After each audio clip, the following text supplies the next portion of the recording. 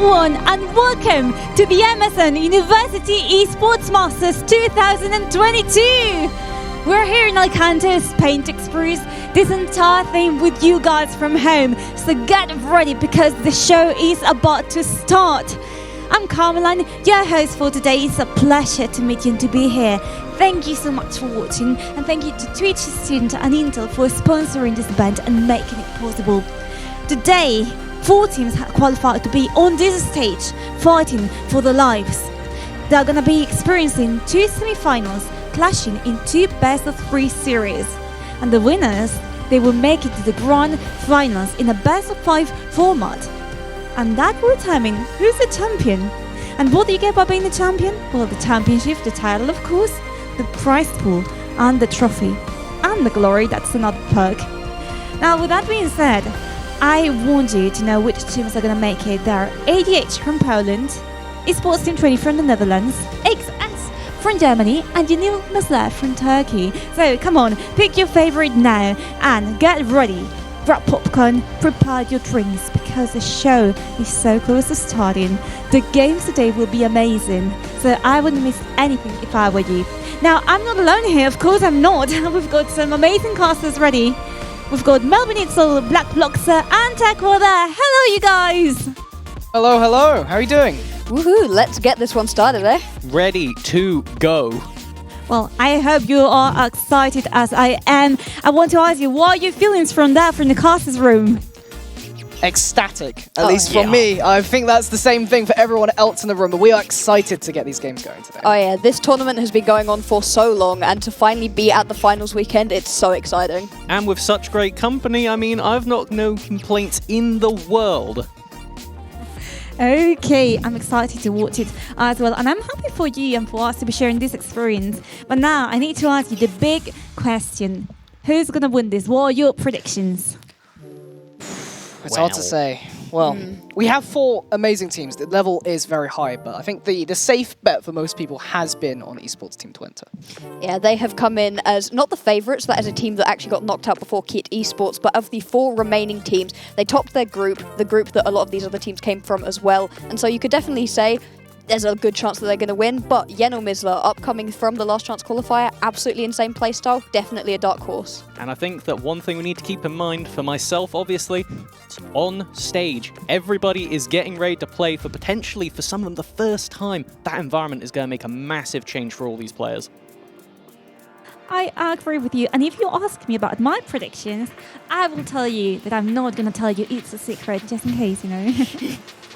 Hedge your bets, got to do it that way. Absolutely, yes. So, with that being said, I don't want to delay our audience anymore. So, once I get here, okay, I'm going to be sending it to you guys there in the custom room, and I'm going to see you later. So, thank you very much. Bye. Thank you so much, Carmeline. Now, the first thing that we have to talk about is, this is University Esports Masters. What is University Esports Masters? What is it indeed? It is the top teams from all of the university esports leagues throughout Europe. We've got teams from all over competing. We've got 4 different countries represented in these finals, but we've had 12 different countries with multiple teams represented throughout the entire tournament. But we are not just a one-trick pony here. It's not just about League of Legends. We've got so many different games going on, and we've got the results for most of them. We're one of the nearest to the end, I believe, to really find out who is going to take these European Cups, and that is what matters.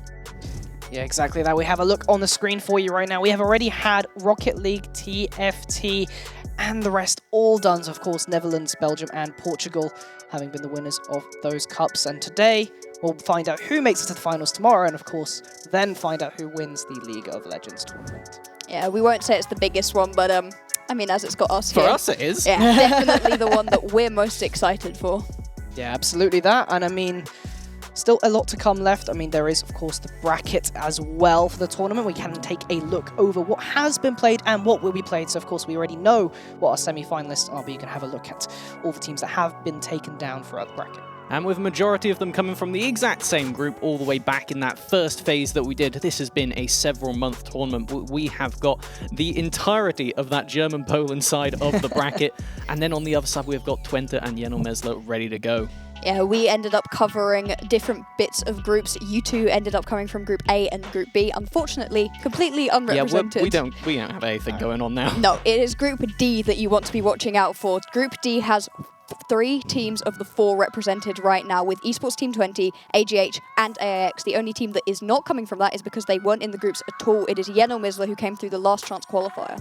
You might be thinking, wait, how did 3 groups come from a group stage, which normally only 2 groups qualify? That's because there are last chance qualifiers, as we mentioned with Jenomesler, and that's how AGH managed to make it through. So Group D definitely was a group of death. Yeah, and everybody is trying for their lives. Anybody who made it into the top 8, so either through their groups by winning them or by coming through the last chance qualifier, got in on the prize pool, which is absolutely ginormous. Oh yes, let's take a gander at what we could be looking for these teams, because all of them are trying to get as high up in the tournament, not just for that prestige. But hot damn, there's a little bit of change sitting on the side for them. Whoever moves their way up, we've got the top 4 for you, and you could see every step matters on that prize pool. Yeah, exactly. So everyone playing at this weekend has already earned a little bit, so have everyone else during playoffs. But you want to earn a little bit more if you're coming here. Yeah. You want to win the entire tournament. It is bragging rights as well, but of course, a massive reward for all of you out there, especially given that students might not necessarily have the most in their bank account. That's a lot of ramen. Yep, that It is indeed. So it is many. a lot of meals. You could definitely afford at least a term's worth of pot noodle out of that. Or one very explosive freshers. But anyway, back to what we're actually here for. Let's not go off too sidetracked. Yeah, exactly that. Of course, we still have the rest of the semis to go. I think we have some recaps coming through for the rest of the teams. We'll begin with the Turkish seed, Jenomesler, and we'll take a look at how they've played throughout the tournament.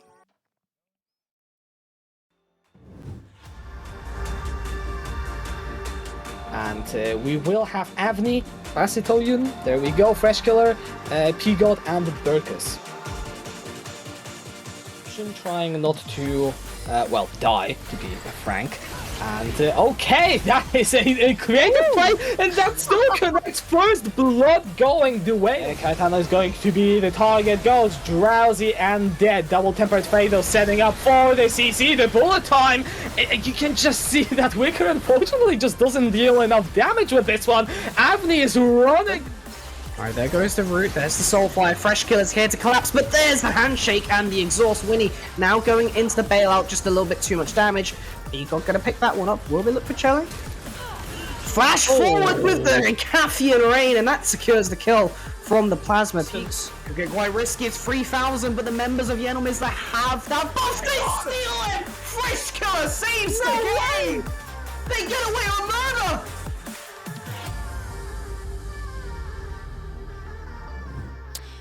Chaos gods. Jenomesler. They are absolutely insane. That Bard is disgusting. That Talia steal on the Baron, disgusting. They have absolutely no morals as a team. They will run through you with zero regard for clean League of Legends, good League of Legends, or their opposition. Effective League of Legends is what we have to accredit to Jenomesler. This team plays so well at just the raw mechanical side. If there was a team that was just going to skill check you every minute of the game, well, you saw throughout those replays, it was literally every minute of the game, level 2 with those Bard portals, everything onwards with them. Yes, it doesn't always go to plan, but hot damn does it land heads more than it does tails. Yep. I mean, it's evident because they made it through the entirety of the lower bracket in the last chance qualifiers. They weren't present at group stage at all, and they've made a hell of a run to get back to here. But that's enough for Jenomesler for the time being. We will see them later today playing versus Twente. And speaking about Twente, I believe we should also have a recap for them coming right up.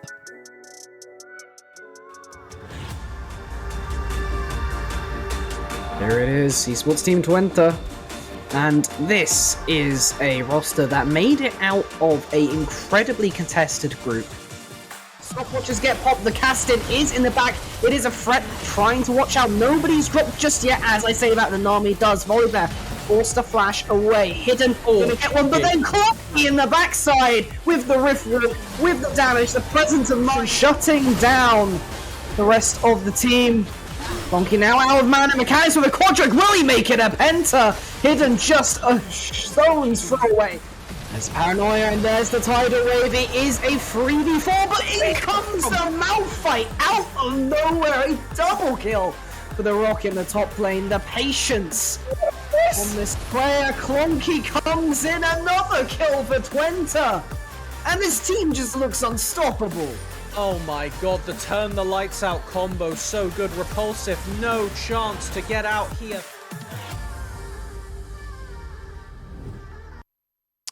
Wow. Yep. Stellar. Yeah. They are overall a very clean team. That's really what we've seen, especially playing through that mid lane as well as a very strong bot lane. Sort of that bottom side of the map is incredible, and we're going to see them a lot later on in the day. Oh yeah, and the thing is, it's not just about the bot lane as well. They've got that great utility up in the top lane, Emu being able to play a wide variety of picks. And in that little replay we got there with the Malphite, the lights getting turned out by Kabush, so disgusting. Everything about this team is something to be feared, and there's a reason they're coming into today as our favourites to win it all tomorrow. Yeah, absolutely. I think the biggest strength to highlight is their team fighting. Their team fighting is so excellent that in the group stage, we've seen them win games in major deficits just off the back of superior team fighting, despite maybe losing lanes, for example. So it's definitely something to watch out for, and you can never really count them out in later stages of the game. I mean, absolutely you can't. We were talking about Gabu specifically. When we were in the group stage, we were looking at this player and we were like, I swear we know his name. Yeah. And we do. We know him from Division 2 of the NLC. You're still allowed to play in this tournament if you're in Division 2. The man will most likely be picked up by a Division 1 squad pretty soon because he's been absolutely smurfing it on this UEM stage. Just has the ability to take the whole team with him and push it forwards into those late game team fights where every single bit, every cog in the wheel works perfectly. With an absolutely monstrous volley bear, considering the patch that we'll talk about in much more detail later on, I think that this team has everything they need to just run away with the rest of the tournament. And looking at how they're going to do it, they have got so many different avenues. I would say this is the most versatile team, just looking at their different ways to play. Clonky in that first series of replays with the Kassadin, I mean, I nearly had them down as MVP just for that alone. It was disgusting. They are so good at transferring pressure to other lanes and then using that to funnel themselves up and become some kind of walking Goliath. Just a note, Kabush has not yet lost a game on Volley Bear. Admittedly, Twente haven't lost many games, but that is still something worth noting. We'll see whether the Volley Bear might get taken down later today, but that is our second best of 3. We're going to focus a little bit more on the first series that we have today between Poland and Germany, and I believe we have the Polish roster for a recap.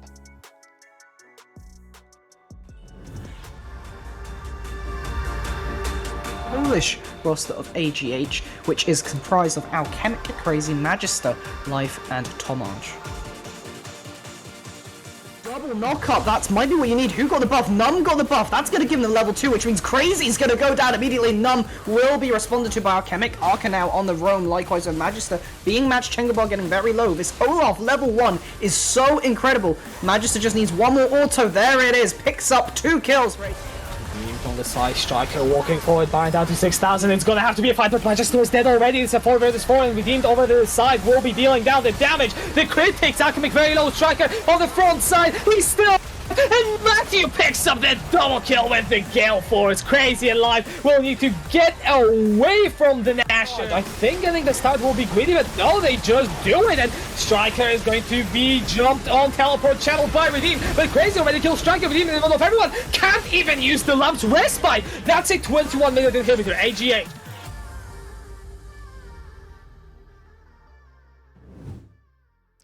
And that is the team that made it out of groups, didn't make it out of groups, even made it through the LCQs and then got back. And they've performed very well. In fact, I believe they are the Kingslayers of this tournament so far. Yeah, I definitely think we have to give it down to them, taking away the 2-time champion of Kit right there on screen. Something that, I mean, we were thinking, are Kit going to repeat us with another back-to-back win without dropping a game? And no was the quick answer to that. No, they got taken down in a 2-for-1. It was incredibly close the whole way through, but it didn't matter in the end. AGH came out on top. I think it's really important to highlight for anybody joining us who maybe hasn't followed throughout the rest of the tournament. Kit Esports, the German squad, again, taking out German squads, you know, it's a little bit of a theme we've got right here, had not dropped a game in one whole UEM and had won the last 2 titles in a row. Hadn't dropped a game in group stage. The first time we see them and they get taken out. It was a complete shock. Nobody was expecting it, and all of a sudden we're looking at AGH as somebody, you know, that you've got to truly fear for taking that title.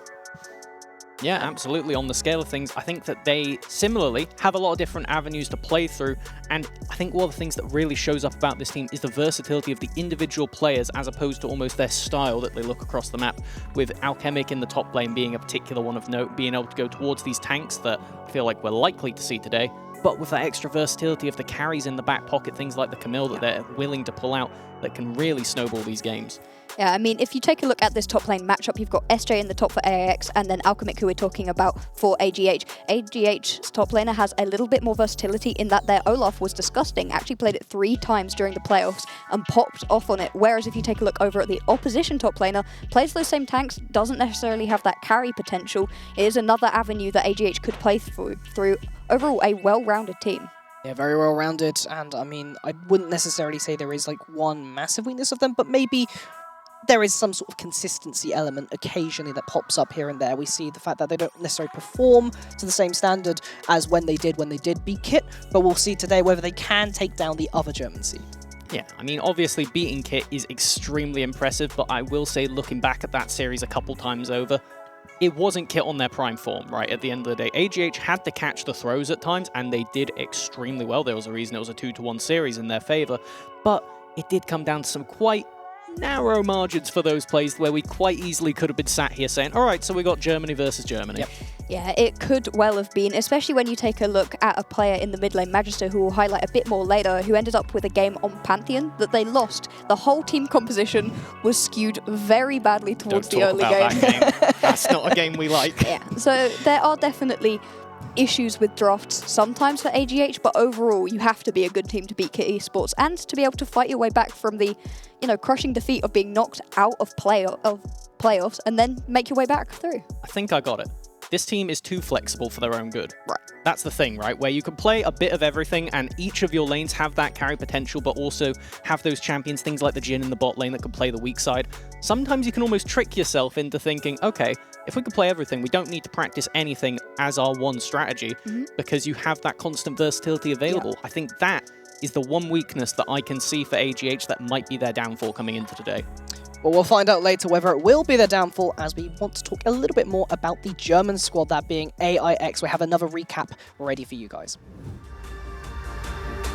Position now with AIX, SJ, Shades, Relative, SG, and Chudini. That's the roster that we have seen in the group stage. Raiders Moonfall immediately look down onto Coco, recognizing that this is the threat. This team dies immediately down to SJ. Hunty now in the back trying to slide Clone out of there, but that's 2 kills over to... Relative is on the way, and Relative has now joined. This is now a 5v5. Alright, Coco going to be the brunt of the first target. Stormbringer forward. Shady's getting incredibly low. There is no hands right by, but Relative is just doing too much damage. A triple kill for the Azir as the Malphite is going to pick up the rest on the Sora. Relative make it a quadra, and that's the game for AIX. Okay, SJ is going in for the engage. Star's going to the target, but you've got that Lamp's respite, and here comes Relative. He picks out the first kill of the fight. Bullet time, Relative. He shuts down both. Marksmen are dead, and Relative finds another Shadow Surge. He is hopping and skipping and killing PG. AIX were a fantastic squad, as you saw. However, we have to give you a little bit of a service announcement. The mid laner who you saw getting a quadra kill on the Azir is not playing today. His name was Relative, and he was excellent the whole way through, the main carry potential on AIX, and unfortunately, due to other team commitments, is not able to join us today. And this has a little bit of a ripple out effect on the rest of the team. I mean, when you have somebody playing as well as they were, and I really can't emphasize it enough, we had highlight clips right there, but every time we saw Relative on screen, it felt like a highlight. We really do need to look at how AIX actually adapts now and can play around the other lanes. Speaking of, we got the top lane comparison we were kind of alluding to right then. For me, looking up at SJ, when they have these tanks that we're saying this is something they go towards and we haven't seen that carry potential yet, I think the meta has kind of leaned into that, where there are things like Fiora that are a lot more prevalent now, but you can get away with just slamming down the first pick on, getting away with it, or if the enemy drafts a lot of immobile picks, something I saw from AIX that I really like was that they are willing to just snap grab that Malphite on R3 and say, okay, SJ, you're probably going to get a bad lane matchup. Spoiler, it was bad. They were against the Cho'Gath. Lane didn't go great, but they did all they needed to for the team. Yeah. Exactly, a team player right there. And that is the main role. I mean, at the end of the day, if you can come in with a pick that you're relatively confident on, you might not necessarily be able to quote-unquote carry in the traditional sense, but as long as you're on that champion that the team needs for that cohesion, that's what's important. So we'll see how well SJ can do that if they can step up today. We hope that that will be the case because AIX had looked to be such a strong roster. And obviously the other question was whether Acrador, being the replacement for Relative, can also step up into those shoes. Yeah. We'll see how it ends up going for this AIX squad with a little bit of a change around. Yeah, on the scale of things, I think there's a lot of big questions coming in for this team. We have spoken to them a little bit and been reassured that they are still very confident coming into today, so that has really given us something else to think about that we are going to go into so much detail with later. Yeah, absolutely, but I believe that Carmeline is ready to be able to bring us the stage. So let's have a look at what's going on. Hello everyone, welcome back. We are ready to welcome the teams on the stage. So, without further ado, we've got AIX from Germany. Woo! Welcome, welcome. Please get here on the stage. There we go. Thank you very much. I hope you all are excited and ready for what's awaiting today. Now, if you don't mind me, just go take your places, get ready for the game. Take your positions, take your seats. Thank you. I'm going to stay here with the captain. Hello, Jesper. Hello, hello. The questions are coming for you, but just not yet. We're going to have to wait a little bit because now it's time to introduce your opponents. AGH from Poland. Come on. The stage, that's what I like to see. Happy faces all over here. Okay, so keep this image in mind because this is a team that is going to represent the country. So good luck, you guys. You may take your seats now. Thank you. I'm going to stay here with the captain, Adam. Hello. So, time to have a talk with both captains from both teams here face to face. So, first question. How are you going to face this game? What do you think is going to happen? Let's start with you, Jesper. I think this game is going to be like really a banger. We're going to see some nice spicy picks and hopefully a good game. Okay. I will ask you about the result later on, but what do you think is going to happen? Do you think it's going to be a banger as well? Yeah, I think it's going to be a banger series. I think it's really close matchup. Both teams are very good and well prepared, and we're going to have an exciting series. Okay, and now, before I leave you go with your teammates, what is the result going to look like? I think we have some nice picks prepared, so I think we're going to do it 2-0. I'm sorry. Oh, mad. Okay, what about you, Adam? Do you agree? I hope not. Yeah, I agree. I think we're going to lose 0-2 to an enemy team. Yeah, I think it's true. Okay. Well, that's not confidence. There you go, shake hands even though you've agreed that you're going to lose to them. Well, that's about enough. Thank you very much, you guys. You may go back to your seats. And now I'm going to be sending it off to the casters. Thank you very much. Goodbye. See you later. Oh my goodness gracious me. Woo boy. 0-2. 0-2, I mean, They're going to go There we 0-2. more important than our predictions, apparently. I mean, if the players could give that kind of insider Yep. knowledge, do we need to check that there's no, like, Scripted? cross? Yeah. Interesting right there. Yeah, I'm not sure about that one, but in terms of our predictions, what do you have up for this first match? Well, oddly enough, I'm thinking that it's going to go towards AGH for this one. Apparently, I'm the only one, at the moment at least, thinking it's going to be a 2-1 victory because overall, some of the stuff we're talking about, some of the stuff we're going through, that when I was looking at this team and looking at the breakdown of how all these players go, they just have so much more of a clear strategy to win. And while they do have maybe a few too many strategies to win, I think that it's better to have too much of something than maybe a bit of a question mark on how you're going to go about it. Yeah, quite possibly. I mean, when I look at both of these teams, I had so much faith in AIX, and I do not want to lay any shade on Acrador. I still think that their team is going to function well, but I think in the realms of spicy predictions, I'm going to go 2-0 for AGH. I have a lot of faith in the way that this bot lane specifically can play. All right, we got some rosters here for you. If we haven't got it enough, we have Alchemic, Crazy Magister Life, and Tomage from Poland playing today for AGH. See exactly how they step up onto stage later with their play. We have talked a lot about how Magister is one of the big players on this team. Gonna look at Germany as well. It's SJ, Shades, Acrador, SG, and Jadimi. It's again, of course, Acrador being the replacement for Relative, but Shades being that massive jungler on this team. Yeah, I mean, overall, this team is still going to be strong. Do not discredit anybody on AIX, but things are different now. Yeah, when we take a look at how this roster played out, we obviously know who we would have had as our highlight player, but right now I think it has to go to Shades. Yeah. It's the player that we are looking at to really take away this game, to carry this one. This player is the engine that starts this team rolling. They love these AP junglers and go in with full force on them. Obviously, they're very competent on all the meta picks, but it is their APs where they really start to shine. The thing about these APs, however, is are you still able to do that without Relative playing those AD champions in the mid lane? When we take a look at Acrador versus Relative, there is basically the same champion pool when it comes to those majors. A lot of Azir, Xerath, things like that, things that you would be expecting. But it's those things like the Irelia, the Yasuo, those ADs in the mid lane that really unlocked and allowed Shades onto their favorite AP champions that was really allowing this team to be flexible, be able to play the way that they had done. The thing is, however, without having to put all of your pressure into the mid lane in order to get Relative ahead, all of a sudden the other lanes, which maybe were starved of gold, might not be so much. Yeah, exactly. It is worth noting that Relative did have the highest gold share of any one player during the playoff stage, so definitely was the brunt of the team's gold, the brunt of the team's carry machine. But we can divert that to other places. AIX definitely have the capacity to be able to put that in other lanes and still be able to play out the game in just an excellent manner. But of course, we've got to bring it back to the other side as well for the other highlight player who I believe we have as Magister. Yeah, Magister is possibly my favorite player in this tournament because of how under the radar he has flown. Playing the Zilean specifically, has played it multiple times. Almost all of their games was on the Zilean during the group stage and played it 3 times during the playoffs as well.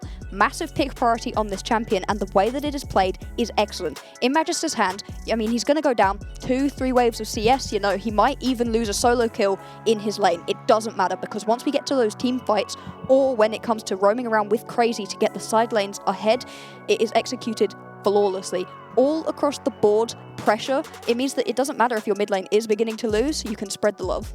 And I think when we look at how Magister really goes about that for the team, it is partly by just enabling their jungler, getting Crazy the resources, and if you don't have somebody just sacrificing in the mid lane, taking those poor trades, roaming away and dropping XP, then you aren't able to get such insane carries, and we know that a lot of these items just snowball exponentially if you start stacking them up. So having Magister in that mid lane is the real support for the squad. I mean, they obviously have Tomage as well, who's quite good, but for me, Magister is the one that we keep our eye on for how they really snowball this team from the self-sacrificing side. Yeah, I mean, you have to be careful with a player like Magister that you don't allow them to go completely unnoticed, because Life will have the massive KDO, because Alchemic will get those solo kills, and because Crazy is ganking top mid bot constantly. You can really lose somebody like that, but they are really the linchpin of the team, playing things like the Talia as well, which Talia suffers from low play rates because she feels bad. She's doing a ton of damage, but it never feels like you're doing a lot.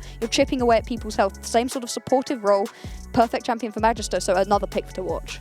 And I think it is one of those ones that could be contested by both teams. If it were to go the other way around, I think it would actually be our 2 highlight players of Magister and Shades being the ones most likely to pick them up. But when we start to look at the wider styles of these teams and how we think it's going to end up playing out, for me, when I'm looking over at the AIX squad, I think that if they can identify Magister as almost that similar starter, what I was describing Shades as earlier for AIX themselves, and can really focus down, get that attention on the mid, potentially roams over their pre-6, then that might just break apart AGH's plan before it even gets a chance to come together.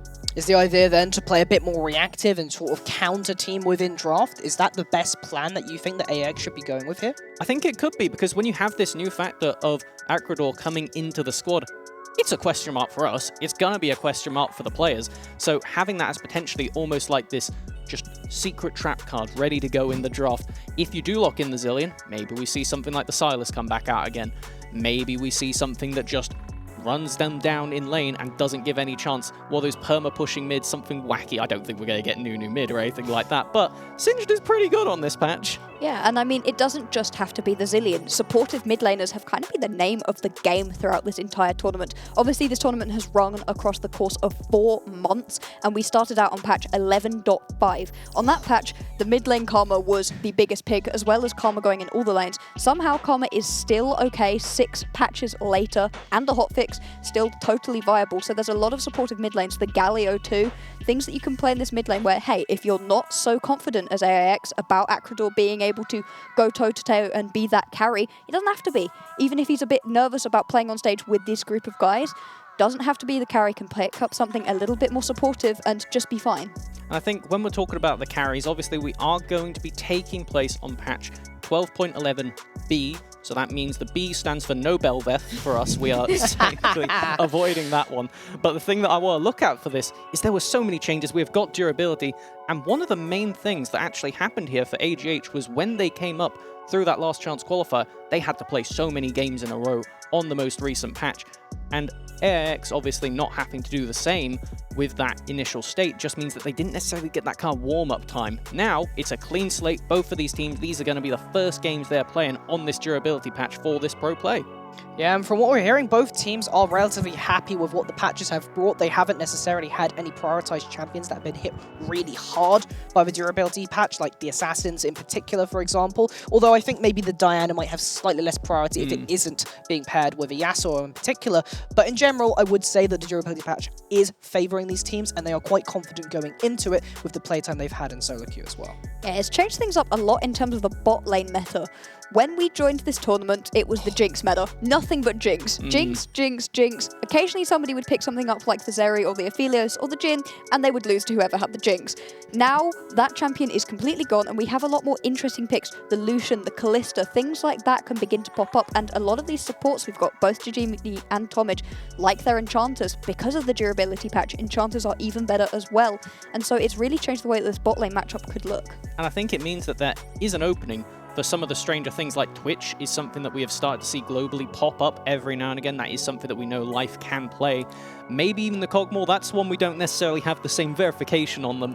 But Zeri, obviously a very big pick, can even be flexed to mid lane with that AP build. We'll just try to keep all these picks in mind, because hot damn, when you rework every champion in the game in a single patch, it throws a bit of a loop, a bit of a spanner into the works. Yeah, I mean, there's just been a lot of reworks as of late. I mean, we've had the Wukong getting a jungle update. We've talked a little bit about Talia as well. Rengar, I'm not too sure if we'll see too much of today, but of course, Olaf being played by Alchemic really, really well during the playoff stage has been toned down a little bit on this patch, but absolutely still very viable alongside the enchanters that we're seeing flexed and have been flexed throughout the tournament. It was not nerfed out of the meta. Actually, the Olaf received a nerf in 12.11. That gave him an increase to a 55% win rate. They had to hotfix that. Now has come back down to a more healthy 50% win rate, but that means that there's about equal terms of wins and losses.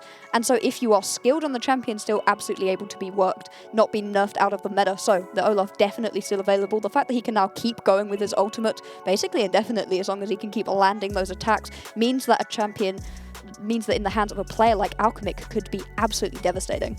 Very impressive performances on them. Even in the counter matchups, they were still able to get a decent amount done.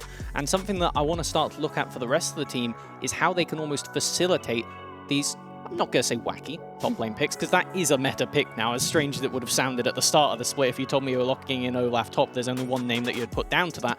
But now, when we're looking at some of the things that are showing up, like the Talia is another big one that we kind of hinted at earlier. Both of these teams have played a decent amount of. The Karma, obviously, the one that has kind of recurred throughout the entire format and just won't leave. Every time we chuck her out, she makes her way right back in. In a different lane every single time. Exactly. Every team has massive respect for this pick, and I think it's just because when you're in this team environment where you can coordinate properly, the rotation advantage Karma can give you is really difficult to play against.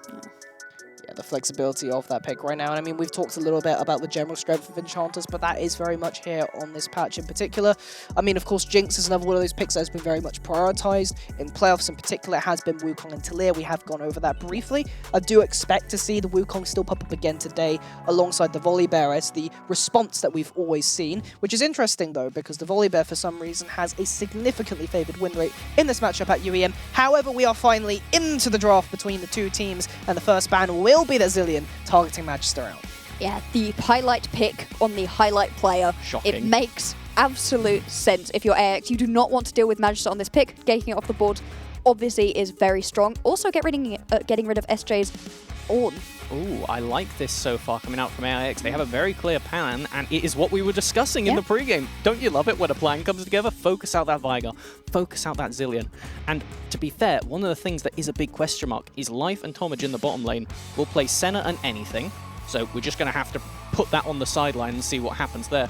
But they also have mages like the Karthus, so it means that if Magister is feeling particularly adventurous, we might see that Pantheon.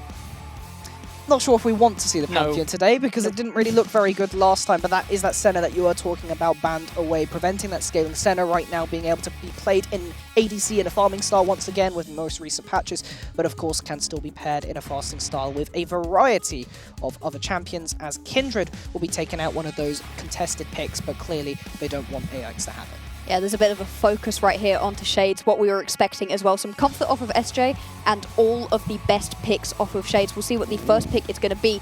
If this is locked in, all right, the Yuumi onto Jadimi. Jadimi is fantastic on this pick and can also give you a lot of flexibility. You are conceding your bot lane, though. Your bot lane will not be good at the start of the game, but will be much better later on. I don't hate this because SG on the scale of things has a lot of champions to pair with it. The Zeri still unbanned, the Ezreal, even to a lesser extent the Misfortune and Lucian, all the champions we outlined as the things that maybe some are going to be a bit more difficult to play, like the Misfortune given the durability patch. There's still a lot of options, but here it is. Wukong and Talia just sneaking through to this point, and I was really curious to see if they will pick up not only one, but potentially both of them right here. The Wukong is a flex pick as well, can be played in both the jungle and the top lane. Actually, there's a lot of flex picks in the meta right now, and so there is, you know, a lot of freedom right here. You can pick up the Wukong right now, and you don't have to pigeonhole it into one role or another. You really expect maybe Life or Tomage to pick up champions right now. There we go with the pickup for Tomage. Enchanter City. Now, we all know of the Lucian Nami, which I've heard from a lot of people is a bit bait on this patch. Have you heard of Lucian Sona? Because that is something that we have seen from AGH, and it might be what they end up going back towards. But we have got a snap lock-in of this Zeri Nocturne coming out from AIX. They have got, so far, a bit of a mix. They got that engage from the Nocturne, but that's not really a champion you send in on their own, right? No, you're going to want follow-up, but when you have this combination of the Yuumi and the Zeri, can be absolutely disgusting. Anything that gives extra attack speed, extra buffs onto a Zeri is nauseating, and I like the way that this could work together. What did you say? There we go. And the reason that I was kind of thinking that would be the logic going on in AGH's head is because when you have Yuumi Zeri, neither of these two are particularly renowned laning champions, so having any advantage you can get, combined with this Sona, who innately has a good matchup into the Yuumi because you can match her healing and provide a lot more utility to a lot more members, it's something that we've seen AGH play out multiple times with this death ball strategy that they love to go for, as now we get into the second rotation bans. Yeah, of course, in counterpoint to that, the Yuumi Zeri bot lane is also incredibly safe. Yes, if they do try to contest a little bit, they will lose out, but they can kind of sit on the tower for the most part. But of course, the Wukong can come in and they can be vulnerable to that, as we see Kassadin and Corki. Corki, one of those picks more recently, rising back into the meta with the Azir, just being able to scale up in the mid lane and provide a powerful late game threat. The Azir is back in the meta, as you said, but also it is one of the main picks for Acrador and something that absolutely overlaps with what Relative played as well. We're going to see the Malphite come off of the board, a little bit more priority onto SJ, and then the Victor to round out all the bans. You can see there is a lot of focus going down onto both of these mid laners. I'm curious to see what we're going to have with this Azir pick, because it is something that Magister isn't really renowned for, right? So I think this is partly a takeaway on the scale of things, which then, obviously, when you take away a pick, well, that means the person is going to know what they're doing, and while we don't have much information on Acrador, they know a good amount about this Azir. Ahri were the top champions on their OPGG, and it's something that with the Nocturne, with the Zeri, this team is so difficult to lock down already. Or with that Scion pick, right, that is a team that wants to go in constantly. You're going to have the Scion go flying in, the Zeri can obviously jump across the map, the Nocturne could go in as well and make sure people can't see anything, and then the Ahri is perfectly good at following up. This is a team composition that wants to go in, so you need to have disengage if you are AGH. You're doing quite well for yourself with that Azir. What else are they going to pick up to round things out? Camille could be quite interesting. Hextech Ultimatum able to prevent certain dashes from occurring, locking people down within particular areas. I'm looking at the Zeri in particular, I'm looking at the Ahri potentially, and that can give you the assassination potential. Get a pick, then go with it in a fight. And I think it's very effective with this kind of team, because when you are against so many hard to lock down champions, we know that just for the Ahri and the Zeri in isolation, Camille is a great champion into them. Now, the question is, how well can the team work with it? Because right now, the thing I'm looking at for AGH, and you could take this one away, there's a massive range difference between these champs. There really is. You're seeing a massively short-ranged composition overall, and then you have a little bit of follow-up from the Lucian, but if you're having your top laner and your jungler go flying in and you don't have the follow-up, all of a sudden they're going to die much before you can get to them. Nobody is a true tank on the side of AGH, whereas over on AIX they do have a gigantic tank, which is going to be a little bit difficult to deal with only the Lucian doing true damage to be able to get through people. On the scale of things, when we take a look over at how AIX have put this team together, I like the theory behind it, right? It is a very difficult team to lock down, to say the least, which means that they have a lot of different options to play fights. But the thing is, I think that unless this Ahri is very far ahead, there is the option to look towards some of these items like the Death Stance and get insane value. Zeri's mixed damage is not enough to really emphasize that as much as having a Fed Mage in the mid, and with Everfrost being toned down on this patch, it's a bit more, I'm not going to say risky, but you get much less reward by going towards that utility Ahri build. Yeah, exactly that. And something that we also need to consider is the Wukong in particular, is that when the Wukong does get an early lead, we've seen this as a consistent pattern throughout playoffs, the champion does really, really well. But if the Wukong isn't able to get some kind of advantage, whether that be through farm, XP, or just straight kills, it doesn't look so good until maybe later on you might get a flank cyclone.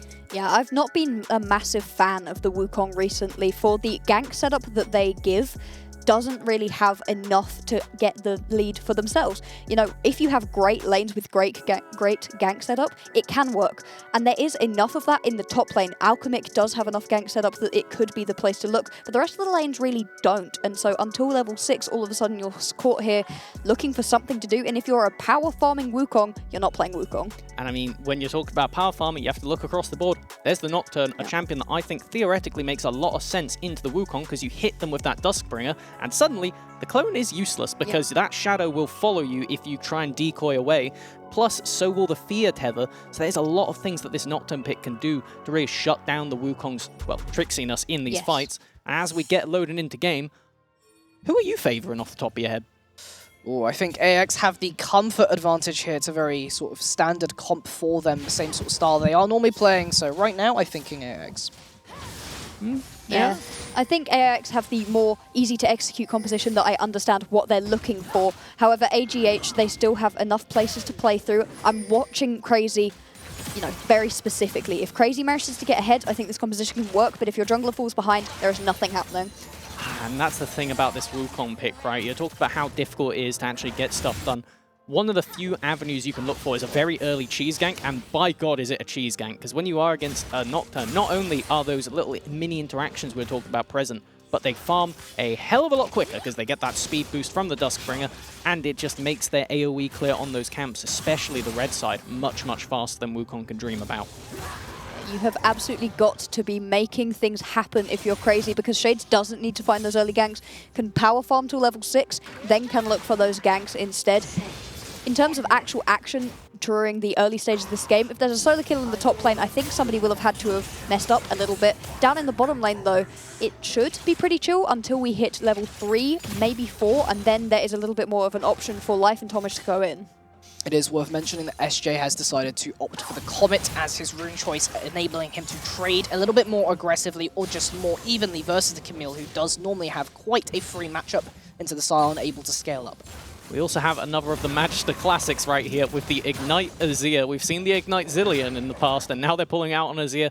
I imagine it's for similar reason when you're against an Ahri, when you are against a Yuumi, most importantly. There is a lot of healing that can come down in these fights that can really make those narrow differences between blowing up a single member, because the thing that I can see looking at the AGH comp, no resets in sight, right? If you don't kill someone, that isn't going to make it easier to get to the next target. No, it is not. As you're saying right here with Magister and the Ignite, the point of the Ignite is not solo kills in lane. Those are bonuses that you may well get. The point of the Ignite is to be utility to your team. That is Magister's whole beat. And as you said, there's so much healing that it is definitely a sensible direction to go. Exactly that, just some continued trading throughout the lanes. Nothing too much, as we've mentioned in the first time. SJ just trying to shove in this wave, but of course very hard to push into Alchemic. They have been trading very aggressively in the top side between each other, but it is just kind of a trade back as you would normally see with the top lane. Yeah, we're here watching the early stages of this rematch between two Group D teams, AIX and AGH. AIX ended up winning against AGH 2-0 during the group stage, and so a lot to prove if you're AGH. Where are you going to find your advantages right now? And on the scale of things, well, right here, we do have some fishing for advantages, maybe not in the way that you were thinking about, as this is just going to be helping crash the wave in from AIX's jungler. I like that a lot. We're talking about how this play at Shades gets a lot done early. The Magister is there to be collected. That does give first blood over the Zir. Crazy is also here to support. I'm not sure if they're able to get the kill onto Shades, but they'll definitely do a good amount of damage and force the Nocturne back into the jungle. Oh, we see this all the time from Magister. Roams early on, conceding the lane, not minding losing a little bit of the advantage in terms of CS, in terms of just getting a kill. You have always got to watch on the map where Magister is at. Ah, yes, the roaming Azir mid. That is something that nobody is ready for, and we'll have to find out if AIX will be ready for it again throughout this series, because I highly doubt that will be the last time we see something, especially post-6, once that shuffle comes online. I noticed they've actually even gone for the minion dematerializer to help shove out those waves, and it's something that, if you use it on the cannon minion, could give you an exponential advantage on that roaming front. Yeah, and it's a very interesting little piece right here where instead of taking your Wukong away from farm and meaning that they're going to fall behind a jungler who farms quicker than them, instead you take your mid laner and roam them around. It works a little bit less well, I'd say, on the Azir, who is a big chunk of your AP damage, who you do not want to fall behind, but if it works out for a kill every time, then that is absolutely a worthwhile trade. Big Just emphasis on if there. Yes. Yes, exactly that. Setting up for the Drake, they are AIX in the bot side as SJ takes a little bit more of a beating there. Unable to be killed here as he is nearby the tower, and it is also worth noting that both bot laners have opted for the cull as they've both kind of agreed to just literally farm it out for a little bit. As you can see right here, though, AIX do not mind that. They're taking the Drake, going to pick up a first Drake. The potential of Drake stacking right here, being able to pick up enough to get you to the Soul. It will not be a Cloud Soul. The next Drake is going to be a Hextech Soul. It must be a Hextech Drake instead. So there's some pretty interesting ones coming up, possibly, as aggression in the bot lane. Both trading back and forth. Ignite getting popped onto SG, just going to vault over the wall, but they've left the cat behind. Jadimi going to take a beating for him. Was it all a bait? Shades is there. Jadimi lives on just a sliver of health, and somehow that works out despite the cat getting dangerously close to death. That was really clever from Jadimi. They took it as narrow as they could on the health bar margin, but I was looking at, like, you haven't been CC'd. It's a Lucian Sona. Why are you not reattaching? Yep. That's why they had Shades waiting around the corner, waited until the very last second. That possibly could have been some single-digit health bars. Nice stuff and a good counterattack from AIX, who, well, we really do need to see them being a bit more proactive, because I'd say as the game goes on, the Zeri will become a monster, but you're fighting into an Azir Camille at the end of the day, right? Like, I don't care how tanky your Scion is, eventually those two champions will get through them. Yeah, absolutely. And you can see the power that you were highlighting during the draft phase between the Lucian. Ooh, there is a little bit of a worry here. He's here with a divide, and that just means that SJ is going to go down. I'm not sure if that is going to be able to get you out of there. The minions ticking down, the corrupting potion actually able to keep you a little bit alive a little bit longer, but Crazy is there to collect a kill onto SJ. 3 kill participation, and what is the counterattack even happening right now? There is not. Everybody is just sat around farming. The only thing to highlight, and I think that this is a really big point here, is Akrador has had a free lane. Magister is not interested in the Akrador matchup, doesn't want to get involved with this Ahri. Look at the CS. Only 3 behind, hasn't even gone down on waves. Magister is a master of pushing out a wave properly, roaming and getting back in time, but to be able to do it every single time, I expect more from Akrador to be able to actually punish this roaming Azir.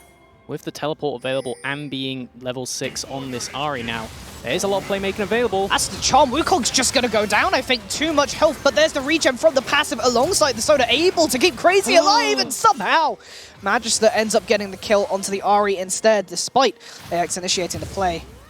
This was all a rotation to try and start up the Herald and looking for the pick on the enemy jungler first. They will not be able to get it, and it means now, if you look at the mini map, they're just losing out across the map. Zeri vaulting in. Magister having to flash away, but it will just be the summoner traded. You do get the kill earlier, but of course that was slightly overextended in lane there to be able to have to burn the flash. Oh, and Acrador getting involved with the first fight of the game and ends up going down for it. What should have been a charm into burst death for Crazy ends up with actually a kill going the other way. AGH currently having the much better map rotation than anybody on the side of AIX. And right now, where are we looking at AIX to get themselves back into this game? I'm thinking that off the back of this Herald, they could look to put it down, but I mean, it's going to be very narrow. I really hope this doesn't reset on them because this happens all the time when aggro gets shed. Going to be able to avoid it, thankfully for them. And then it's going to be about putting that down and trying to snowball SG, because I think as this draft goes on and as the game continues, this Zeri is going to be your win condition, right? Nocturne gets outscaled from 2 items onwards. The Ahri, well, we did put a big old asterisk and say, if you're ahead, great. If you're not ahead, we may have problems. Where is the AP damage? Is it the Yuumi? Yeah, I mean, they do some magic, but I don't think that's really where you want to be clutching on it. No. The Zeri doesn't even have anything close to that AP build at the moment. You will be looking for that crit with the Immortal Shield bow into the Phantom Dancer second. It is a big spike after that. Yeah, and very interestingly, if you take a look at the items, Magister went for the tier 2 Sorcerer's Boots first. You can see that there is a roaming style right here. This is not what you expect from an Azir. Azir is usually very happy to sit in lane, farm with those Sand Soldiers, be safe. Instead, Boots, I'm going roaming, is what Magister has said. And so far, it's been very effective. You can see the pings coming. I'm just going to keep waiting on that old timer and opportunities to be able to use that divide into other lanes. It is worth noting that currently AGH do have a minor lead at 10 minutes. Of course, it is not that much in the grand scheme of things. And with the next Drake coming up in 45 seconds, we do expect both teams to be looking for that. Yeah, you can see that the Wukong is making its way down there. Actually, roaming up away, there is a possibility that AGH don't care about the first 2 Drakes. They're going to see what a soul it is and then see if it's worth fighting for. I mean, when you think about what's left at the end of the day, though, you're already guaranteed to not be getting a Cloud Soul, so it will be valuable, to say the least. And it is a bit of a dangerous one, because when we think about that scaling again, the first items are very important for all of these champions, but spiking on one item does so much more for the Nocturne than it will for the Wukong and the rest of the AGH squad. If you have confidence that Shades isn't going to go straight for this Drake, then it makes sense to go get a few more camps and then make your way down a few more levels, perhaps. But you do not want to begin to concede loads. If you're already on soul point at 15 minutes into the game, you're in a very bad spot in terms of controlling the tempo of the game. But already you can see AIX, they do want this Hextech soul, and unfortunately... Oh, hold on. That's going to be a paranoia instead, trying to eliminate this Sona before a fight can occur. They will manage to do that, but can they get away with anything more crazy? Getting very, very low, able to escape. There's the divide from Magister, having to go golden, but no kills just yet, despite the plays. Not a single member drops life now here. They're culling the members so low on the side of AIX. AGH trying to make something come out of this. Crazy gets one. Unfortunately, it gets traded away. Can Crazy do anything more? Life able to pick up a double. AGH somehow coming out on this one, exhausted away. Can Crazy live? Passive healing, the armor, the dash away from the Q. Can Life lay down the damage before he dies? Crazy somehow survives. And it's an ace. What a play right there out of Life. Just insane, keeping alive Crazy, who had every right to die. A brilliant juke in and out of that bush, and the fact that they managed to kill the Silent Shield before it could reactivate meant the explosion didn't finish off Crazy. They are in this game exponentially so, 3-0-3 on the Wukong. One of the players that we are talking about how Magister kind of does half of the job for them, and we're seeing that working so well with the fact that, yeah, Magister died. Did it really matter in the end? It took 4 members and an ult underneath the tower for people. You know, it was not worth it. Trying to take out this Azir is a terrible game. Still see Magister is around, looking to stop this. Will not be able to, though, and unfortunately there's no Kachka here with us today in order to talk about how amazing the single Hextech Drake is. And so I'll say it for you. It gives you stats that everybody is going to enjoy, an absolutely beautiful Drake to get, and it is an Ocean Drake. This is, I'd say, more impactful upon AIX than it will be on AGH. I mean, when you have that meaty shield that will be the Sarn later on, paired with a Yuumi of all things as well, And, I mean, with durability in general, I know people prefer getting the mountain because the resistances really do amplify to a ridiculous amount. But having the ocean and looking at the enemy team and saying, well, where's the burst? I mean, it's not really all over the place, is it? They have a lot of spread out AoE damage, but it needs plays like this to work. Going for the Cyclone, the damage is down to SG, going to dash over the wall. That should be able to get the Zeri out, but AGH still in the chase. Flash forward, crazy, able to get that one up, and Jadimi will follow. Cat unable to really get themselves out this one. However, the Herald did go down in the mid lane, and at least AIX will get something out of that play. Oh no, Shades is going to go down here too. It's unfortunate, caught greeding in the jungle, going for the wolves, despite AGH still being on the hunt, and another loss for AIX, putting them pretty handedly in a gold deficit now. So, guys, what did we say was a true win condition for AGH in the early game? Well, I mean, if you get crazy ahead off the back of Magister, then that was all we really needed to see. And spoiler for those that can't see those kill scores, that's what we've got right now. And to add a little bit extra on top, they have their signature Sona for Tomage, and paired with that Lucian, who is doing quite well for himself, means that this team really doesn't have any weak points at the moment. No, right now everybody is doing well for themselves. You saw that diving onto the Sona was the way that that big play around the mid lane started, and it's a Sona, very useful in team fights, sure, but when you leave all of the main carries alive, there's not a lot more that can be done. And I don't like sailing the whole it's doom and gloom flag 14 minutes into a game. Yes. But it does mean that now, for AIX, they really, really need to be getting something proactive going off of every Nocturnal, paired up with Acrador, and they need to be finding picks, because the one thing you can say about AGH is they're very strong as a group, but on their own, these champions do not have that much stealth, that ability to keep themselves alive. I mean, the Wukong is slippery, but we already went over how they have plenty of answers for it. It's just a matter of trying to make up for the fact that you're so far behind in damage for AIX. And it's not just damage, of course, it is that wallet differential as well. You now being in the position where the bounties have spawned, those objective bounties throughout the map are now in effect, meaning that there is a 5,000 gold lead overall, as you can see in the top there. So AIX really do need to claw something back within a team fight, or just making picks to be able to get this advantage later on. Of course, they do have that Drake stacking in the bag, so at least that's something to rely on. And with those objective bounties, it is much easier in this current meta to be able to win one fight and put yourself back into the game. Acrador needing to be a little bit careful here, should be backing off. There are multiple members in the jungle, though, making their way up towards these AGH members. A possible big fight over this Herald. I mean, I think Acrador's going to go down before anything else can go down. Emperor's Divide as a response. Shades doing a lot of damage onto Magister, able to pick that one up, but crazy on the response, going to dominate. Shades once more accelerating the gold lead even further for AGH, and it almost feels like Run, cat, run! a matter of time before Jadimi also dies. There's the ultimatum. There it is. 2 ults to kill a lone cat. 2 ults to kill a lone cat, but you also get to do some hitting onto this top lane now, because if you look at where the rest of the members for AIX are, I think you have SJ on the Psalm pushing bot lane.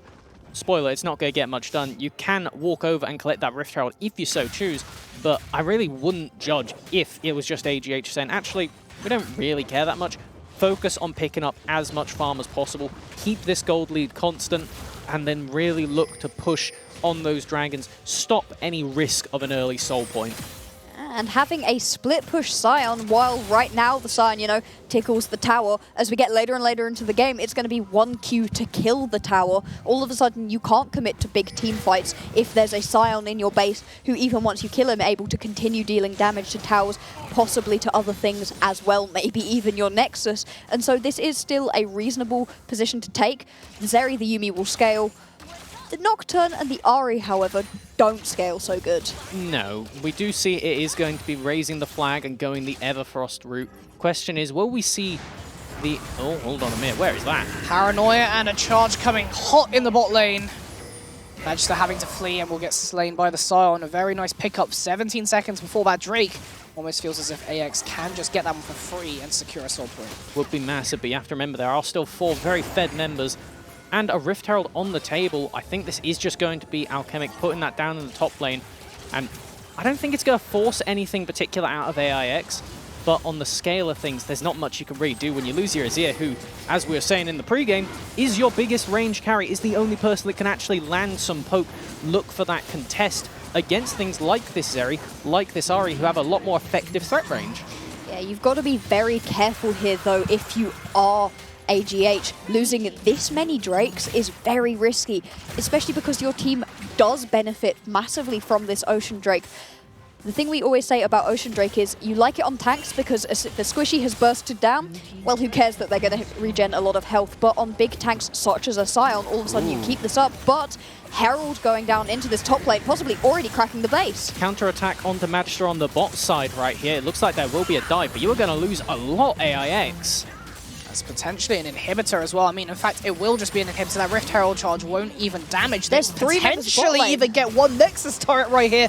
I feel like you need to get something back. That Herald charge will go off. SJ now in the front of it, taking an awful lot of damage. Culling going down. Do they think they can do anything more? Hopefully no overextensions here. Paranoia into the fray. The damage is being laid out. AGH's health bars are getting so low, but so are AIX's. And the damage is just there from Crazy. Not quite enough. SG and Jadimi managing to carry the team, getting a triple kill on the Zeri in the end. But at what cost? And on the other side, Magister ends up getting solo killed by Acrador underneath the tier 2 tower, as that is going to be an insane gold influx going into that Zeri. Absolute monster, the one champion we said, all right, maybe this is enough years that they could carry AIX out of this deficit. And right now, I mean, I'm not going to say that was what they needed, but you now have an open inhib in the top lane, which is honestly the best place for it for AIX, because now you could just focus on farming up this wave, being in the vicinity to stop a Baron attempt, and when you want to rotate down for that dragon, well, it's going to start to ask a lot of questions of where AGH will put their resources.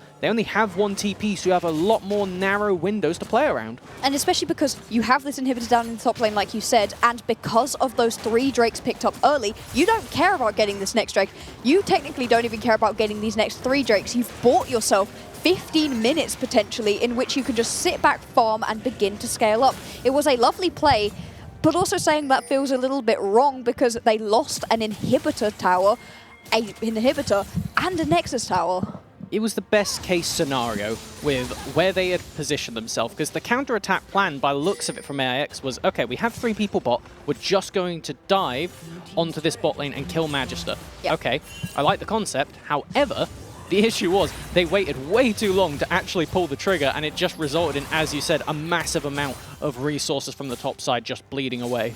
It went from a situation where it's like, haha, we've caught Magister under the tower to, we need to base, and Magister keeps hitting us. Uh-oh, we're going to lose our Nexus. Managed to avoid that one, and now, with an open inhib in the top lane, the question does become, how is AGH's sieging potential? Well, with a Baron, I would say quite good, because the Azir can outrange everyone, like we said. We do have a Nocturne with ult on the way, blue ward available.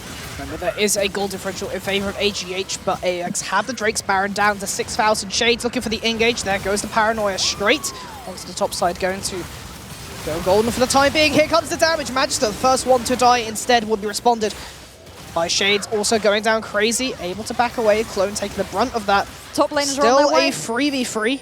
It's going to be inside track for Alchemist. Nice, going for a hook shot onto SG. There goes the ultimatum. The rest of the team cannot follow up yet. There's the exhaust. There just ain't enough damage right now, but Alchemic still staying alive with the healing. Will get picked up eventually by Acrador, but on the whole, AGH winning out.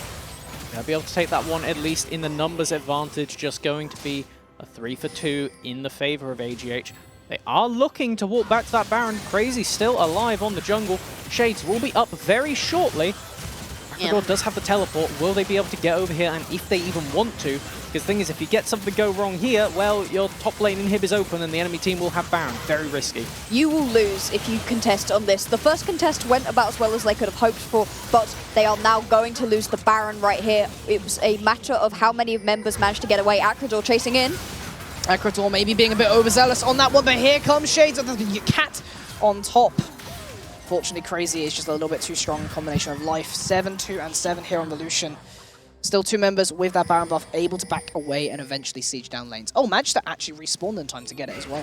Thing is, the Baron buff there, going down Sona, isn't that important because there is no situation where Tomaj should be away from their team. No. This Sona is the focal point of the squad. You are feeding those enhanced autos over to the Lucian and doing so much more for this Wukong, who we've seen Crazy go in and come back out and then go back in on the second Cyclone in basically every single fight.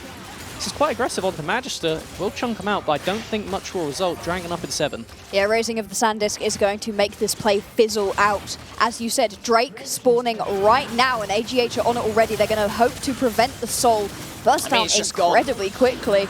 But this is what we said before. AIX did not have to contest on this one. They saw what happened when they tried to contest onto Baron. It nearly worked out for them, but not quite. But as they keep scaling, taking more and more farm onto themselves, that inhibitor in the top lane is still up. Farm coming in, you know. They'll get better and better, but mid lane now under siege. Going for the engage. I'm not sure if SJ actually wants this one. Paranoia popped, but no target going to be the victim of that one. Finally goes on to Crazy. No significant damage laid down yet. Camille gets stopped in the tracks. Alchemic still alive. The shielding is just too much. And it just seems like a death ball from AGH from here on out. Another kill. That's 2. 5 members still alive. Baron buff in the mid lane. Feels like only a matter of time before AGH can close out the game. It's the power of Sona right here. We've got 1 minute left on the Baron. The siege continues, but there is only the siege minion left alone. They should be able to stall this siege out right now. Alchemic, though, going to begin to push onto this top lane as well. There's now pressure in multiple lanes, trying to make the most out of this last little bit of Baron. As you said, Sona, so powerful, laying down those crescendos, but more importantly, those empowered auto attacks. That's why you pick up the Sona in relation to the Lucian. Just doing so much value for the squad, as it will not result in losing that mid lane tower. Still, at least a little bit of safety for AIX to hide behind. The Baron will be fading away. The next dragon spawning at almost the exact same time, which gives us, drumroll, the wonderful macro moment of what on earth is the poison you are picking? Yeah, do you want to lose a second Baron if you're AIX? In response, you're getting yourself a Soul. Or do you want to, you know, go for that Baron and say, hey, our Soul is even further behind? I think that's probably the play for them. I agree, but I don't think AIX are the ones making the decisions here. No. Right now, AGH are most definitely in the driver's seat, and they are choosing which objective they want to focus out. And the thing is, I think they can get best of both worlds. Hold on. Well, if they can get this pick, it might be huge before the next objective. Too much CC onto life, and he gets shut down immediately. Tomage and Magister equally low right now. They will trade onto Shades. Acrador unable to kill Tomage. Too much healing. There's the Zeri W, the spark to stop Magister, and with 2.5 minutes still left on the Drake, they can't do much with this, but that is an injection of gold. Spark now able to crit on this area, and you see it right there, taking out Magister, who'd made a lovely play to pick up Shades, not dying already. You can see the power still of this full engage composition. When they get to pick their moments, when they get to engage on their terms, AIX are able to win fights. But as you said, it's not on their terms anymore. No, they don't get the main decision maker, but we saw right then they at least had a great counterattack coming out on top against AGH in that interaction. And for me, the most impactful part, because there were no real objectives taken, is the summoners. Magister not having that flash is going to mean so much as the game goes on. This is a lot of focus onto Alchemic right now. So many notoriously slippery, but what is that damage, SG? Oh boy, that's a Zeri that's come online, and this was the play AIX were looking for. Crits on IE, on that laser. Some would say it's quite strong. I think we've seen for a fact it's really damn strong. So strong. It looked bad. SG wasn't doing so good, wasn't picking up those same amount of kills that Life was on the Lucian. It doesn't matter. When you chuck that Zeri in the top lane, farming away at an open inhibitor for 10 minutes, all of a sudden got those items, is now on equal footing with the items that is able to be on Life as well. Another objective bounty. So much damage. As you said, another objective bounty. That is still impactful though, in the terms of, it means that AGH is still massively far ahead, the fact that objective bounties are still active. So, just want to remind everybody of the stakes this game, because we've only got a minute until the double objective flip comes up. This is the first of a best-of-3 between these teams. The winner moves on to the finals tomorrow. And again, while it's only the first match and you have the potential to come back after, you don't ever want to be in the situation to be reverse sweeping. That's never the place that is good for the mental, especially when both teams feel so confident coming into the day. Everybody was talking big game. I mean, mostly everybody was talking big game. But I mean, that is the level of confidence where you can come in and make a silly prediction and be like, I don't care.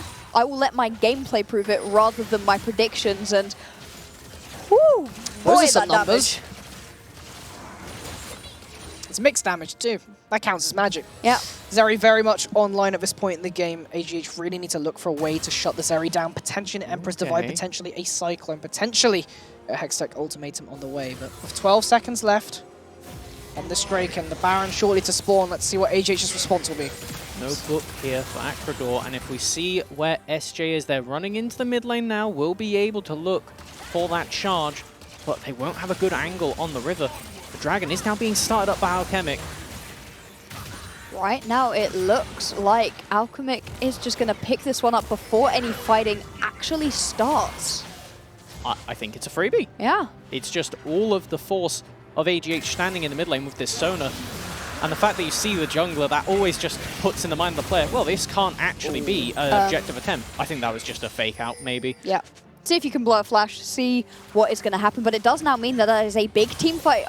Ultimate gone, and straight onto the Baron goes AGH. So little vision, no idea what you're walking into. Normally it's not the Nocturne going in with Paranoia. It's going down really quickly. You need to contest this now if you want a chance of stealing it. There's the Paranoia. It's too late. Life going to secure that one now. Shades is unfortunately in the meat grinder and will get annihilated. SG gonna get flipped back into the team. That's your carry. Unfortunately, they're down. And therefore, AGH gonna take game one in pretty snap fashion after that one. Woohoo! That was lovely out of both Life and Magister. Absolutely insane Shurima shuffle to collect up on that one. And I mean, this is going to be the game at the end of the day. You have all the enemy team dead, but in what a way have they managed to pull that one off? Because at the end of the day, if we look at these two comps objectively, AGH doesn't really have a lot going for it in the individual pieces when you try and stitch them together, but AGH putting it all, finding the way to solve this puzzle, and they take down AIX in game one. What a beauty right there. We highlighted Magister during the early game, and oh boy, has he delivered right here. Not going to go 0-2, I think, is the main takeaway here. They're at least going to get one game today in this best of 3. And, well, they definitely made it tight. Anything else to mention before next game? I think for me, looking at that, the biggest question for AIX is what went wrong, theoretically, right? Yeah. Because I don't think they were going into that draft saying, oh, this doesn't really work. But they did have a bit of a disjoint. They had all these individual, very flexible mobile picks, but they didn't force enough. And the fact that a roaming Azir, Magister's roaming Azir, really just said, actually, your plan, I would prefer that you didn't have that, and just threw it away. No attempt at that. It was really interesting when you've got the Azir as the roaming pick and not the Ahri. Ahri has dashes entirely so that she can get around the map. If she wants to go roam, great champion to do so, and yet the Ahri sat in the mid lane as, you know, that Azir was off into the top lane about once a wave, and yet there was no CS advantage. I think Acrador maybe nerves with playing with this squad for the first time on this big stage, but needs to find a champion that works with the rest of the team. Magister, though, what do you do about this man? Yeah, you really need to find a way to stop that player, because we saw it this game. We've been talking so much about Magister. He was the focus player for AGH and definitely proved it this game. Yeah, you can see just how strong Magister is. We were like, oh, he's going to play some Azir, some Karma, some supports. How about support Azir? I mean, it's an abstract way to approach the game, but the more that I watch Magister, the more that I start to think of that World Championship Doingby kind of attitude, where no matter what, I will give the resources to my team. And the fact that they managed to do that and still get pretty decently fed on the Azir, right? Equals CS. Very, very impressive.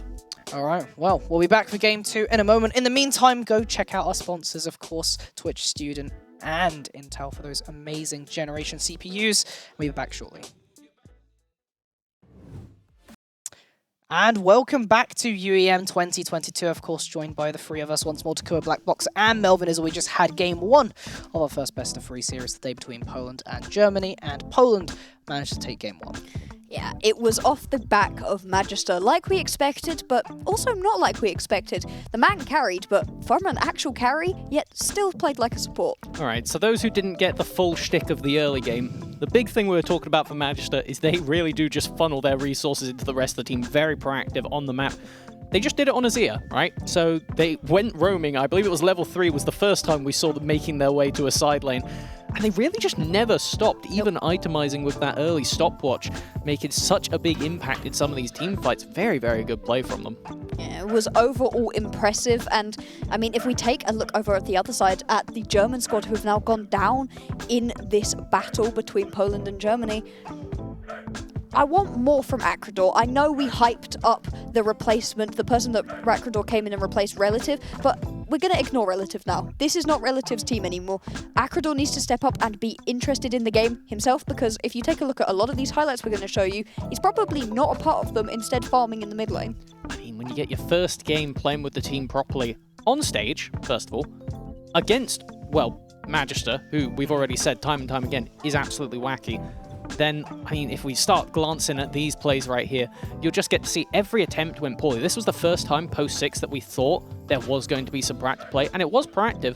But the issue was Tomage on this Sona was pretty much everywhere they needed to be once the lane phase ended, and doing a massive amount of mitigation right there. Every single fight you see, if they're not killed immediately, the fight goes in AGH's favor. You can see here what Magister sacrificed so much damage onto members of AIX, and it just enabled Life and Crazy to eventually clean this up. Very good mechanical execution on behalf of both of them as well, for Crazy to actually get through the entirety of SJ's health bar and still survive. Yeah, overall, it was a very nice game out of AGH. It stagnated a little bit in the mid game, which is the only concern. And there was a moment where the Zeri all of a sudden was popping people in. About one spell that we were like, yeah, maybe this isn't going to go so good. In the end, though, they managed to fight back through their team fights, through the likes of Magister and Life. But, you know, I would have liked that momentum to have continued. One thing I will give credit over to AIX for was that objective snowballing, right? They had the 3 dragons at, what, basically 15 minutes, as soon as you physically could. They were at soul point. Now, admittedly, AGH, you know, didn't give them over the soul. They played very well at denying that, and is something we know teams can do. But if you have even slightly worse of a performance, or if one of those Magister Sarima shuffles don't actually hit the essential targets, you mistime a flash, suddenly you're playing a very, very difficult game, especially after that top lane siege really flubbed, like you said. Exactly, there's going to be a lot of adaptations that both teams really are going to need to make in this next game. We have talked a little bit about shutting down Magister, but is there anything else in particular that both teams should be looking at? I think that for me, it's getting more priority and more playmaking early, which is weird to say when you have an Ahri for Acrador, right? That is World of Champions. You hit 6, you're on the map, you're proactive. Yeah. Now, admittedly, we didn't get a chance at that because Magister just said, all right, so you know everything you want to do. Again, not going to allow it. Nope.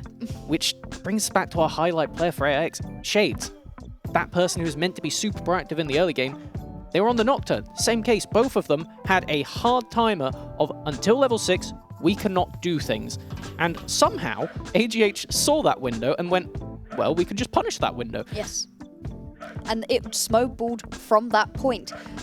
I liked the way that Shades played that Nocturne. It was a pretty good Nocturne. Once he hit the 6, ults all across the board, usually ending up with kills. But the thing is, the game was already done by that point, and no game is lost by level 6 at all. But it was beginning to get out of control. There was already a 4k gold lead for AGH, simply because they looked at that level 6 window and went, okay, yeah, like you said, we will punish it.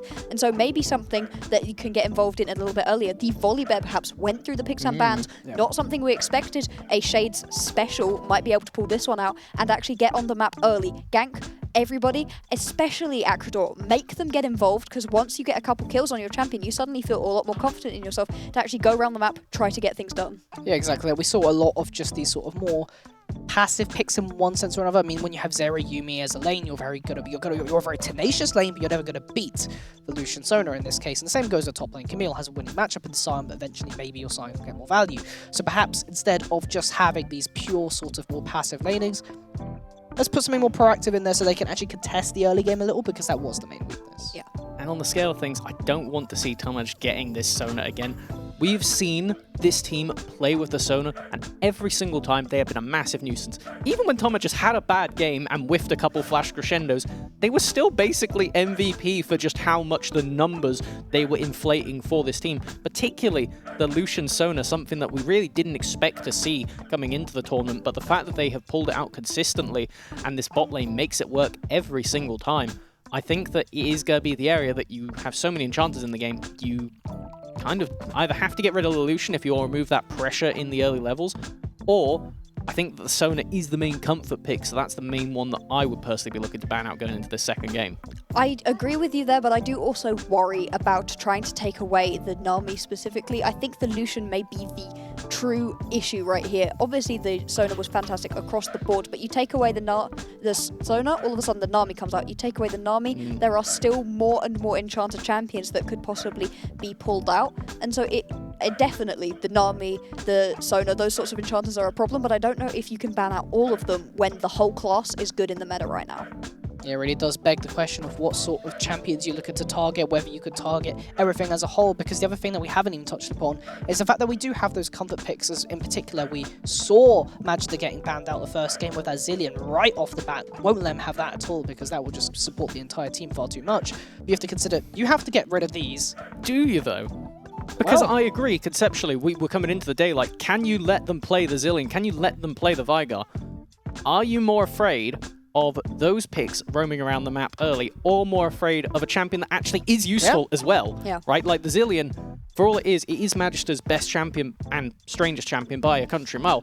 But the thing is, it starts to beg the questions. You clearly can't ban out this man, so do you actually just leave them open, let them get the comfort, and focus more about the bottom lane, so that when Magister does roam to a side, you already have a bit more innate power there and you can bolster it that way? We've usually erred on the side of ban out the Zillion, it swings games too hard, but right now we've very clearly seen that Magister will be a supportive carry on whatever they're on. Maybe, ignore that, ban something else out. Also, if you leave up the Zillion, then all of a sudden Magister is not definitely, but probably going to pick it up. It is his favourite pick, his best pick.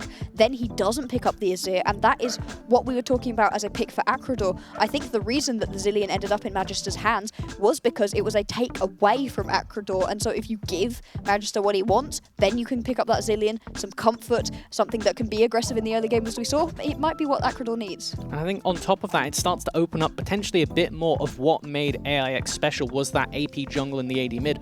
The only real instance we have that seems to make sense right now would be that Diana-Yasuo duo. And when you have a Zillion, well, I mean, they aren't going to do a massive amount to the Yasuo in lane. With the ability to dash through the minions, you aren't that hurt by getting slowed by them, even if it is point and click. So it's something that I think would be the best window for AIX to look for. And while, again, that doesn't have a massive amount of playmaking until 6, the Yasuo has a much better job of clearing out those waves and following into these early river skirmishes. Of course, then the question then becomes is whether Acrodor can actually execute on these champions, because the Yasuo is not really a champion. We've seen this player pilot too frequently. That was, of course, a characteristic of Relative back when they're on the team previously. So it's whether maybe it has to be some sort of other combination than the Dyna Yasuo in this case, or we do see Acrodor playing it potentially because the rest of the team is so comfortable around this dynamic in general. But these are all little things that it depends on what AIX actually want to do and how they feel mentally in terms of going into this game too. Yeah, it's really interesting. One final point on this mid lane duo, well, not duo, this mid lane matchup more. Perhaps the answer for Acrodor is something that can roam, a TF or Corki, a Galio, something that can follow, because you know Magister's not interested in the mid lane. Magister will go into the top lane, will go into the bot lane, is more of a support to crazy. If you have something that can all of a sudden follow, clearly punishing in the lane wasn't working, follow them along, be more useful when you get to these team fights. And I was going to say, is it too slow? But at the end of the day, if Magister is leaving lane and sacking it, all you have to do is leave the lane and sack it as well. So as long as you are playing one of these champions that can at least be enough use in the base kit, something that doesn't really need items to get ahead, like the Ahri last game, that's one of the things. If the Ahri is not snowballed ahead, well, we saw it last game, you do kind of just exist, no book to be found. No. Not at all, just still waiting on the rest of draft to start, still some players getting ready and such, but we will be into it on the whole. Let's lay out some predictions for Game 2. Obviously, we haven't had the draft just yet, but just off the back of Game 1, how are you feeling? Probably still going to see the Zillion ban, right? Even if I think that might be the only one left. We do actually see it wasn't banned first away, and I know this is kind of half cheating. I think that we're probably going to see Volley Bear priority as well. This is something that I think would make the big difference for AIX on the blue side. Quite possibly, as we finally get into this draft proper, the Volley Bear is a good bet to come forward. What we want for Shades, that or something with other early game priority. Clearly AGH happy with their bans, going with the Ornn again. Ain't broke, don't fix it, as they say. You won the first game pretty decisively by the end, despite the Zeri popping up every now and again, as we say. AIX still continuing to prioritize this Senna ban right now, as it is just a very flexible scaling pick. Viego still targeting Shades that moment. You can see the same sorts of bans coming out across the board, actually. I think these are the same bans, different order. Yeah. We'll see if this is one final ban for AGH to really spice things up. Take away something. You never know. Why do anything different? You won the first game, and you've already shown that your champion pools are wide enough that you can't be pinched in that way, as I believe that is just the saltiest of runbacks. There's no point for AGH to change anything, but then that comes back to AIX. Are you going to lock in the Yuumi again? Probably not. Wukong's still a priority pick that is open, and it looks like that will be the takeaway. If you're happy with, you know, picking this champion up, taking it away from Crazy, then why not? Ooh. Okay, I mean, we're saying that... That is the response that we have been seeing the whole tournament to the Wukong, and Volibear has won the majority of that matchup. It really is Volibear favoured, especially when it comes to the early game ganks. The Wukong does a lot of damage in the early game, but needs those items to really be useful, needs that 6 to really be useful.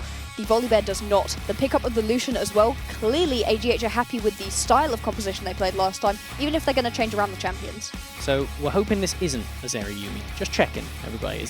Are we happy with the Zeri Yuumi? Because I think that on its own, SG and Jadimi had a fine performance on it. But the thing is, it just didn't really get time to come online, and you need proactivity elsewhere, as it will be just the run back saying, okay, maybe the jungle pick was the only issue here. Alright, I think you can pick up the Zeri Yuumi. Clearly it was played well by SG and Jadimi, but you have to build the comp around it. Previously we saw them sort of just left out to dry. The rest of the early game composition didn't work. If you're going with something scaling, get yourself early game around the rest of the map that will work out. You've already got a good pick in the Wukong, and so we'll see what happens. The bot lane matchup will be the same. We're expecting the same outcome as well, where no kills go down in the 2v2 and the impact is all in the team fights. I'm hoping to see an Azir ban from AIX, because with this comp in particular, having the Wukong, the Azir really does make it difficult for you to play that one out, especially with Shades being the real man of the match that we're looking towards in those early game ganks. There it is. Makes sense to get rid of it. You want to mitigate as many things as possible that make Shades' life difficult, especially when you don't even get the counter in this draft, being on the blue side. Yeah, they've already shown their trap card in terms of the side first picking that Wukong, so we'll see what the final bans are going to be. Maybe a little bit more pinch down onto the mid lane, perhaps. You do not want Acrodor to feel comfortable. The Corki does end up going away. That's a pretty good roaming pick to have followed Magister. A little bit of also split damage. When you have split damage there is split damage Corki, all of a sudden you don't really need a true AP. And I mean, on the subject of true APs, we are currently looking at a draft where a lot of the main mages that are living up in mid lane are gone at this point. The safe options are out of there. Ari is still on the table, but then we have to remember the hangover from MSI, Cassandra as the counter pick, right? These two champions are the main mid laners, I would say, that are still on the table. I'm very curious to see if that is where the teams want to put their focus. Now Chemix Camille going to be the last one taken away by AIX. Certainly was a problem with that ultimatum last game, caused a lot of problems for Shades in particular.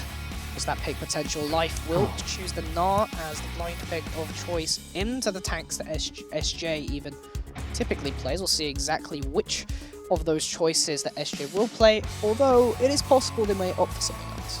Yeah, quite possibly. I really like this Gnar pickup right here. It's got good matchups into tanks, so you're pretty happy with this. This is something that has often been played by Acrodor, is going to pick up this Seraphine, so this is full-blown support the Zeri.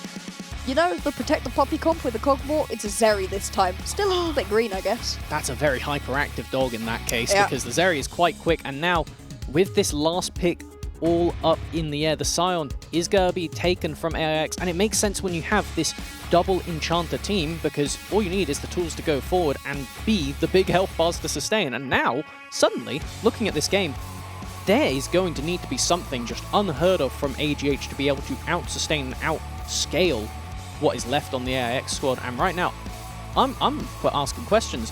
What scaling picks still exist in the game? What scaling picks were banned last draft? Oh, Well, this scales quite well. Right here, the Kassadin pickup into the mid lane. Another champion that can technically be played quite supportively. And hey, we said roam around. Magister has now got a pick that roams fantastically. However, I really like this AIX composition. it's very one-dimensional. You are getting Yes. your Zeri ahead, and if you don't, you are losing this game. But beforehand, the Zeri was the only true carry that was available to them, so why not go in on that playstyle? And I think that when we look at what AIX were telling us, it's playing 4 Shades was what they were doing before. It just ended up being Relative got a lot of the resources by proxy. I mean, most of the resources, right? This game, in particular, you can see that Wukong is your playmaker. You need Shades to find those angles to enable the big encore with the follow-up, and if you do, it's really hard to survive. However, I do not see any instant point-and-click to stop Magister in these fights, which immediately sets off alarm bells when there's a Kassadin in the game. The best they're going to have in terms of just stopping someone dead is going to be that Yuumi ultimate, and that even takes a couple of seconds. It's got to hit a few times, and then, only then, you get to stop out this Magister. And I think that on the scale of things, looking towards, we have to think about that Wukong ultimate, the Cyclone, as one of the few things that can immediately stop the Kassadin, right? It's not even that long of a knock-up, so you need to have that quick synergy of the team to follow. Yeah. It is very much all in on this Zeri on one side. The other side, there's a lot more different angles that you can go through. You can carry through a Gnar, you can carry through a Kassadin eventually, and we saw how well the Lucian could pop off, especially also when you have that Volibear constantly able to roam around the map. I can see how this Kassadin and Volibear matchup would be very good. Absolutely. As we are heading into the game, why don't you take us over the stakes? Here we go, AIX and AGH back on the Rift once more, facing off second time. Who's going to pick up the second game here? Magister and Aquador just kind of shifting around in the mid lane. Hopefully we'll see a little bit more fight back from AIX. We do not want to see this end in just one game, or in just 2 games. You know, we want to see every bit these teams have up and available. What do you think AIX are going to do? Obviously, we know that the late game is go through the Zeri. What do you see about the rest? Yeah, I mean, the big thing is you kind of just need to get to the point of being able to do that in the late game. Of course, the Wukong does need to be there in the early game to try and get some resources to facilitate and playmake for the rest of the team. But they kind of just need to stall out the lanes a little bit, but they have to be careful at the same time to not be too inactive in the early game, or else Magister kind of just gets the scale for free. Yep. And of course, if you can't stop Magister, then your win con of Zeri is just dead. Yes, absolutely. The Kassadin can definitely ruin the day of a Zeri. It's very hard, even with all of the leaping around that a Zeri can do, to actually outrun everybody else. I mean, when you're talking about outrunning, the Kassadin Blink is the most important ability in the game. So take us back through this jungle path and in the early game. Where are we expecting this kind of priority?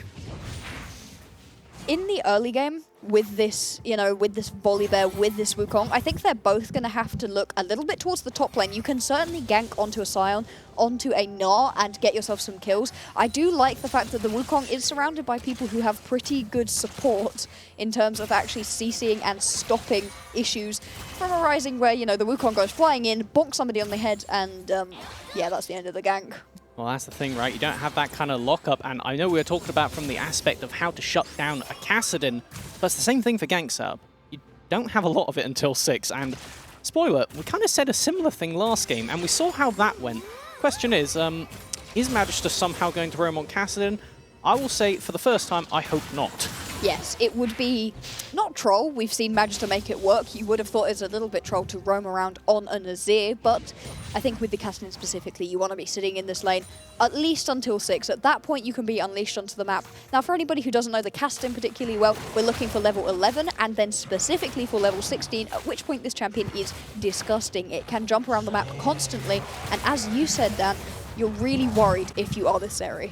Yeah, exactly that. There is nothing that is strictly going to stop Magister, especially if Magister has that flank angle, and because almost all of your damage is inside of SG here, if Magister can get the assassination onto the Zeri, then it opens up the rest of the team fight for AGH. And on the subject of kind of opening up this game for AGH, I think bot lane level 6 is where we really do need to keep our eyes open, because crazy, I mean, both junglers have made their way down here for a gank, but once they hit level 6, turning off that tower is going to be massive. I really like this kind of just lurking in the back of the pit. When you've cleared your whole jungle, it is always, always, always better to base in a lane, because if the enemy laners overextend and put themselves into an iffy spot, suddenly you're right there, right then to counter gank. Yeah, the only issue right there with that is the fact that this is now the third base attempt out of Crazy. Keeps cancelling it, keeps watching. It's a little bit of time wasted, nothing too bad, but when you are a Volibear, especially versus a Wukong, you need to be proactive. That's not something we have an issue with Crazy, is always good and proactive, but, you know, don't want to be sitting around in the lane for too long stealing CS and, more importantly, XP. So whether they actually go look for a gank, I mean, I know we're talking about the Psalm being a target to go for, but when you look at it, I'm happy if they just go mid and burn Flash, right? Because it means post 6, Magister's kill threat becomes immense, and all of a sudden, Acrador has to burn big cooldowns, whether it be that passive, getting the echoed route out on the beat drop, or the ultimate to just get away, because otherwise, it's very, very oppressive.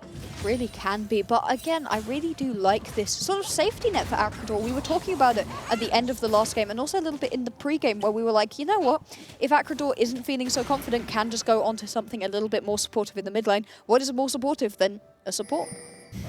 Exactly that right now, Tomage and Dimi both in chances this game being able to support the rest of them alongside Seraphine. Very, very even game state this early. I mean, you don't really expect too much action from both of these teams. It is that jungle, as we have mentioned, that you want to watch. Neither team have decided to make too many ganks as there haven't been the opportunities to do so. So just waiting on Crazy and Shades to continue palming down, and we'll wait for them to contest this objective. In terms of, you know, solo kill opportunities, do you think a Cyan is going to solo kill a Gnar pre-6? Probably not. No. Not the other way round either. These mid laners definitely not pre-6. And also we saw no 2v2 kills in the bot lane during the previous game, and this is the same matchup. So overall, we are really just watching these junglers, seeing what they're going to do. I'm really interested to see what the priority on Drakes is this time around. Shades had a big target on the Drakes last time. Instead, looking to invade a little bit here. Crazy backing off. It's one where you can force a stat check for certain, as we do have Acrador actually using that mid lane priority you get by default on just being, well, anything into casting in reality. It's rare that that champion is one that is known for getting mid prio. So using that to enable Shades to get around the jungle and look, even if it's just looking for a play on spot, looking for this dragon, there's, hold on a minute, there's two things happening on the screen at once.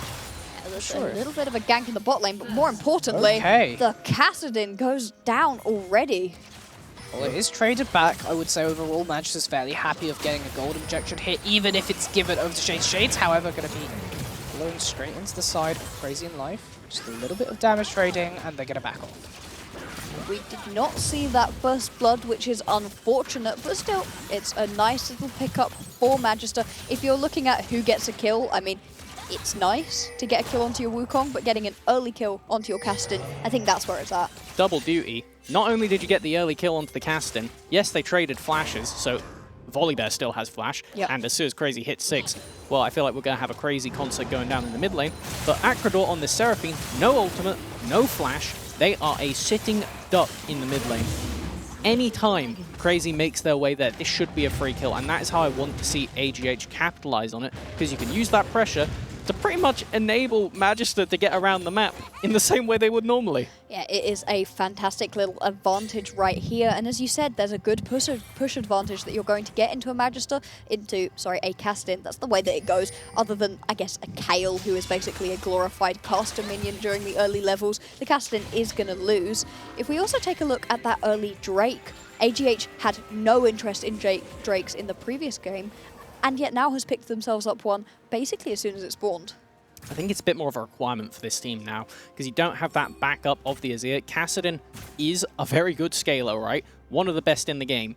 But the rest of your team becomes quite useless when you are looking down the barrel of a Zeri plus Seraphine in these kind of fights. There's a lot of different angles where Wukong gets a knock-up, it gets chained up with CC, and suddenly your key targets are dead. Tomage not able to play a lot of these fights later on. Going to be very, very important on the positioning for this Sona.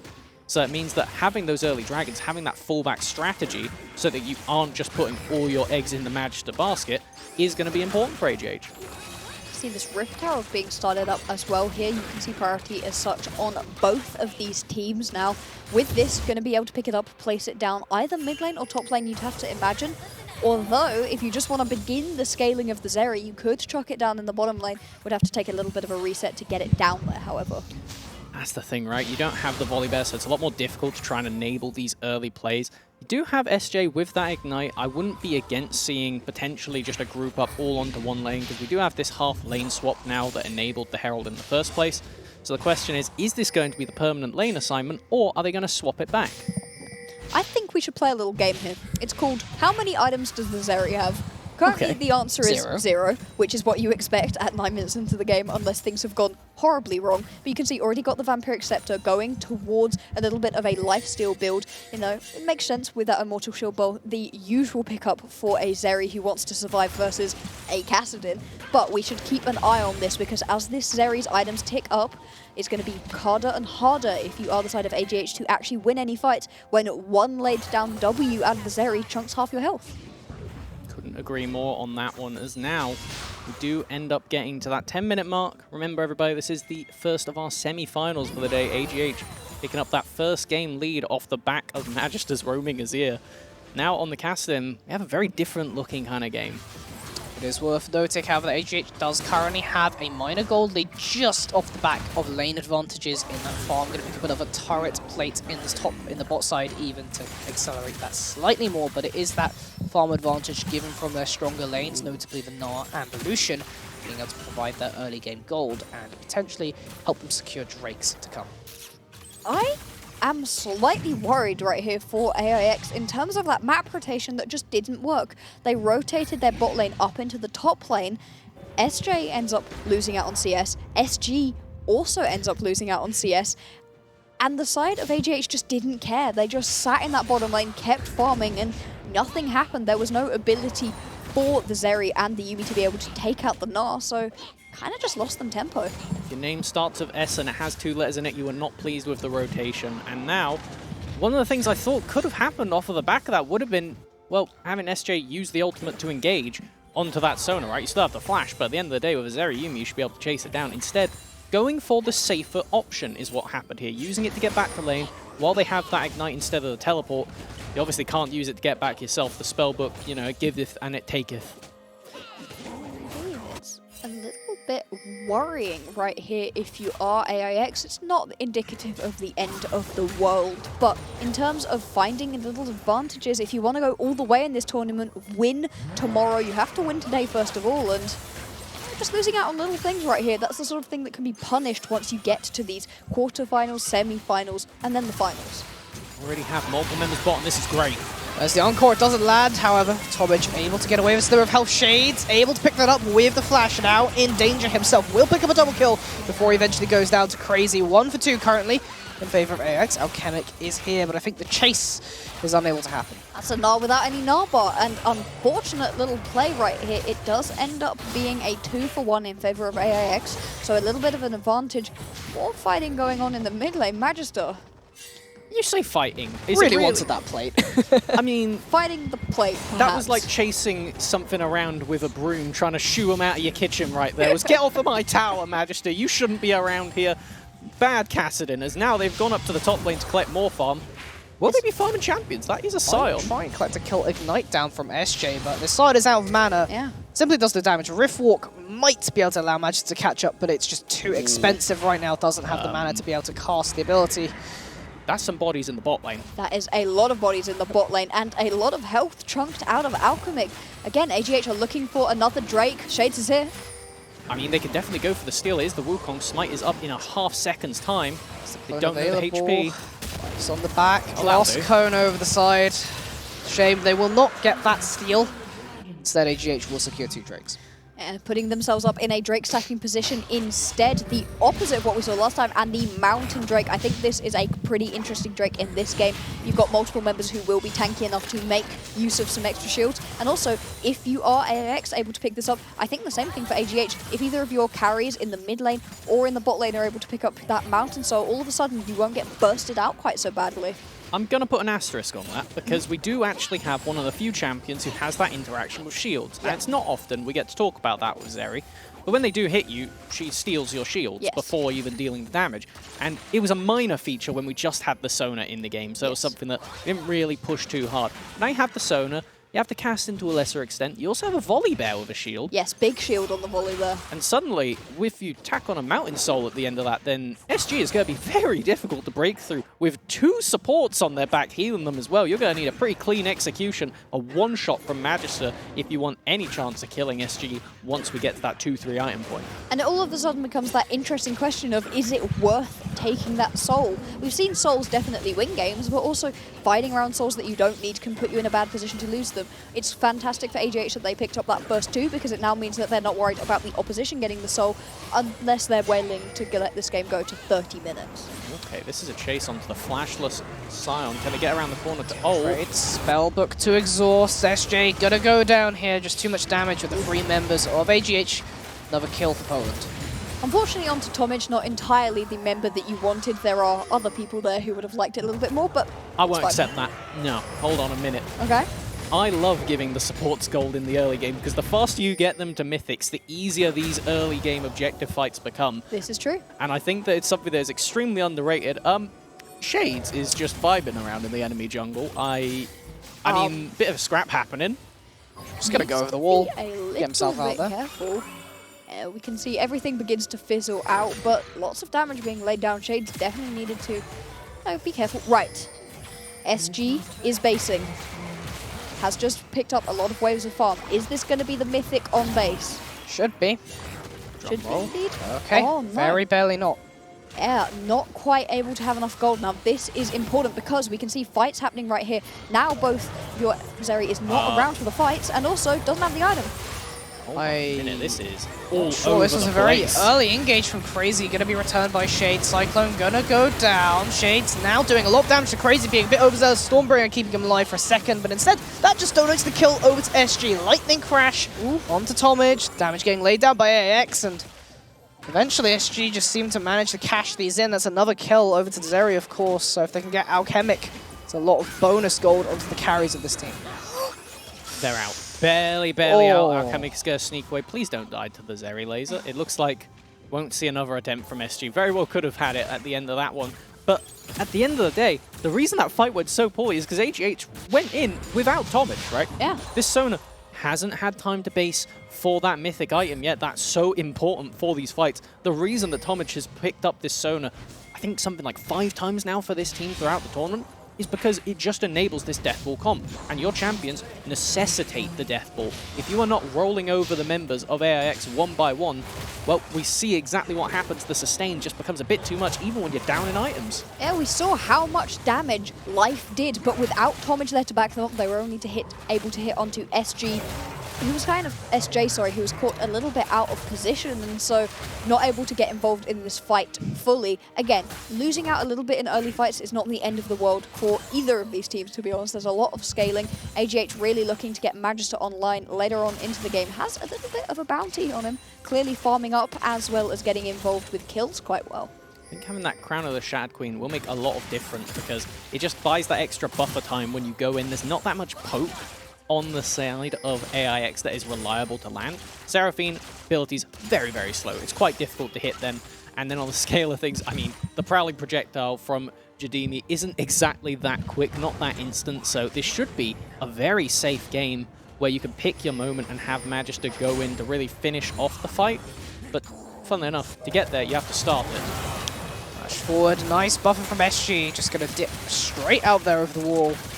Of course, there's also the flashbone from Crazy, so very beneficial for AIX here, but AGH should be able to secure this mid lane tower. Okay, no, they're going to be pushed off with the advent of SJ coming down. So many pings going down into this middle lane. The fight is wanting to happen.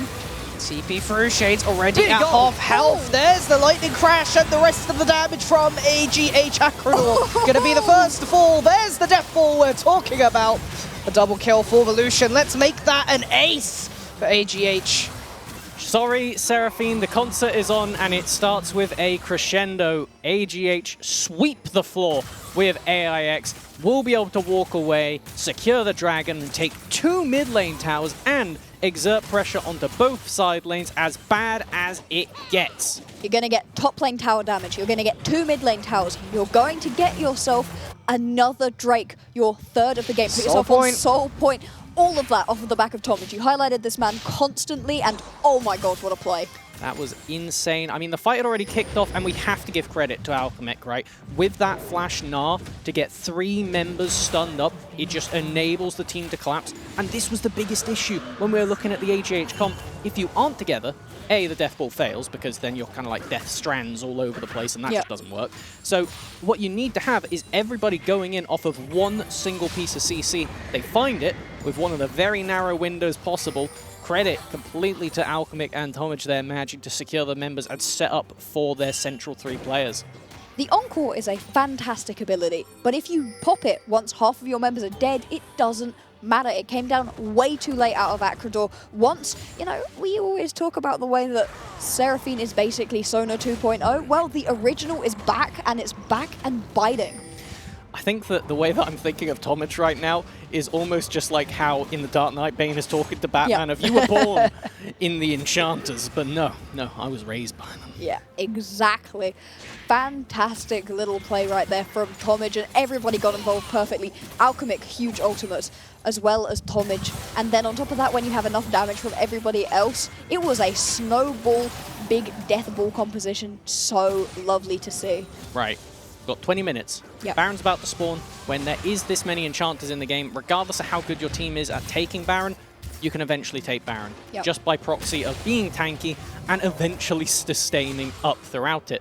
However, there's a lot of mixed magic damage on the AIX squad, and Baron does shred your MR. So, if you do commit to this, which it looks like AGH are most definitely going for, there is the potential for it to go completely wrong. Will we get the collapse? So careful. Alright, already down to half HP. AIX still not in position. 3,000 right now. Shades finally on the way. Here comes the stun. And on the Shades, Shades going to get very, very low, but there's the charge from Sion. Can AIX make it happen? Their health bars are depleting, and AGH look to be coming on top. SJ, unfortunately, going to be the last one to fall, but a quadra kill for life, and unfortunately, life fading away from AIX. Is SG falling at the start of the fight. All of the CC comes out from AIX. It all hits, but it all hits different people. Not able to finalize any kills. And it's deja vu of the last fights. If you don't kill a single member straight away, the Sona does so much, so many counter-attack tools. The just extra time bought by that Crown of the Shattered Queen as well, so big for Magisters. Now the Baron will be secured, and if it was bad before, it is much worse now with AIX on the last legs for the tournament. Okay, it is not a good position right now for AIX, but we know that this team composition are fantastic. Can you think of something that they can do to get themselves back into this game? We know that the overarching point is get Zeri ahead, but currently they are behind. So what do they do to put themselves back in a tenable situation? Well, the thing is, they really need to be in a position around the team fight first, because each time we've seen AIX, they have been going into AGH. And unfortunately, yes, they have a Wukong and a Sion, but for the Zeri and the Seraphine, they'd rather area control. They don't necessarily always want to be going in. So if you can get the setup first, it's going to make it more difficult for AGH to be able to approach you and let that Sona get so much AoE value. I absolutely love that, because for both of these comps, it's about having the enemy team walk at you and then counterattack. If you're trying to be the proactive one, it goes wrong. And with that Mountain Soul, the AGH spawning in a minute 30, it is going to be nigh impossible for AIX to actually set up around that objective. You're going to need to sack so much from the top side. Many minion waves, potentially a full inhib, maybe even threatening leaving your base open. Very dangerous against double TPs. But if you want to get to this objective and set up as a clump, you need to be there ASAP. Right now, you're running out of time. You can see there's a lot of vision for AGH up in the top side of the map. There's a lot less vision down in the bottom side of the map for anybody, but specifically for AIX. They are so in the dark. Oh, Shades gets caught out here. It's 1 minute before. We'll be able to escape with the Blast Cone. Yumi ult will be back up in time. That final chapter still available. Alchemic going to go Mega, but it's not enough. No, will go down. I mean, you commit a lot right there, but you've lost your mid lane tower in the background. It's crazy. They're going to be able to stroll out to the rest of the clump, and I know that it is a 5v4, but you've still got a lot of resources. There's the engage from Shades. Can they make it happen? Zeri laser Tomage going to die immediately. Traded back Shades will be sacrificed. Magister popping. The Zonya's there. Still on the run. Rift walking across. SJ stopping the halt a little bit, but there's just too much damage from Magister. You can't stop this Cassidy anymore. He's almost level 16. Items online, and there was a spark, but it flickered, and it's gone now. That was painful to watch. The Kassadin is online. Once again, we can see Magister being the linchpin for the team. Everything around him is working out They too. can try and end. But yeah, this is a possible end situation with the TP coming in. Yeah, they're going to try to end. Want to put themselves into the finals tomorrow. Here it is, Nexus turrets. Shades needs to put up this defense, really trying to kill Crazy. Will get the shutdown. Can they save the base? Shades man, the match is down. 3v3 with the respawn timers. Baron buff still available, not going Mega. They really want to end right now. TP in. You've got to engage. Come on, do something. AIX need to do something now or it's just going to be over. AGH going to engage onto Aquador. The base is a sliver of health away. There it is. AGH go 2-0, reversing their own prediction and will make it to the finals tomorrow. Oh my god, what a performance right here. You can see on the player cams the relief on their faces and they look happy with it all. Big hugs between everybody. Congratulations to AGH. What a fantastic set of games out of them. I mean, your prediction will end up being correct for that one. All praises. Congratulations, like you said, AGH coming out with a clean performance off the back of Magister and the rest of the team working very, very well around them. Obviously, commiserations over to AIX, but what is this? What is this celebration? We've had the stews. We're having the squats, the I lifting. feel like they're going to throw him. Okay, yeah, there it is, throwing him up. Absolutely love it. You can see how happy they are right here with being able to pick up the win. A massive congratulations right here to AGH picking up the series versus AIX. They are going to join us for finals tomorrow. We'll see who they're against, but I think we need to say a little bit of a sorry and a goodbye to AIX. I mean, on the scale of things, we saw the potential in this team, and out of the 4 remaining, they were my favorite for looking at the concept side of League of Legends, looking at the kind of angle, trying to identify how to beat a comp. They go, okay, this game, we know the enemy is going to prioritize that Sona. We want to try and match that and force them to play their own game against us. Unfortunately, they weren't able to make it happen. AIX falling. As we take a look at some of these replays, this was really the fight that started to come together for them. And it looked like, for a brief moment, it would work for AIX. But no, the power of AGH, the power of this Sona, just immense. So many fights in a row resulting in an ace.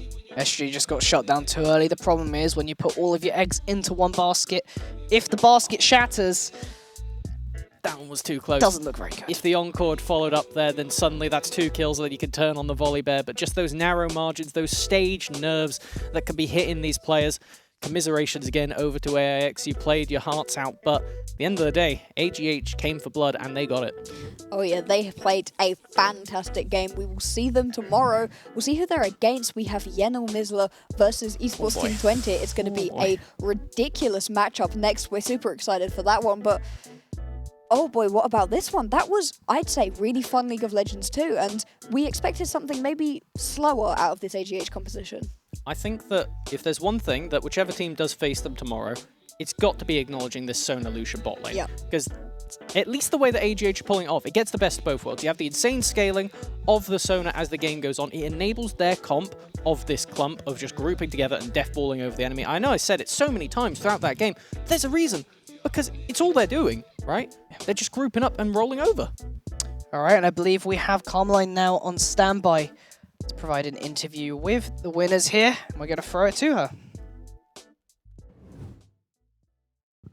Well, hello everyone, we're back here after the first series of the day, the first semi-final. And of course, the winner ended up being AGH from Poland. I'm here with the captain. Well, welcome, Adam. I've got quite a few questions for you, but first of all, how are you feeling after this victory? I'm feeling pretty okay. We won pretty convincingly, and I'm looking forward for the finals. Okay, so you said beforehand in the previous interview, you said you were going to lose 2-0. Was that all a lie? It was just our plan to get into opponent heads. We just wanted to make them feel confident so we can punish their mistakes. I mean, you certainly did punish their mistakes. Now, there's another question here. The first game, you almost won several times. Then you just got aced again and again by the German team, by AIX. Why did it happen? What kind of mistakes were you making in order for that to happen? The game was really ahead already, and we just wanted to make a record, make the fastest game in the finals. So yeah, we tried. We were really close to finish the game, but it didn't go like we wanted it to go. So yeah, it was worth to try it. I don't regret it. That's important, living without regrets. Now, the last question here for you, Adam, is who do you think is going to win the next game? Be careful because we called players around us, so they are listening. What is your prediction for that series? I think University of 20 gonna win 2-0. I think they are much better, and I wish good luck to Turkish team. Okay, this man doesn't contain himself, does he? Okay, there we go. That was the interview. Thank you very much. And now I send it back to you, Cassus. Thank you for that, Carmely. Sorry, I just felt yeah. like being a player again. It's a nice feeling. I remember doing that too myself. I'm sorry, but I want them to win just so we can get more of that interview. Yeah. It's so much fun. We will be seeing them again tomorrow versus, in their eyes, versus Esports Team 20. I mean, as we are getting ready to go into our second series, we're going to have a little bit of time before then. So let's just give our final thoughts on that one and how we think AGH are going to stack up against the opposition, because on the scale of things, I feel like AGH showed pretty good form, right, coming into today. Magister in particular, I know that we were hyping them up and they were our signature player, but damn, they outdid expectations, which is impressive when they were so high already. Yep. And this is a team that did not make it out of their group originally. They had to go through LCQs. In fact, if I recall, they lost to Twente, and the other team in that group, if I'm not mistaken, was actually AIX. Yes. Yep. So they got their revenge today, and well, they're going to be moving to the finals, and maybe they can get their revenge on Twente for knocking them out of the group stage initially. Indeed, we've got the rematches between teams in Group D, possibly another one in the finals. Not entirely sure if we are going to see Team 20 or Yenomizla win. We'll have to find that out next time. Bold prediction from Poland, but we'll find out after a break about exactly what happens, of course, as always, to check out our sponsors Intel 12th Generation and Twitch Student. See you in a moment.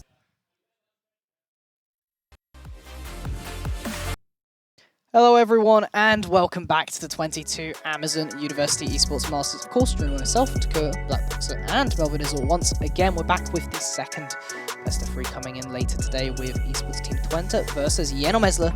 Turkey versus Netherlands. And once again, we're going to recap. We're at the University Esports Masters. What is this tournament? It's a tournament that is bringing you all the way from the individual regions competing in their domestic leagues up into this. This is the highest level of university esports that we have in Europe. If you are winning this, you are the best university team for the year. We may well have a new region to crown as champions. And so this is an absolutely insane tournament where we see people from all across Europe. And while it's the most important to us, it's not just about League of Legends. There's multiple other games, and it means infinite bragging rights. Could you imagine saying you're the best uni team at League of Legends or at any of the other games that we have to offer? Full stop. Yeah. In the whole of Europe. Nobody could contest that. You got the title. That's it. You get the title, and I mean, you get a couple other things too, but we can talk about that a little bit later. Yeah, a little bit. I believe we will have an updated bracket shortly, given the result of the best of three that we just had there, and that is the grand final for you. AGH moving up to that one, and we'll find out which team meets them tomorrow. Yeah, they're going to be scary opponents for whoever wins between Yenomizla and Esports Team 20, absolutely dismantling AIX, who we expected to be a fantastic team coming in, you know, and they played well in bursts, but overall AGH coming through a lot more consistent than their opponents, and will that consistency be able to win them? And I think one of the main things we have to say is we do, again, have to put that asterisk of it was AIX without their signature player in the mid lane. So AGH obviously coming in very confident, predicting themselves to lose the series for the mental psych out factor. Absolutely. Those interviews are something else. We will get at least one tomorrow to introduce off the game, so we'll have to find out how that goes. But the thing is, they are now in the finals, which means they've qualified for quite a hearty prize minimum. Yeah, indeed. If we take a look at this prize pool, they will at least get 3,000 euros of our 14,500 euro prize pool. Oh yeah, but the title for winning 1,000 euros each for the players. Absolutely insane amounts of money, especially for broke university students, and so gotta love it. I mean, I said a lot of ramen last time, but honestly, I mean, it's a lot of money, even just in general, not just for the broke university students that, well, you know, we've all been once or twice. I mean, we've all had to scavenge at the shops for the best deal possible. But anyway, we're away from that one now. We've got to look a bit more about the specifics, not just what they're playing for, but who's actually playing for it.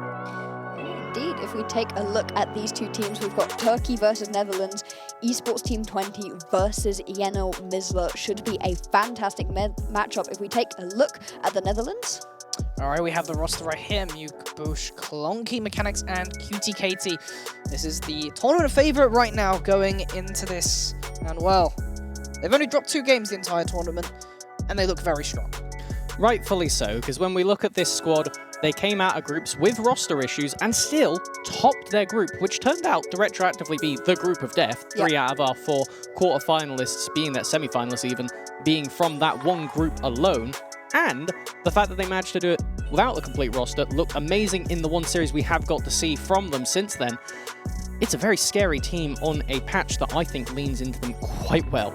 Yeah, there are a lot of strong points on this team. If you take a look at the bot lane, that is the issue that they had during group stage, where QTKT ended up having to play in the bot lane, and Mechanics was nowhere to be seen. All of a sudden, they get him back, they run through their group, and haven't dropped a game since. The only thing is they haven't played as much as their opponents. That is the thing, right? When we look over to the other side of Yeno Misler, well, I mean, this team was the only one that didn't come out of that same group.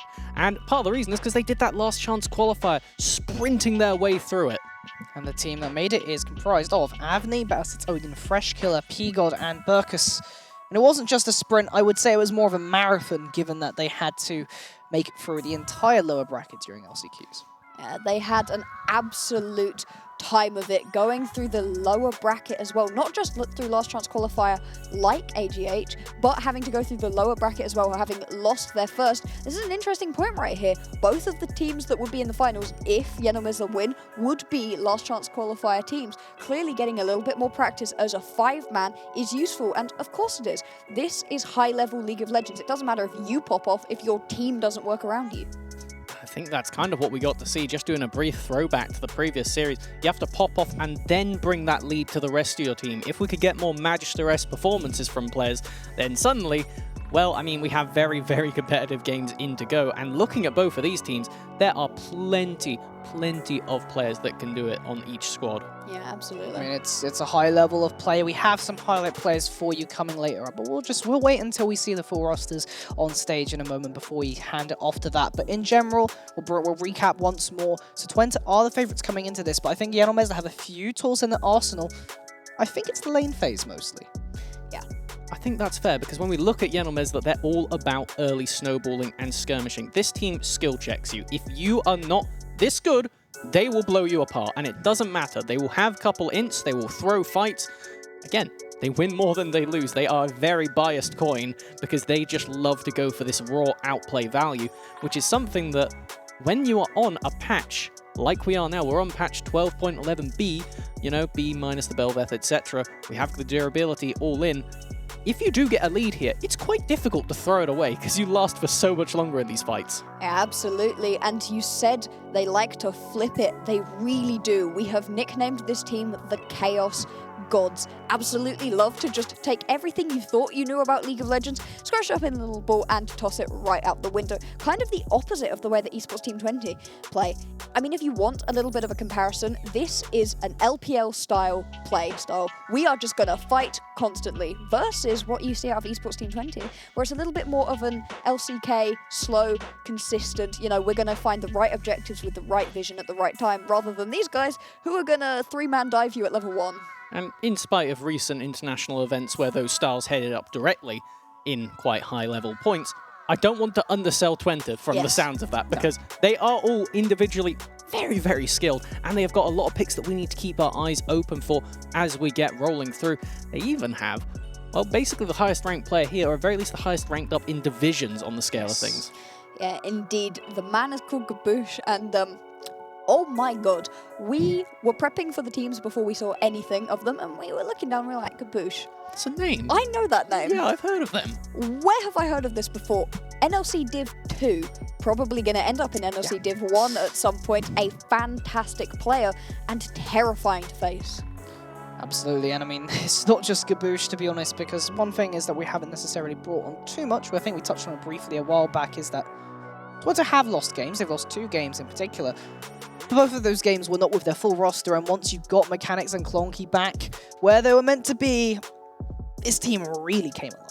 And just to quickly take it for Clonky, when we saw that series they had recently, they nearly made me put Clonky as the MVP of the team, right? Because of how disgusting their Kassadin was. We just saw an amazing Kassadin game, and that is something that does need to be looked at in the ban phase by Yenomesler. Otherwise, I feel like we could get a repeat of that performance. We've seen how good the Kassadin can be. Take it off the board, most definitely. Unless you're going to just get run through, it's a ticking time bomb, and unless you're able to get that early lead, there's nothing you can do about it. I mean, that being said, though, who's going to get an early lead in this team? Well, yeah, Yenomesler, early game gods. That is the really big question, because I think something that we have mentioned a little bit about Twente is that, yes, they're a very strong team, but if we were to say that they have a single weak point, I think we would all agree that it was their lane phase is the weakest. Not weak by any means, but it is the weakest point of the team, and the strongest point of the team is Yenomesler's individual skill checking, which they can definitely exploit. And I think now that we've kind of gone over both of these teams, something that we really should keep an eye on is that possibility of getting a new winner for the tournament, right? A new region claiming the top after Kit for the past 2 years basically just, well, effectively brainwashed us and said, no, actually, we are the only team that can win UE Masters. Even coming into the quarterfinals, we're like, well, it's just going to be Kit looking for another any % speed run, right? Gets immediately knocked out by AGH, who we see now are the real deal. And now, with Twente kind of being the de facto second to look at and go, well, I mean, this team's just really good. They're like really good and really consistent. We kind of fell for that once. Are we falling for it a second time? Unsure right here. It's a really interesting question. I mean, as you said, if Yenomesler are losing, which is what we are not expecting, I'm not going to go that far. We'll make our predictions later on in the show. But if Yenomesler lose, as one would think about when you see Esports Team 20 as the favourites coming in, then we would have a brand new champion in this UE Masters. It's a very promising prospect on the scale of things. Both of these teams today have got a lot of regional pride backing them, as it would make an amazing performance, looking for Turkey to try and reclaim that crown again, or for the Netherlands to finally make it past second place. I mean, if anything, this shows just the amount of talent that we have currently in Europe just coming up through the ranks gradually. We've had so many different champions here at UEM. We should, well, maybe get a new region, being able to head that up, and we're already talking about Div 2 players today. Maybe we see them come up, and it is really just UEM being that sort of stepping stone for a lot of players to be able to try and make it into the other divisions. Yeah, you can really use this on your resume, show off the way that you are Winner's fantastic. mindset. Yes. That's it. Exactly. You know how to win. You've been on stage and you've won, because again, following up on what you're going for there, all these players haven't been on stage before. Stage experience. No, it is absolutely insane. If you watched the previous game, then you saw a little bit of the stage area we have set up. There's big blinding lights, you know, it's a gigantic stage. You are facing your opposition, and we'll have a look at it in just a second. Yeah, hopefully. Well, still waiting on a little bit, making sure the players are all ready. And now I think Carboline is ready to introduce the players onto the stage. Hello everyone, we're back here for the second series of the day, and of course it's time to introduce the team. So let's start with our first contender. Please welcome Esports Team 20 from the Netherlands. Woo! Come on. Come on to the stage, you guys. Welcome, welcome. Please join us. Let's go. There we are. Okay, thank you very much for being here. Take your time to adjust to the stage. And now, I'm going to ask you to please take your seats and get ready for the game. Let's go. Thank you. I'm going to keep here Cutie Katie, the captain of the team. Thank you very much for being here once again. I'll ask you some questions later, because now it's time to introduce you to Yenomesler ERU from Turkey. Come on. Woo! Let's go. Let's get you guys to the stage. Top to support, please. Okay, there we go. Representing. Okay, take a good look at them, because they are going to be facing you guys. So, now I'm going to ask you once again to take your seats. Prepare for the game. Good luck in that one. I'm going to keep here the captain, Verkus. Welcome, Verkus. So, Kitty Katie, Verkus, just look at each other. One of you guys is going to qualify for tomorrow, so take a good look. Okay, so first question here. You've been compared You guys, Esports Team 20, because you've played less games, let's say. You, because you've made it through the last chance qualifier, you've done so many things. Okay, so who do you think has more chances of winning this match, and what would be the result like? Let's start with you, Kate. Of course, we're going to smash all these games. A quick 2-0, so we can party again. Like last night, we might have 3 hours of sleep, but easy games. Party, you said. Okay, changing the subject for you, Marcus. Okay, so you've played more games statistically than the Netherlands. What do you think that will help you win? And if so, what will be the result? Actually, even though we hadn't played more games, I think we would smash them. Because I think our team and our team communication is way better than theirs. So I believe it will be an easy game. Ooh, talk about team communication, pointing out the weaknesses between you two. Okay, so last question here. I need you to give me the exact result. 2-0, 2-1, it's up to you. But keep in mind, you're talking for your team, so don't make anyone angry here. Okay, Katie, your turn. Very quick 2-0. Very quick, 20 minutes tops, maybe? Okay. Maybe 21, but that will be about it. Oh, Marcus, anything to say about that? I think it will be the fastest game in UEM history, and we will smash 2-0. Okay, both teams competing to get to the finals as fast as they can. For now, I'm gonna leave you, go back to your seats. You and your teams, good luck. For each other, you may shake hands now. There we go. And now I'm gonna hand it off to the casters once again. Thank you very much. See you later. Muchas gracias, Carmenin. We're back once again.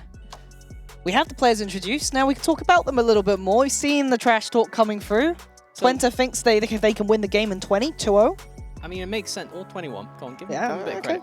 Now, we've seen the interview metagame here of the team that won in the previous match was the one that said they were going to lose. Yep. Both of those teams seemed immensely confident. And, I mean, it's good to come in confident, right? You don't want to be looking at yourself, the underdog. I'm particularly impressed that Yen or Mesler are coming in just saying that, no, it's also accepted to be a stomp, because speaking to a load of the different teams as well, and other people who have opinions on these teams, well, Twente is, like, quite highly regarded the favourites of the tournament now. So having that underdog bonus, but also simultaneously having the confidence that, no, we're going to win anyway, is just a double down for them.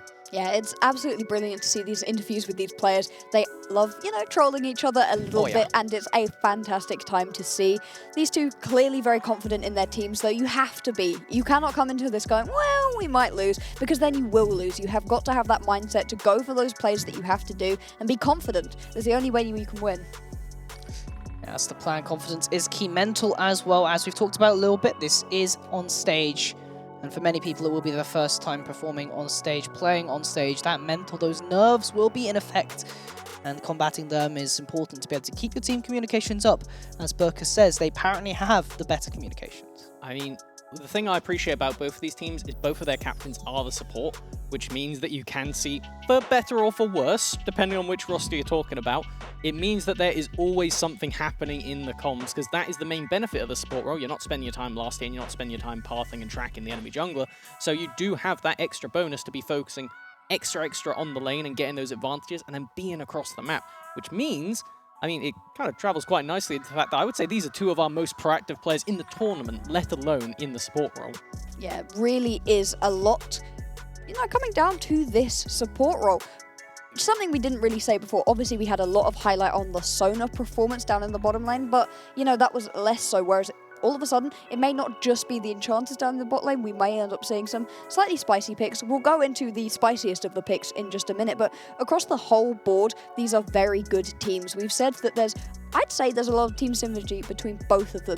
Esports Team 20 in the way that they play as a team in the traditional sense, and Yen and Misla in that they just all throw themselves constantly at the enemy. You know that thing where you run after a cheese rolling it down the hill? Yeah. That's what Yen or Mesler are going for, and Twente is the cheese. They are all just diving down that hill with perfect cohesion in the most chaotic way possible. All right, well, we've talked about the teams in general for a little bit, but we also have some highlight players as well. I think we should start off with Twente, if I'm not mistaken, talking a little about a Gaboosh in the jungle. Yeah, indeed. Gaboosh in the jungle. we had talked about him a little bit just previously, but he is absolutely insane. Just going to be able to be the true engine and linchpin of the team. If you're looking for somebody to get fights started, it's Gaboosh. If you're looking for somebody to end fights during the later game stages, it's also going to be Gaboosh. The Volley Bear specifically is his absolute best pick, picks it up basically every time it's available and just ruins people on it, especially with the fact that the Volley Bear is also a flex that could go up into the top side as well. It means that there's a lot of flexibility on the top of just Gaboosh being a fantastic mechanical player. And I think part of the extra benefit that you get when you have your jungler being such a proficient player is not only do you have the flexibility in the champions, but when you are on these early game picks like the Volley Bear, you know exactly which buttons to press to get around that map and to break apart the enemy team's comp. And that is something that I think Gaboosh does the best, especially when they are on this Volley Bear, being able to turn off the towers and facilitate dives, something that a lot of teams have strayed away from on this patch, is something that I'm very hopeful that they keep up, because this team executes on dives very, very well. Yeah, they are very good at it, and overall, being able to be good at dives can win you a lot of games simply because you're getting kills in situations you maybe wouldn't be able to otherwise if you're scared to go onto the enemy's tower. Yeah, and just you have to give the respect to the champion, and hopefully we'll see ERU respect that a little bit more. Of course, they have been prone to overextending in certain cases, but I feel like they have the skill, they have the flair to be able to do that sometimes. When we talk a little bit about Burkus and one of his signature champions. Go on, do the thing, Burkus. There's one thing we know about this player, and it is that. It is Bard. They have been having to play Karma Duty in the last series we had them because the Bard is banned every time they set foot on the Rift. I expect it to be the same thing coming into this series, but if it's not, then we are going to all go on a magical journey together.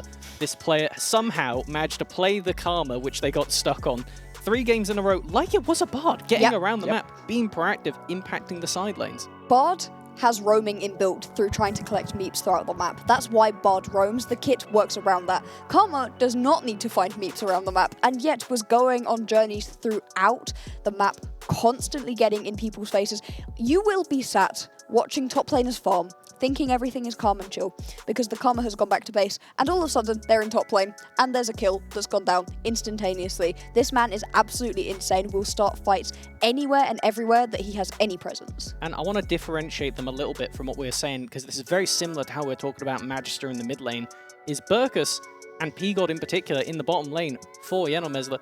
They also go for solo kills. Level 2, there is almost always something aggressive going down. All right, well, absolutely insane, yeah. Leave picks and bans already, so we should be going into those very shortly, and it's gone. We've talked about it. It's off the table. Bard. Yeah, we'll go away with that one. We're not going to be seeing it. We'll see what else comes off the board. Clonky's Yone going to come off instantly. I mean, when you look at how good this player could be from just roaming to the side lanes at level 6 in particular for Clonky and picking up a series of kills, when you pair it with Gaboosh, who facilitates those tower dives, suddenly you see why this is the case, as we now get a Zera actually taken away. Interesting. That's a little ban off of Fresh Killer, possibly off of Burkus as well, can also play it down into the bottom lane. You don't expect to see it already as well. A Zeri being taken out of Mechanix's pool. Fantastic on that. Mechanix loves those carries that, you know, scale into the late game, will just tear through your team. Yeah, Mechanics very much known for the Senna, the Zeri, and the Jinx in particular this tournament, and has really torn it up.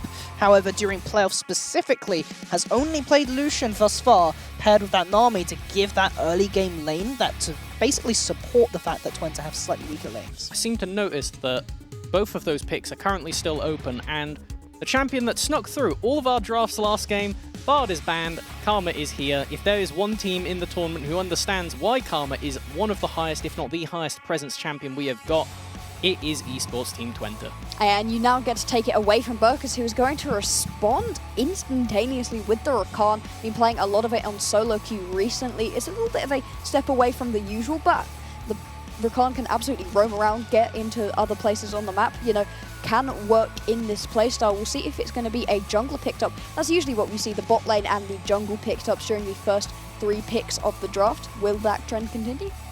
Looks like it'll actually just be the bot lane Rob picked up. That is, I'm going to say dangerous. Kai'Sa, not exactly the biggest power pick we have on the patch. It is something that Yenomesler like to play, though, because when we look at how this bot lane looks to execute that Vayne, Kai'Sa, Samira trio that we kind of just clump into the same, like, anomaly of a champion is what P-God's bread and butter is at the end of the day. So now, how does Twente prepare for the oncoming storm that is Yenomesla? Have the ability to also be chaos, I think. We've seen teams try to not play to chaos and they get sucked into it anyway. Have the ability to play up, and by having the Viego, you are giving yourself that early aggression. Viego is fantastic right at the beginning of the game, and then if you also take the Senna, this can be switched between both Mechanics and QTKT.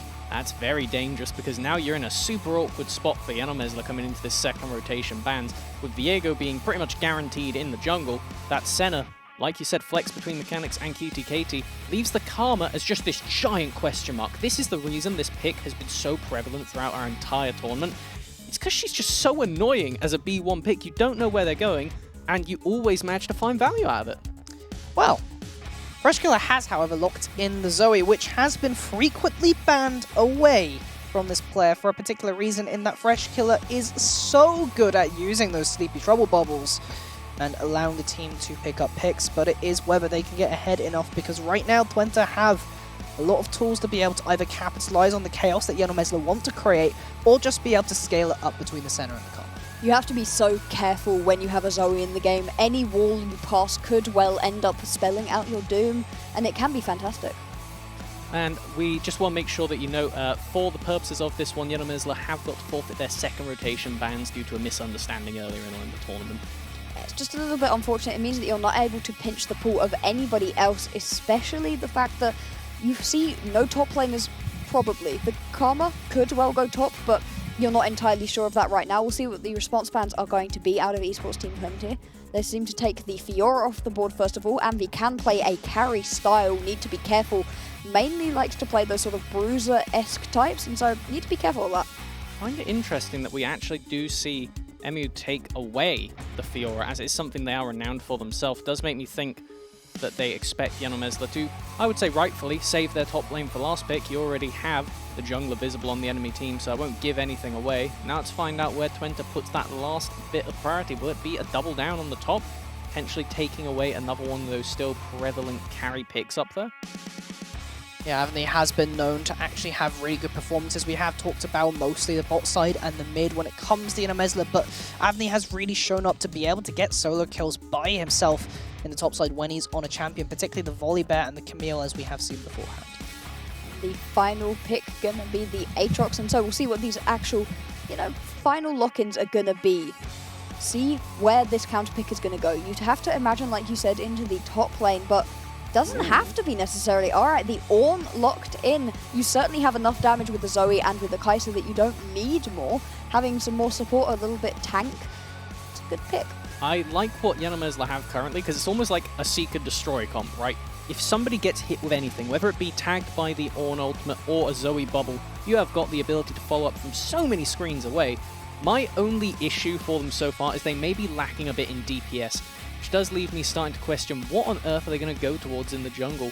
Things still like the Lilia on the table. It's something that we could see Bassaoian go towards. Like you say, the Volley Bear is still alive, as now we do just get the standard Camille, and oh, don't do it. Talked He's about doing it. No, It's boy. locked in! There we go. That is the Clonky Kassadin I am terrified to see. Another one of those matchups against the Zoe who will look to pressure out early. Freshkiller, no slouch themselves, having hero plays and saving a game single-handedly with a Baron steal. Maybe that's a bit of foreshadowing for this one. They are a red side Zoe after all, as now Yenomesla. How do you break open this infinite scaling nightmare on the enemy team? Do you go with more scaling or do you go with early aggression? And the answer is early aggression. Bassaoian going to pick up this Lee Sin, looking to get things going in the beginning of the game with that late game insurance that comes from an Ornn. I'm looking at the Lee Sin right now, and it's obviously not something that we see very much on this current patch. With the durability update, that burst potential is severely mitigated. One benefit I will give it, though, is that you are able to kick away the Kassadin, which is immediate response to them jumping in, something that we saw in the previous game, having no immediate response for a Kassadin.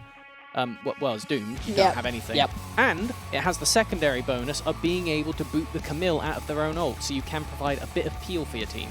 It is useful, but still a lack of point-and-click CC. Like you said before, everything takes a second to really come through. If you're looking for a Rakran knock-up or an Ornn knock-up onto a Kassadin, they're just going to jump away. You're not going to get them. Even if you land the Sleepy Trouble Bubble, they're going to hop over a wall, and then you might not end up landing that paddle start. It's no point-and-click CC, which can be a massive issue when trying to deal with a Kassadin. Well, this is Yenomez we're talking about, so why are they going to draft point-and-click CC? They'll know that they can land those bubbles, they can land those W's coming out of the Battle Dance on Rakan. They will be able to skill check you, but can they do it to Twente? They've done it to other teams, but Twente is an opponent that is very daunting and is definitely the most difficult that Yenomez have yet to face. We can hear from the other room, the teams are very riled up right now. That is a lot more cheering than we heard at the start of the first series. They are ready to go.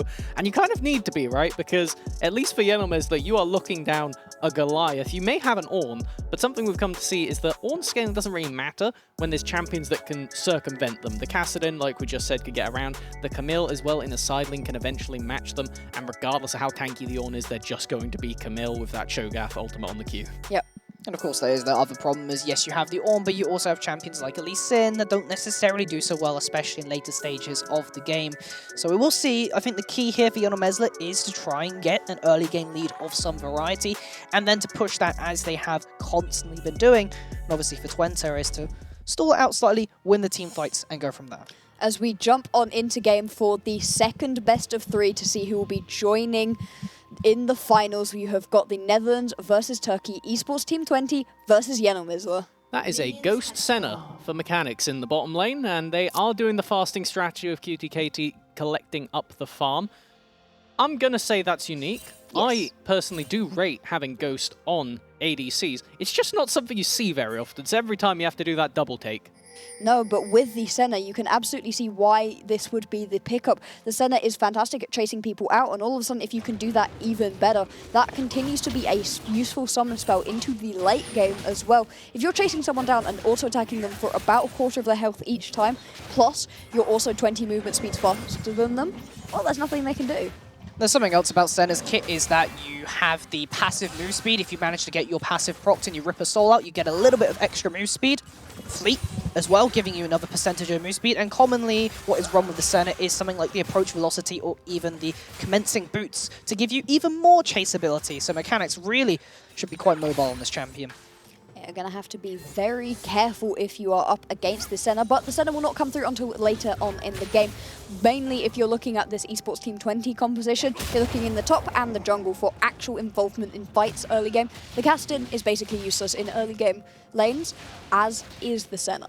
I'm looking at this path from Basset-Oyen, and I want to keep our eyes fixated on the bottom lane because for one of the first times I would say ever watching Yenomezler play, level 2 they are not able to immediately force.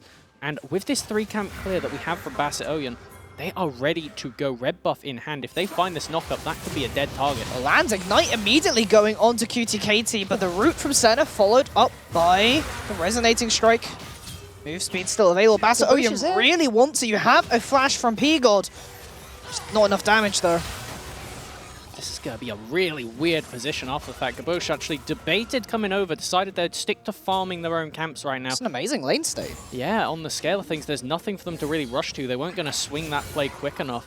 He's going to be a massive summoner advantage, taking off 3 from that bottom lane. And I love it. It is a very Yenomizler play, getting your jungler involved right in the early game, having taken their Rud buff, Raptors, Gromp, straight into gank. It makes sense. It gets you the level 3 because you've taken 3 camps down, and also you're taking the Gromp last, so you're going to get that little bit of healing. It's a nice play, puts the bot lane, like you said, they were not in a good spot to fight. All of a sudden, they are in a good spot to fight. And extra thing that it does for Basset-Oyen is it gives them options here. They can immediately loop back around and pick up that Scuttle Crab, and then they have pathing back into their own jungle. It's something that we don't really get to see 3-camp junglers anymore because, well, they're highly, highly risky. And, I mean, if there was a team to take those kind of risks, we know who it's going to be. We don't need to keep saying it. But now, it puts you in a position where we have got Gabosh who, you know, we bigged up as being very smart. They are. And that is why they're already on this top side waiting to see if Avni shows, because they know for a fact Basset-Oyen cannot be up here yet. No, and this is the way that all of a sudden Esports Team 20, you know, they have the ability to fight nice, to fight clean. But they're not going to just go in on something they are not sure is going to work out. I am very curious to see what Basset-Oyen builds this game. Because we could get the very standard, like, Gore Drinker, Stride Breaker kind of itemization, but and I say this very hesitantly, there is always the world where we see just a Lethality Lee Sin as something that would come out from them, because they didn't have enough gold by the looks of it to opt towards that pickaxe, which when you do go for the bruisery items, is usually the go-to, because you want that Iron Spike whip so you can clear your red side out. Opting for double longsword instead, and not just pathing up to the top side to finish off that clear, really goes to show that Bassioyan prefers being on the map to actually being optimal. Here comes Kabush, flash forward, gonna catch Avni off guard there, and there will be a first blood. Over to Mew here, really nice lane play, forcing Avni. He really wants to crash that wave and gets punished for it. It's an unfortunate little play there for Avni, but it does mean that all of a sudden, although all of the early aggression was on the side of Turkey, the Netherlands have pulled themselves back into a nice spot. The response right here is going to be a Drake, the first Mountain Drake, going to go over to Turkey without any real response. I mean, I guess Kabush could run his way down here, but he won't make it in time. No, you don't really want to face check into a Rakan Lee Sin without flash anyway. It is a death sentence waiting to happen, even with your own bot lane making their way back. And this is how we've seen Yenomysla leverage that early bot lane play and just using the summoner advantage to get to this first dragon. My biggest question is going to be, how do they keep that going after? Because Burkus now has the option of heading onto the map and just duoing with Bassioyan and making Gabush's time a bad one, or they could just keep coming down this bot lane, but they really do need that level 6 on the Lee Sin first. You've got to find those levels somehow, and for the minute, everything is pretty calm, which is not usually what we say, other than, oh no. Fresh kill, that might actually be a solo kill. Ignite Q, the shield from Clonky might be able to save him. Just one more tick. Oh, wait, what happened? 26 HP. Bassioyan just died. They made a play onto the bottom lane and got counteracted by Gabush, this smart jungler coming in and managing to negate the play onto bot. We were kind of alluding to it, but there was something else happening mid, and now it goes completely out of Yenomysla's favor.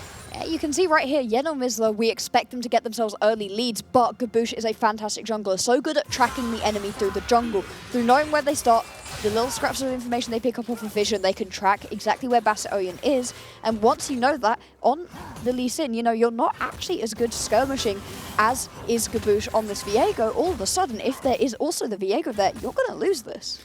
And on top of that, if you do go for these kind of fights we expect from Yenomysla, where they're happy to sacrifice 1, 2, sometimes 5 players to trying to get the play to work, well, Gabush being on this Viego means that anytime you opt for those really messy, uncoordinated fights, you are going to be just feeding this Viego stacks and resets, which, I mean, just makes it even less likely to go in your own favor. I love this pick overall, and they are executing it well. Really doesn't miss on these bubbles right now. Clonky taking a beating mid lane. You have got to be so careful, despite the fact has dashes to get around, doesn't seem to matter for the minute, constantly having to be careful and run away. And I mean, once you are locked into lane as a Kassadin, you are not having a good time. However, that is something that doesn't last forever, and when we look at how this matchup goes, once we get to side laning, that is a state where Yenomysla are tearing up at the prospect of it. Zoe in a side lane is a sitting duck, and while Ornn is Ornn and can exist, taking a look at this top lane, there is a 30 CS lead for EMU after that first play.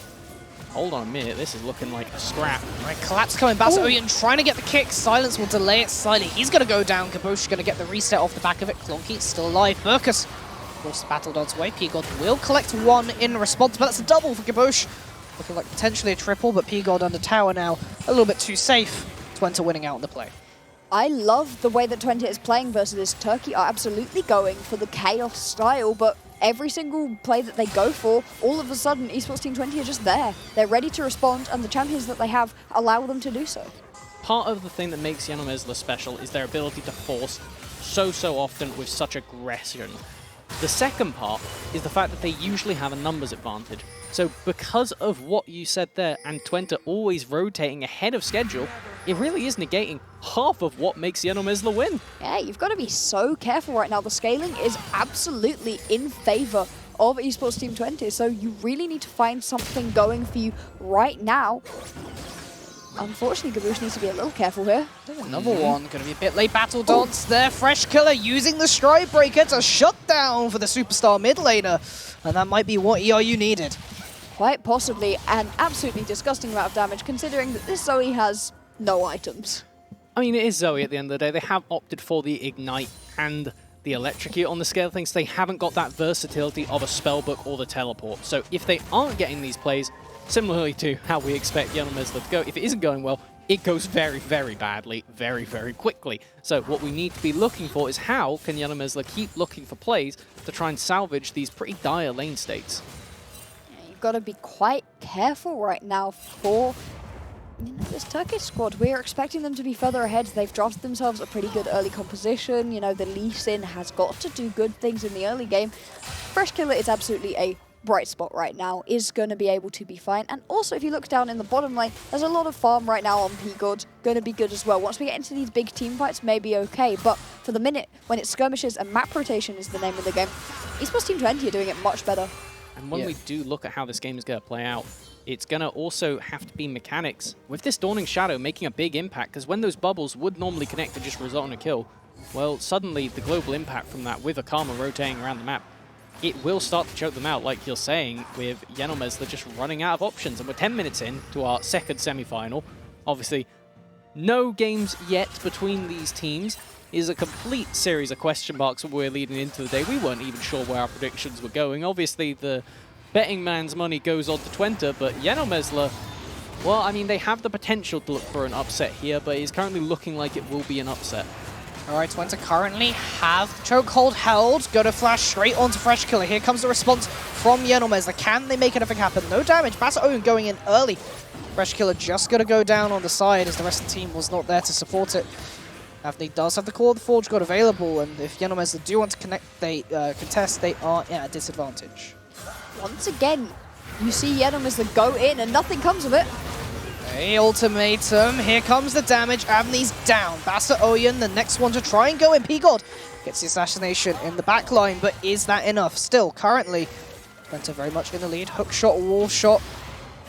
Bassett Oyen retreating to the tower, and Twente still gaining kills, and even one onto mid lane. Apparently that tower dive worked out to Gabosh really strong right now. Smart tower dives, something we credited to Gabosh. Yes, they're not on the volley bet. They could still make it work and then die to Freshkiller. Well, thanks for that one, friend. What a great timing that instance was. Fantastic right there. Okay, aside from the fact that Gabosh just died, that was a fantastic fight once again from esports Team 20. Even when Yannomezla are going in, they're able to absorb that pressure and turn it back on them.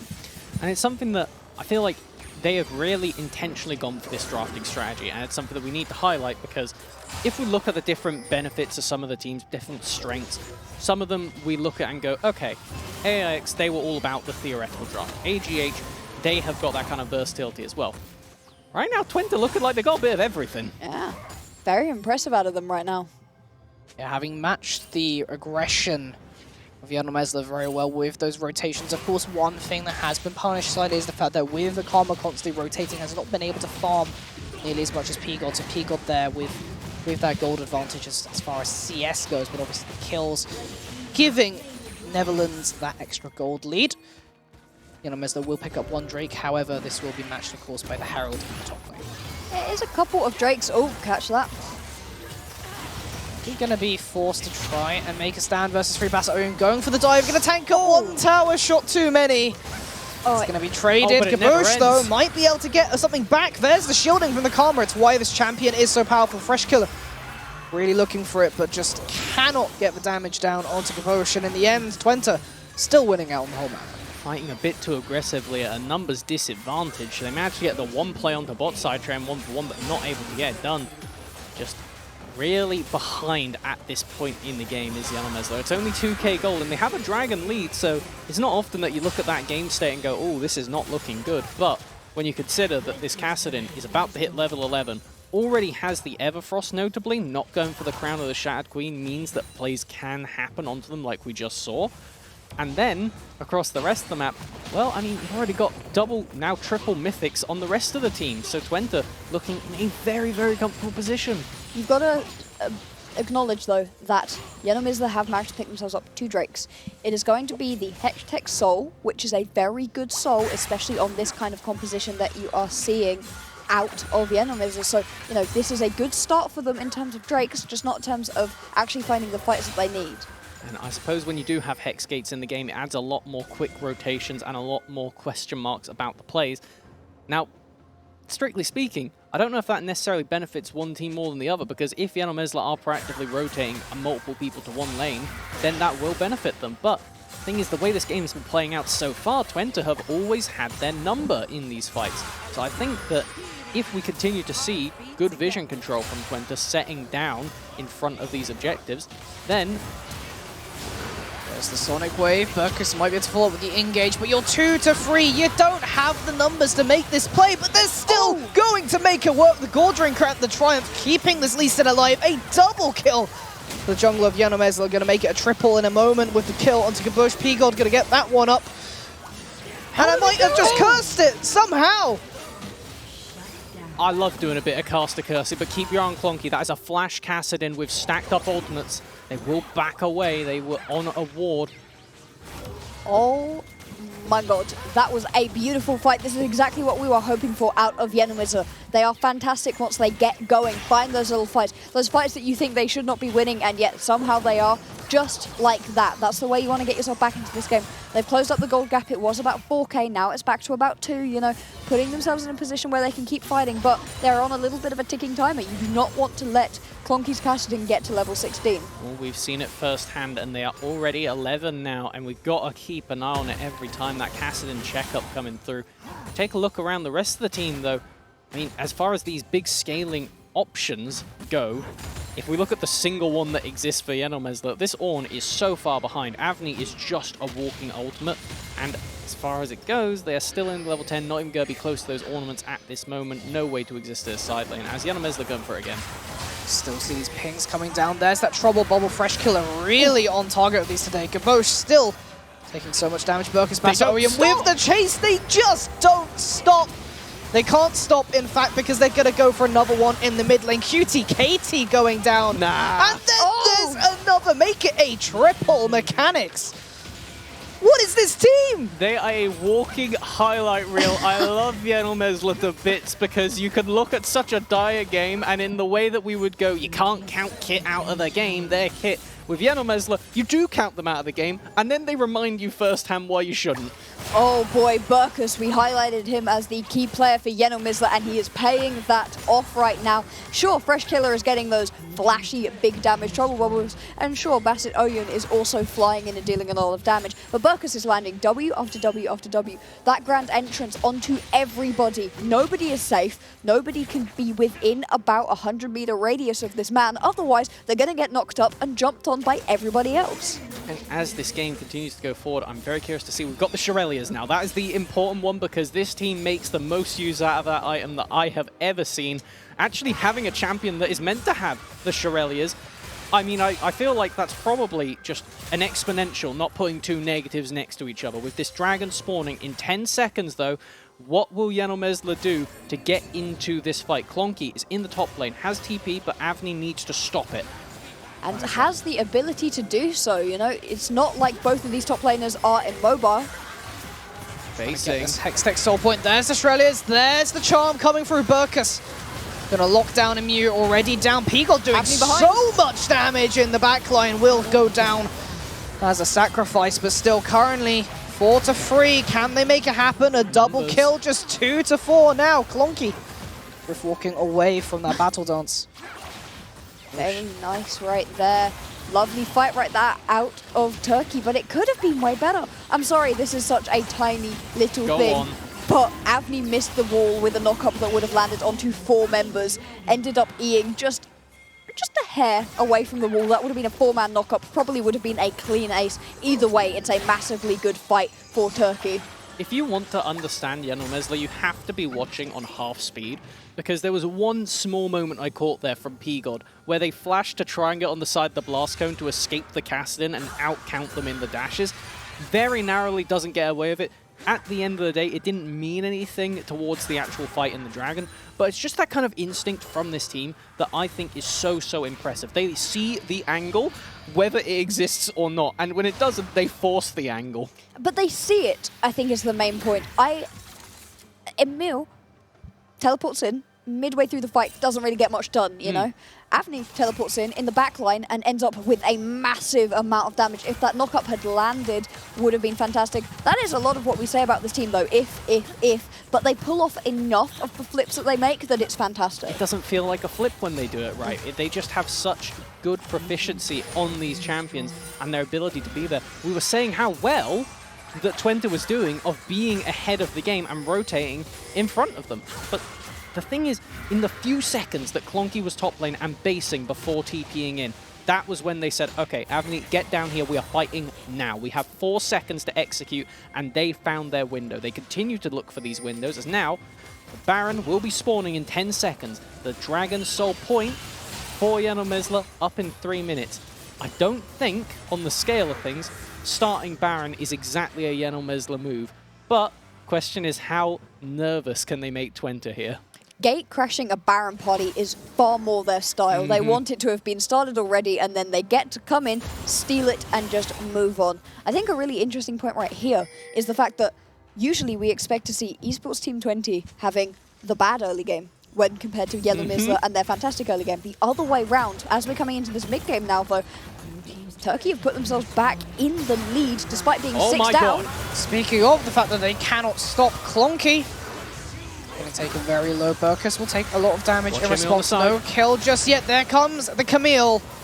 Burkus aims to escape, but P-God currently stuck in the middle of everything. There's the Hextech ultimatum going to shut down the enemy ADC. That is 1 pick down. You're now at a numbers advantage. If you are a Netherlands supporter, it's a good position to be in. Terrifying spot right there. Losing player in front of the Baron. If that was their jungler, very well could have looked like maybe not the end of the game, but at very least a significant turning point. There's a lot of pings I'm hearing on the map for not a lot of action, as now we're going to have just everybody start to come back out. It's time to keep an eye on what happens with vision control. Yeah. Because if you can blind the Twente squad, then Yenomesla could keep looking for these plays. The thing that went wrong for them there was they were fighting in a good area of vision for Twente. Got to turn the lights up before you can actually look for those unfair scraps. Yeah, they didn't know where Emil was, and it ends up being right over the wall and then right on top of their AD carry. You can see the way that that was a play that was made. Burkus goes in, goes back out. That's the joys of the Rakan. It was a play that was initiated by Yenomesla. They want to find these aggressive fights. Sometimes it doesn't work out though, but enough of the time it does. We're going to see the next big objective fight at 1 minute 30. The Baron is up and available, but nobody needs an objective to go fight. I mean, taking a look at the... Oh, never mind. So the engage didn't quite get direct hit there. Here comes the Orn Horn. Gonna hit mechanics, but it's just out of range of you. Over the trade, P-God in the backline. There's the Dragon's Rage onto Clonky, trying to get this pick onto Kassadin. Very slippery champion. Both escaping for the time being. Eventually, Kassadin does fall. How is Fresh Killer alive? Still alive. Fresh Killer still alive. 3 people cannot take down these 2 members of ERU. QTKT now taking so much damage from these members, and Yenomesla just seem invincible at this point. No way! He landed that! I mean, he can't get over, but they've got to do something off of the back of this. The Dragon is spawning in 40. This is dangerous to go for the Baron. I think it's a bait. Yeah, you have got to be careful right here. Kabusha's going to be up pretty soon. You've got to be able to get this. No, Fresh Killer. Mana? Oh! Doesn't have the mana. There's the Hextech ultimatum, and Mew gets the kill, goes golden. All he needs to do is buy time for Twente. If they can stop the Baron, that's absolutely fine. Get off this objective and get to the Dragon, and I think they realize that they may be a little bit too late for this one. They do have the 1 TP on Avni, but Bosch isn't actually making their beeline to the pit. They don't want to get caught off on their own, having to burn that Heartbreaker to get out, as now we do get... I'm not even going to say a reset, it's like a half reset. P-God doesn't get time to base. They are sprinting over to this Dragon. It is Soul if Yenomesla could get it. And being down a member, it's very tough for Twente to approach this. They're going to be able to get into this pit though, all here. Numbers equal right now. As a lead strike, here goes Dragon Rage out of the pit, but Kabosh still gets Baxit, steals it. Bassadorian having to pop the stopwatch now. Kabosh will go down, but he did stop the Drake. Can Twente win the fight afterwards? Clonky first of all, P-God still alive for a second. Watch Emu. There's the shield, Bassadorian staying back for a little bit. Currently the numbers are in the advantage of Yenomesla. Another stopwatch from Fresh Killer, they're still alive. 1 down, 2 down, finally. Twente's team unable to die. The healing from the Moonstone and Senna in combination. Able to clean up this fight, and it was scrappy, but Twente win out. Oh my god, the amount of mechanical plays right there. Basset Oyen with the beautiful kick to get the jungler out of the pit, still misses the smite. And then overall, it's slightly missed skill shots. It is just absolutely insane fighting, and the healing. I think that's the main point right here. Nobody could get through Emil or through the healing that was coming out of QTKT and Mechanics. That might be the turning point for the game, because with Fresh Killer having to itemize into this Zhonya's to keep themselves safe, using multiple stopwatches in that fight and somehow turning Zoe into a soft DPS threat, we are seeing that point from the draft start to rear its ugly head. When you are against a Karma, when you are against a Senna, you are in a long fight. You are there the whole time, and they do not have the damage on Yenomesla to match. If you are not getting those instant kills, the fight pulls away from them. Now, I feel like that might have been the point that's turned it, because now we have got Twente setting up around this Baron, ready to contest if need be. You just going straight into the backline. A very, very chunky Q coming out there. Sleepy Trouble Bubble will connect. That's it, Oyen's low. And a follow-up. Did actually take the hook shot in. That might have been a little bit too deep, avoiding some damage with the ultimatum, but will go down. Traded away, both top laners. One still alive. Gabosh now dead as well, but the damage, the sustained damage out of Twente, just a bit too much for Yenomesla to handle right now. They are having to retreat. The Senna really coming online. Fasting, finally fasted to the point of power. Completed 2 items now. I'm not sure how many souls that is, but it's probably around the 100 mark. Can I make a callback right here? Go for it. Ghost Senna was running through people. You cannot get away from this man. So much speed right here, and also so much range off of all those souls. That's why you fast as Senna. You get so many more souls when you do not pick up the CS, and because of that you get extra range on your auto attacks, plus the ghost that is on Mechanics, and nobody can get away from you. This fight is becoming a bit insane, and it feels more like a solitary fight is this game. Look at the kill count, 26 minutes in. We nearly have a kill a minute, not full stop, per team. Yep. We are one bloody team fight at a Baron away from saying that, okay, it's a kill a minute each, which is absolute insanity only in a Yenomesla game. The fact that Twente have managed to finally, like you say, reach that scaling point this squad was building up to the whole way through. The fact that they are looking to try and make it to the finals, to beat the second place that their region has. Twente, everything is on their shoulders. You are meant to be the tournament favourites, and we're starting to see that this could be their ascent towards that final. Problem is, you just can't count Yenomesla out at this point. The gold lead is negligible. Of course, that is that scaling advantage on the side of Mechanics, but 1.5 minutes before that final dragon that might end up deciding whether Turkey can claim that soul. That then leads to an Elder, and we know what can happen at an Elder Drake. Oh yes, that is the ultimate flipping situation. As I zoom and enhance onto that mini-map, we do have him hovering in the top river, waiting to see if anybody from Yenomesla was coming to put a ward down. Fnatic Deathbrush being set up right there could possibly have worked, and the fact that Gabosh got kicked out of the pit at that previous fight, managed to get back in and steal it back off of Basset Oyen is massive. That would have been a hashtag soul over to this Turkish squad. They probably would have been able to, if not win, make things happen. All right, the 3v3 gonna go down straight onto the Karma. They know who they need to target. QTKT goes down. Gabosh next on the list. Clonky went in the backline. Fresh Killer stalling for a little bit of time. Gabosh should be able to pick that one up with a Heartbreaker. There's the reset. That might be what Viego needs to keep this team fight alive. ERU down to 2 members, but the health bars are so low on the enemy. It's still a 2v3. Basodian so low, I think it's gonna be just about over. There's Yenomesla squad, and that's what happens if Viego can get just 1 reset in a team fight. The clock is done. That's a level 16 Kassadin, a late game Camilla at this point, and we've already talked about the bot lane. It is going to take more than a miracle from Yenomesla to contest this game from now on. They're going to need to finish off that soul. They need 1 more Drake, but 1 more Drake seems like far too many right now. The Baron is also up and available if anybody from the Netherlands decide they want to go back and get that. Right now, they're perfectly content with taking towers, taking this Drake. They are buying themselves more time before they have to actually fight into this Turkish squad on their terms, in terms of just like picking up these Drakes, you know? It's very good play out of them right now. It was a little shaky in that middle game. That's how playing against Yenomizla is, unfortunately. And on the side of playing as Yenomizla, one of the weaknesses we are seeing, if we take a look at the base levels, Freshkiller only just tagging over to level 15 at this point. Clonky has been handedly at level 16 for the last fight. It is just that XP advantage that you get by sacrificing some members in the early to mid game from Twente and saying, all right, you can make your proactive plays, but we're going to keep picking up this farm. We're going to keep getting these camps, this XP, and it will make the difference as the game continues on. It's not all about gold. The further on into the game, the more those base levels and the more those big ultimate points really start to show. If you take a look at scaling on these teams, obviously the Kassadin is disgusting, but Kassadin is not infinite scaling. Kassadin does eventually cap out.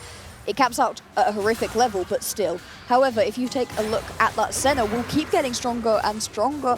Is already chipping away people's health. I say chipping, taking out massive chunks of it. But it doesn't disrupt anything that Yenomizla want to do. They still want to fight. They're still interested in getting into a bloodbath, and the Baron seems like the perfect arena for the next fight. The one thing that you can say is now that the fast is over and Mechanics is starting to farm for themselves, you shouldn't see that much of an influx in stacks in the near future. Only 13 higher than they were on our last check-in quite a few minutes ago, as now we do have this clump of Yenomizla continuing to just try and get some hold of the mid lane, get that Baron vision and look for something. You just don't have the DPS to burn it that quickly. And as you can see here, they're currently all on a ward, or two actually in one case there. Three, actually. They are on wards everywhere. It is a blue light up festival right now oh no. That's not good. Avni dead in the side lane means that suddenly this Baron becomes not just a possibility, but I would say pretty bait. And I mean, what are you going to do? Because if you don't come to contest the Baron, then you lose Baron. And if you do come to contest Baron, EMU is on the side getting a lot of split pushing done. All right, well, level 14 Lee Sin. Let's see if Basa Oyi can make the magic happen. Twente backing out a little bit. They don't want to flip this game just yet, just showing decision making because they know they could just stall out the game as Camille in the side lane will get a lot of sieging done. Clonky still watching the back. The Camille has now reached the base towers, and this is still going on around the Baron pit. The bubble coming through, onto the Baron. They know the HP is going to de-leash, and this is just such a great dance. There's no rush for Twente. Clonky is able to just sit back here. Freshkiller, what was that? Mechanics going down so low. Healing up a little bit now, but Kabosh also getting really low. Basa Oyen just needs a little bit of healing. He makes the steal happen. Resurrecting in the GA. That might have just saved the game, though. Admittedly, you will lose a few members, but if you did lose the Baron, that definitely would have been game. At least you have two members with a Baron buff to defend from ETT. They can't end. Well, I don't know necessarily, because if we look at the open base, and I think Avni might be about to get picked by the whole squad. This might still be the end. A lovely play out of Basa Oyen to steal that Baron, but the amount of sieging going on, unfortunately, not the minions. Oh. I mean, I wouldn't if they chase could get the portal, there might be a chance, but even then, you're still just leaving an ADC alone in the base. I mean, he's killing Clonky right now. Stopwatch just about saving them. Stopwatch gaming this time around. Still, though, this is a wild goose chase as the rest of your team isn't able to actually finish off the base. But this is really good because you're delaying the death timers. If you kill Avni now, they're just going to be really, really desynced. This Ornn is not going to spawn in time, potentially, for the next team fight at the Drake. He's just stalling it out. It's 50 seconds on the Drake. He can wait. No whiff. We're good. Gimotion is what they're doing. I mean, just no whiff. He's really playing with it. He's really playing with it. What do you need to do? There's no rush. Yeah, there it is. Beautiful. If he'd have gotten out, that would have been insane. Unfortunately, does not end up getting out. As you said, that's now 45 seconds where you don't have to deal with the Ornn. That's a lot of the team fight power gone. And you know what? Spawning in less than that amount of time, the next Drake that Yenomizla have to get if they want to be able to win this game. It is imperative that they get this soul. And right now, they are so far away from actually being able to fight toe-to-toe to the esports team 20. No silver linings for Yenomizla here. That was their last Baron buff dead. They get no gain from stealing that objective now. If anything, it is just a sheer net negative. Avni will be up just after the objective spawns. Hold on a minute. He's looking for it. He's late game caster, but he is on his own rift. Oh no! The quickness is gone. That was one of the best tools. Burkus has been so imperative in these fights, and the objective is just gone before it starts. Oh, but the commit to the point! Double Everfrost, there comes the rest of the follow-up. It's just a lot of damage right now. Mechanics with, I don't know, like 750 range at this point in the game. Fresh Killer going into another stopwatch right now, but look at the health bars on Twente. There's nothing you could do about it. It's just become to that point of the game where Senna, Karma, Camille, Cassidy, there's inevitability at this point. Wow. Hey guys. Yeah. What did they say about the fastest game ever? Oh, we do love hearing from players that it's going to be a quick 20-minute match into, I think, our longest game of the day, actually. Yeah, absolutely. So I expect nothing less from this matchup, and dear God, I hope we get the full 3 games of it after that. Oh yeah, that was great fun. Wow. Both teams realizing that, well, their opponents are better matched than they might have expected initially. And, well, it was definitely a close game. It just ended up being that scaling coming in a little bit too hot.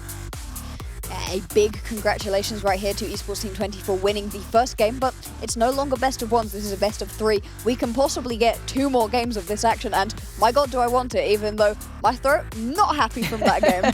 Yeah, throughout their run into that last chance qualifier, well, you have to remember, Yanamizla were in the losers bracket, right? Yeah. And they did not win clean 2-0s constantly, shockingly, I know.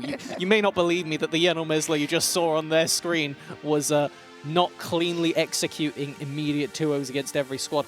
They happily went to 3-game series and still came back. This game, I mean, it would be a massive understatement to say that Yanamizla showed life. Twente obviously come out on top with a better comp and a better execution. I think if you have like 30% more scaling from the Yanamizla comp. One more champion that scales, plus those ornaments, and all of a sudden that's an entirely different game, but they just got outscaled by that Senna with Ghost.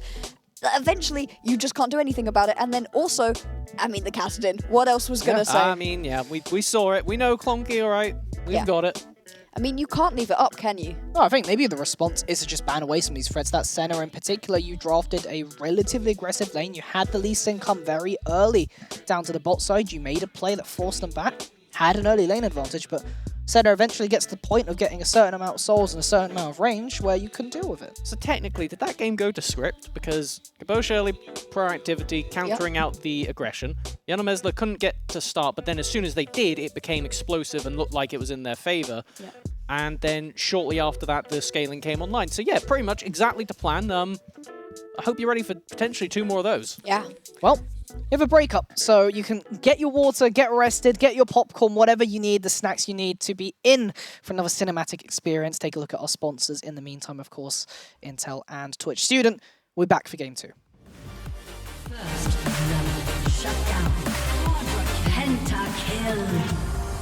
Hello everyone, and welcome back to Amazon University Esports Masters 2022. Again, myself, Takua, Blackboxer, and Melvin Izzle. We've just had Game 1. That was a series. Yep. ERU versus In one ETT. game. That was the whole series. That's how it felt. Yeah, that's what it felt like. That's what it felt like, genuinely. Yeah, we are tired after that one, but also so very excited for the next one. I want 3 games of this. We've already got one absolute banger. They promised us the fastest game in UEM history, and they gave us the slowest game that we've seen all playoffs long, because it was just an absolute bloodbath back and forwards. I mean, at the end of the day, it did go to plan, but I don't think anybody really goes into a game going, this is exactly how we want to win as Twente. This is it. We want to take the early advantage by mitigating their strengths and then immediately give them the lead due to getting outplayed across the map. Oh yeah, just getting out-rotated by Basset Oyen. It's really hard to avoid Basset Oyen. He is all across the map constantly. It's no... it's not against Esports Team 20 for having that happen, and the fact that they fought through it is very impressive, but with a composition with slightly more scaling, maybe that doesn't happen. Yeah, I think one of the big takeaways from us was maybe get rid of some of that inevitability. That Senna in particular on ETT, it was a big problem for Yanamizla. Yeah. Let's just put it that way. It just puts the draft in such an awkward spot. You don't get to plan around anything. Coming into your second rotation picks, you're just sat there with the Karma as a big old question mark.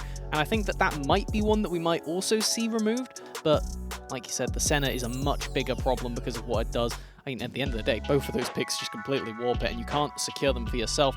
I still don't think... I picked up the piece of paper. The Bard is probably still going to be thrown away. We'll do it again when it gets banned, so keep your eye on Bard. Yeah. because we are most expecting it to be that very first ban once again. Burkus, though, on the Rakan, something that makes sense for this player, but was absolutely brilliant paired up with Bassett. Oh yeah, was just going flying in constantly, was never scared. And when paired with that Lee Sin, there's no need to be scared. You will have that follow-up. It was just unfortunate that eventually the Senna and eventually the casting came online. There was nothing to be done at that point in time. The only thing I think where there was actually an outplay and a mismatch perhaps between pairs in this team was Emil versus Anvi. Yeah. I definitely got to support you on that one there. The Ornn top lane, I mean, it got ganked early by Gabosh and then got left completely on island, which, again, smart play from Gabosh. Clap, clap, clap. We love applauding them. There's a reason they're our highlight player. They understand how the teams want to go about it, and the way that Yanomezla functions, you don't have time to give resources to Hop when they're on a tank. Now, what we're hoping for coming into this next game to get more competition out of Avni is maybe something like an earlier carry pick, or at very least getting them off of the Ornn. I understand it's a very powerful champion, but when you're against something like the Camille, well, take it away. Yeah, the Camille just was a horrible matchup right there for the Ornn. The Ornn getting involved in fights was fine. I don't have too much to say about Anvi. What I have is a lot of praise for Emil. Was able to use that Camille as such as a distraction, was able to be in the backline surrounded by 3 or 4 members, use that Hextech ultimatum, use that hookshot wall dive, leap away and still be a nuisance. And with the build that they went for, with that Death Stance, you know, they had that Divine Thunder as well. So much healing, so much ability to shred through people, just was not dying, and it meant that the rest of the carries that you actually want to be hitting, you actually want to be killing Gaboosh, Mechanics, even Clonky, and you just couldn't because you were too busy being given the ring around by that Camille.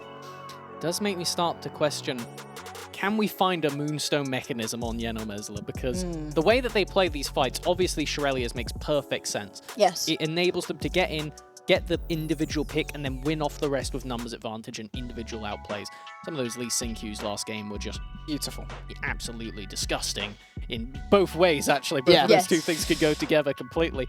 But this time around, they need to be able to win those sustained fights. Yeah. And maybe it isn't something that they can necessarily bandage in Champion Select. We've been over way too many champs for them to just individually get through. And you can see the conferring of both of the teams trying to debate what on earth can we do to fix it, because there were just too many options from Twente. They're a Shirelia's team through and through. They want to run at you, but Moonstone would be great because their team fights don't end like that. You know, they're going and they're going and they're going. The thing is, with all of the other teams that we've seen, even in a way, Esports Team 20, Clonky can pull out those actually more supportive champions, has played a tiny bit of the Zillion, you know?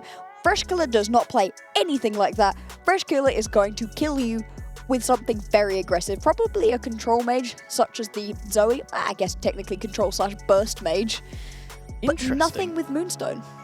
You did mention that, and it reminded me, we had the Xerath banned away from them last game. That is something that, I mean, I don't think, if you're 20, you don't have a reason to change your bans, right? But it is something that if we can maybe get them on more of those more skirmishy mages, something like the Victor perhaps, that while it does lack that early playmaking that the Zoe has, if you can survive the early to mid game and use your other amazing playmakers on Yanomezla, then we could see Fresh Killer have a lot better chance when you're against those just monster comps like the Kassadin, etc. I think the key is just to introduce just that smidge more scaling, or that smidge more of just a fallback plan just in case something goes wrong in the early or even in the mid game, where you're doing great in the mid game, but come late game you have a level 14 Lee Sin versus a level 18 Kassadin. Yeah. There's no amount of skill shots that outplay that one. There were mechanical misplays on both teams. I think overall there were slightly more mechanical misplays on Yanomezla, but that might be because they threw themselves at things more often. Yeah, I think that just on the standard of probability, if you chuck 10 dice on a table, more of them are going to show up 1 than if you chuck 3 dice on the table, right? Regardless. I mean, if I'm throwing the dice, they're all 1s at the end of the day, but Yanomezla, we get mostly top tier dice. Yes, absolutely. They have definitely weighted them in their favor, but that doesn't mean that they're not still fallible. We saw it during that game. I highlighted it during the game, and I still feel nitpicky for it, but Anvi did miss a knock-up that would have resulted in 4 kills. It's a tiny thing. It was not the reason that the game went that way, but it's unfortunate, and if you're able to clean those little bits up, maybe Yanomezla will be able to pull through. All right, I'm ready. I've got the paper ready. There it is. Excellent. Once more. But on the other side, Viego. exactly, Viego taken away, and Yellow are on the blue side. So they could potentially look for that Karma themselves if they want it. I don't know if it's necessarily the best thing for them, but removing that flexibility means that it's just one extra thing you don't need to think about from Twente. And Yumi also going to come off of the board, so really a lot of focus going onto the sort of accessory people. Gabush is obviously a fantastic member, but is really helping everyone else in the team to be strong. Was not necessarily the big carry last time around. That was most certainly Clonky and Mechanics. So with that Senna taken away at last, we do have the Wukong removed as well. Karma is really the last one of those super picks that is still hovering around on the table. I mean, Talia is still something that could be picked, but I do not think that is what Yellow will be pulling out first. Is something that they can play as Twente decide we don't want to risk it. This champion is too warping in a draft. And we've seen Burkus pilot it. We've mentioned it briefly. Burkus has the ability to just roam around. We saw it on Rakan. We haven't seen it on Bard, but we have seen it on Bard before. And we have seen him play Karma like a Bard, as you say. But first, we still have first pick of Yellow to come through. What will it be? And it will continue to be that Rakan priority to allow for that playmaking and the Shirelles. If it's your second best pickup right here, why not? The Bard has already been thrown onto the floor, but still have this Rakan up and available. Will it be paired with a Lee Sin again? It's the right kind of jungler to go in with it. Perhaps something different. Maybe even the Volibear, still a fantastic champion we've not seen high priority on. I think part of the magic that kind of came from the Lee Sin Rakan duo is the fact that they could just trade dashes over and over. It gives so much extra positioning, as we will get that terrifying Bear Gabush, signature player for the team on their 100% win rate Volibear. Could be flexed up to top lane, obviously. I'll put that little asterisk on it for now, but that is our expectation to be for the jungle. That's both a fantastic pickup for Gabush / Emil and a takeaway from a pick that Bassett Owen loves as well. We'll see what's going to be paired with, see if we continue the sort of theme that we've been having of supports going next, and the Thresh pickup. Not something we see Cutie Katie on very often. I think that is just an adaptation based on how we've seen Yellow play the game. Having those lanterns available does a massive amount to almost flipping the script and just denying the fact that you can actually make these picks. If we do have Cutie Katie, captain of the team, ready to respond to these plays, suddenly Yellow starts to fall apart in a very different way to when they were jumping into a Viego. It's a really good counter matchup as well.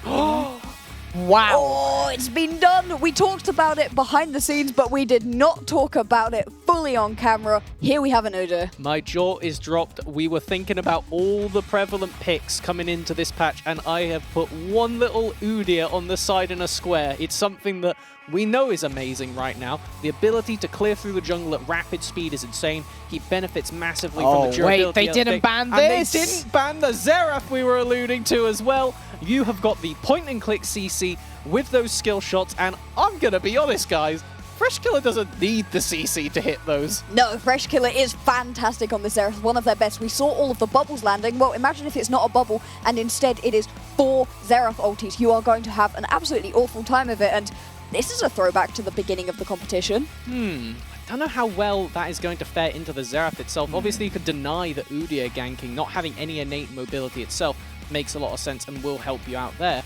But if we see Yellow potentially stray away from their comfort and maybe instead of going for the Kai'Sa, look for something maybe like the Xayah, I think this game would have a really good place. Obviously, the natural synergy with the Rakan, it's something that I think Twente should really be thinking about getting rid of. It is already gone. Yep, there you go. You managed to just about get that prediction in. What else could be paired up right here with the Rakan? Another big pickup in the meta is the Lucian, but it's not really P-God's style, particularly doesn't fit very well with that Rakan, and then you're kind of getting into the scraps of the meta. Obviously, again, we've seen plenty of the Zeri, but I'm thinking it's Vayne. Thinking Vayne. I'm thinking it's definitely a Yenomizla pick, that is for sure. And it would have a similar principle to part of the reason why the Kai'Sa and the Rakan get on so well together is the thing we were talking about of Lee Sin Rakan, right? They match mobility and they get around all over the place. On the other side now, a Vayne doesn't necessarily have the same degree of mobility that a Kai'Sa can have, but in these fights, I really like its individual matchup into everything that Twente have so far. Obviously, we'll get to see one extra champion shown before we have to think about what P-God is heading on to. So I'm very excited to see where the priority goes. They actually think it's a defensive option for P-God, banning away the Ezreal instead. P-God defensive? Yeah, that's a good joke. Yeah, I do not think that that was going to be the pickup. I mean, it makes sense when you have Burkers running off across the map, but it just does not fit with the playstyle of P-God. You are right, the Vayne makes a lot of sense right here. There's other options available, but you said you think it's going to be the counter pick. We'll have to find out what ends up coming out here, because now you're in an awkward spot, Twente. You can just pick the top lane here, but because you've had to focus so many bans onto the ADC role, Fiora is still up right now. Yeah. And it is something that would give Avni that comfort that they really do like. Obviously, it's something that Emu prefers themselves, and the biggest benefit, I think, of Avni as a player is their versatility. They will play any champion, but that is the asterisk. They will play it. It's not something that they love to do. They have their private picks like the Volibear for themselves. We're just going to get a Raw Kassadin. Yeah, I mean, this is a way of being able to get into that Xerath, potentially. If you can find the flank, you can find the angle, and you don't get caught out by that orb. And as you mentioned, is that Vayne P-God only ever having shown 3 champions, Kai'Sa, Vayne, Samira, continuing to be the trend. Impressive. Here we have Melvin Izzle with the absolute prediction god right here.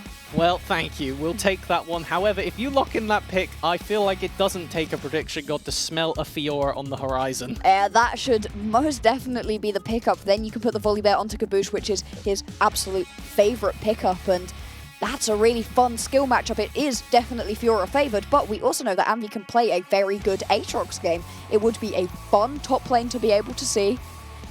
It's such a Yenomizla comp. Really? I am shocked if that is what they lock it. They actually just pick up the Gnar. Alright, thoughts? Why? I understand in terms of good. It's not even a strictly winning matchup. Like, I wouldn't say it's losing per se, but my guess is they kind of want that team fight ability with that Gnar bar, potentially to be able to catch out with Xerath, potentially be able to catch out Vayne, but even that is quite difficult, so I'm interested to see exactly how Twente intend to leverage that in the top side. You've got to give it a little bit of support, which is okay considering the fact you don't necessarily need to go down into your bot lane or your mid lane considering they're both scaling. And you do want to get the Gnar ahead. Gnar does not fall off, and so it works relatively well as a composition. It's just into the Aatrox, there were better matchups. Yeah, I think that with what you've said there, I'm pretty sure I get what Twente are trying to do here. They want to have that early playthrough, right? They need to have something that is a force of strength, because Lord knows it will not be Kassadin or Jinx getting you much done in those early fights outside of potentially a Yenomizla level 2 play gone wrong. This should be heavy focus from Twente top lane. Yeah, it should be, but we knew that they were going to concede the early game, except that's not how it worked in the last game around. Yeah. We thought that Yenomizla were going to be the team that were going to come through and actually manage to destroy people. It didn't work out that way, so if you're banking on it not working out that way again, having a lot of scaling still works, and yikes, there's a lot of scaling again. Certainly is. This time, slightly more favourable for Yenomizla compared to last time. They've recognised that maybe the Senna in particular, the Karma, let's take these things away, we don't have to deal with them. Slightly more even playing field. Also have some comfort picks like that Xerath, which I believe Freshkiller has not actually been able to play yet in the playoffs, so we finally get to see that for ourselves. Right, will Yenomizla take us... Wow, he's got a gold lead. Will Yenomizla take us to a Game 3 in the fight to get into the finals of UE Masters? Come on, Yenomizla. Come on, Yenomizla. If you lose this game, Yenomizla, we guarantee a new country taking the cup. This would be either Netherlands or Poland taking it away. That is what is on your shoulders, Twente. Trying to create a potential new dynasty when we take a look at what we've seen hiding behind Kit's shadow for all this time. Now, can they peer out? Show us some light. Well, there is also a prize pool at stake. Oh yeah, so we do like money. Let's not forget about that one. But of course, Basa Oyen going to be one to watch. Of course, taking the correct build here with that lethal tempo and the ghost on the Udyr to be able to be a massive nuisance. One of the other things is that not many people can actually 1v1 this champion in the middle of the jungle because they just win, is the best way to put it. Yeah, part of the thing that makes Udyr so good with this lethal tempo change is the fact that they can use the Q steroid on that Tiger stance to just immediately stack up the tempo, and then swapping between their different stances, they just get insane value from auto-attacking quickly. And shockingly, Udyr doesn't really complain of having a bit extra auto range themselves. So everything about this champion is a nuisance to deal with. There are certain times in the game where Gabosh can contest, but those are going to be very narrow windows and pretty much rely on having a gold lead. Yeah, there's a massive health disadvantage right here for the Turkish squad. Not usually what we're seeing, a very strong bot lane, and I think you've just got to be careful right now if you are Yenomizla. P-God is going to be able to pop off with the Vayne, but not right now. Needs a couple items under their belts, needs a little bit of help from the jungler. Both of these junglers, though, are going to be highly aggressive at ganking junglers, which means nobody gets to sit back and just farm. We'll see where they're going to look. Originally, because everybody started up in the top side working their way down bot, there may be a party in the bottom lane. And to go back to this bot lane matchup a little bit, part of the reason why the Thresh is so good into the Rakan is you can flay the knockup. And that pretty much just negates everything Burkers can do. How can you find the angle if the flay exists? How can you get the follow-up on the pick if they proceed to actually tag with the Lantern? As that was just what appeared to be actually pretty good trading, and most importantly, holds the minion wave in front of the tower with Basset down here. Interesting, they are actually going for the ward instead of finishing the Krugs. They will be a little bit behind on their clear versus Gabosh, but they will have priority on this grab. It's going to be a bit flippy, though, with the fact that bot lane can rotate first. Yeah, more interested in the crab than anything else. Makes a little bit of sense. You want your bot lane to be safe, also want to be able to get down into that bottom lane for the fights. That speed up coming off of the killed Scuttle Crab can be useful in that, but overall, everything is pretty calm for the moment. It's a good matchup for QTKT right here into Burkus. If you see the Rakan going in with that grand entrance, there's enough time for the Rakan just sat there that you can just hook him up, and then all of a sudden, all of that engage is gone. Bush is on a zombie ward right now, and it's a 3-6 volley bear. All right, we know we talk about how much he likes to dive towers, but I don't think they're going to be going that far, as Hasoyan is around. They are looking for a play here, but the potential... So 3 versus 3 Flame Chompers laid down. There's the death sentence. There should be the kill. First blood donated over to Gabosh. And I'm not keen on that entire contest, because you did know that Volibear was around. Yeah, you can see Freshkill has also made his way down here, was very much interested in getting involved in this fight, but you're bursted a Thresh. I mean, you're going to be able to stroll away from that one. I was a little scared for Freshkiller, if I'm being honest. I don't know why I was, but when you have a Volibear is scary. Yeah, they are one of those scary champions that do that. Yeah, we can see up into this top lane, though. This is what we were expecting. You know, the Nard doesn't have a great ability to fight into this. We were expecting maybe a little bit of jungle attention up into this top side, but no, instead it went down bottom lane, and as such, Emil is having a bad time of it versus this Aatrox. Which is going to be at least a silver lining, because you really do need that if you're Yenomizla. Having a winning topside would have swung so much in that first game. If we just think to every single time it was a Camille showing up and just raw outstatting the Ornn, having way more impact just based on items, not even necessarily on gameplay a lot of time. Emil played great, by the way, we're not going to try and take that away from them. But if you have a much more even case, when you have an Aatrox who, I think, pretty much suits the Yenomizla world and the comp of running you down and getting those picks one by one, I think that it's essential for this player to have a better game if they want to even take us to that game 3. This is 4 champions that sprint it down your throat and your artillery gunning in the back out of Freshkiller. It's a perfect composition for Yenomizla. They actually managed to get Conky's Fash, which is really good, especially because now, with that Summoner Spellbook, they're only going to be able to swap out one. Just wide. I mean, that cone does, the Death Sentence does turn into a cone right at the end, so it's very, very close on that right there. Maybe you can get a kill onto the enemy jungler if that did connect, but no. Instead, the Drake will be started up. You have the priority to be able to do this, so it should be relatively safe. So the reason that Udyr is meant to be so good, and I say meant to be for a good reason here, is because you farm so much faster than everybody else if you just focus on full clearing and then ganking. Because that way your camps respawn faster, you do the loop again, and over time you build up a level lead, you build up a gold lead that no other jungler can really match, and it just makes you pretty much, I mean, unhandleable for everything else in the game, at least in the meta, especially for champions like Volibear. The biggest issue that we've seen so far from Yenomizla is we have Basset coming down to force that play bot lane instead of continuing the farm loop, and if we look at the CS scores, you can see not much of a lead yet. I'm sorry, did you just ask Basset to not get involved in the fight? I know what I said, and I know how much it goes against every fiber of the Yenomizla being. But that is how this champion needs to operate. It doesn't work, or it's just a worse Volibear if you go to these fights off cooldown. All right, discount bear we're seeing right here. Will Basset be able to pull it back together. For the minute, it is very even. We saw this in the last game as well. It was very calm, chill, collected. And then we had triple kills. Lovely flash death sentence flayed into the chompers, but the damage is not quite there. There it is! I didn't say that too early, and there is the final rocket from Fishbones, able to finish that one off. Mechanics getting a lead here. CS deficit for P-God as well, really not having a fun time in the spot lane. No, the Vayne, which was the pick, the counter pick, everything was on, you know, whatever they wanted to pick up, and it hasn't ended up working out so good in the early game. That's not to say it won't end up working out, but now the Jinx has some good kills. Clonky, though. There's the bear form, there's the slap. Can you get anything else? The Rift Walk able to keep Clonky safe here. Gabush now available to try and go for a re-engage if they so desire, but I think both teams are going to back out the mid lane. They need to be careful down in this bottom lane that things don't get out of control for P-God and Burkus. They're having a pretty bad time of it right now, and we knew that QTKT was good on the Blitzcrank. Apparently it's just hook champions in general. I mean, that is a very transferable skill if you could hit the skill shots. And Thresh provides a lot more for your team, or at least a lot more versatility for it, which is, again, more of what we know from Twente, and they are showing it forthright this game.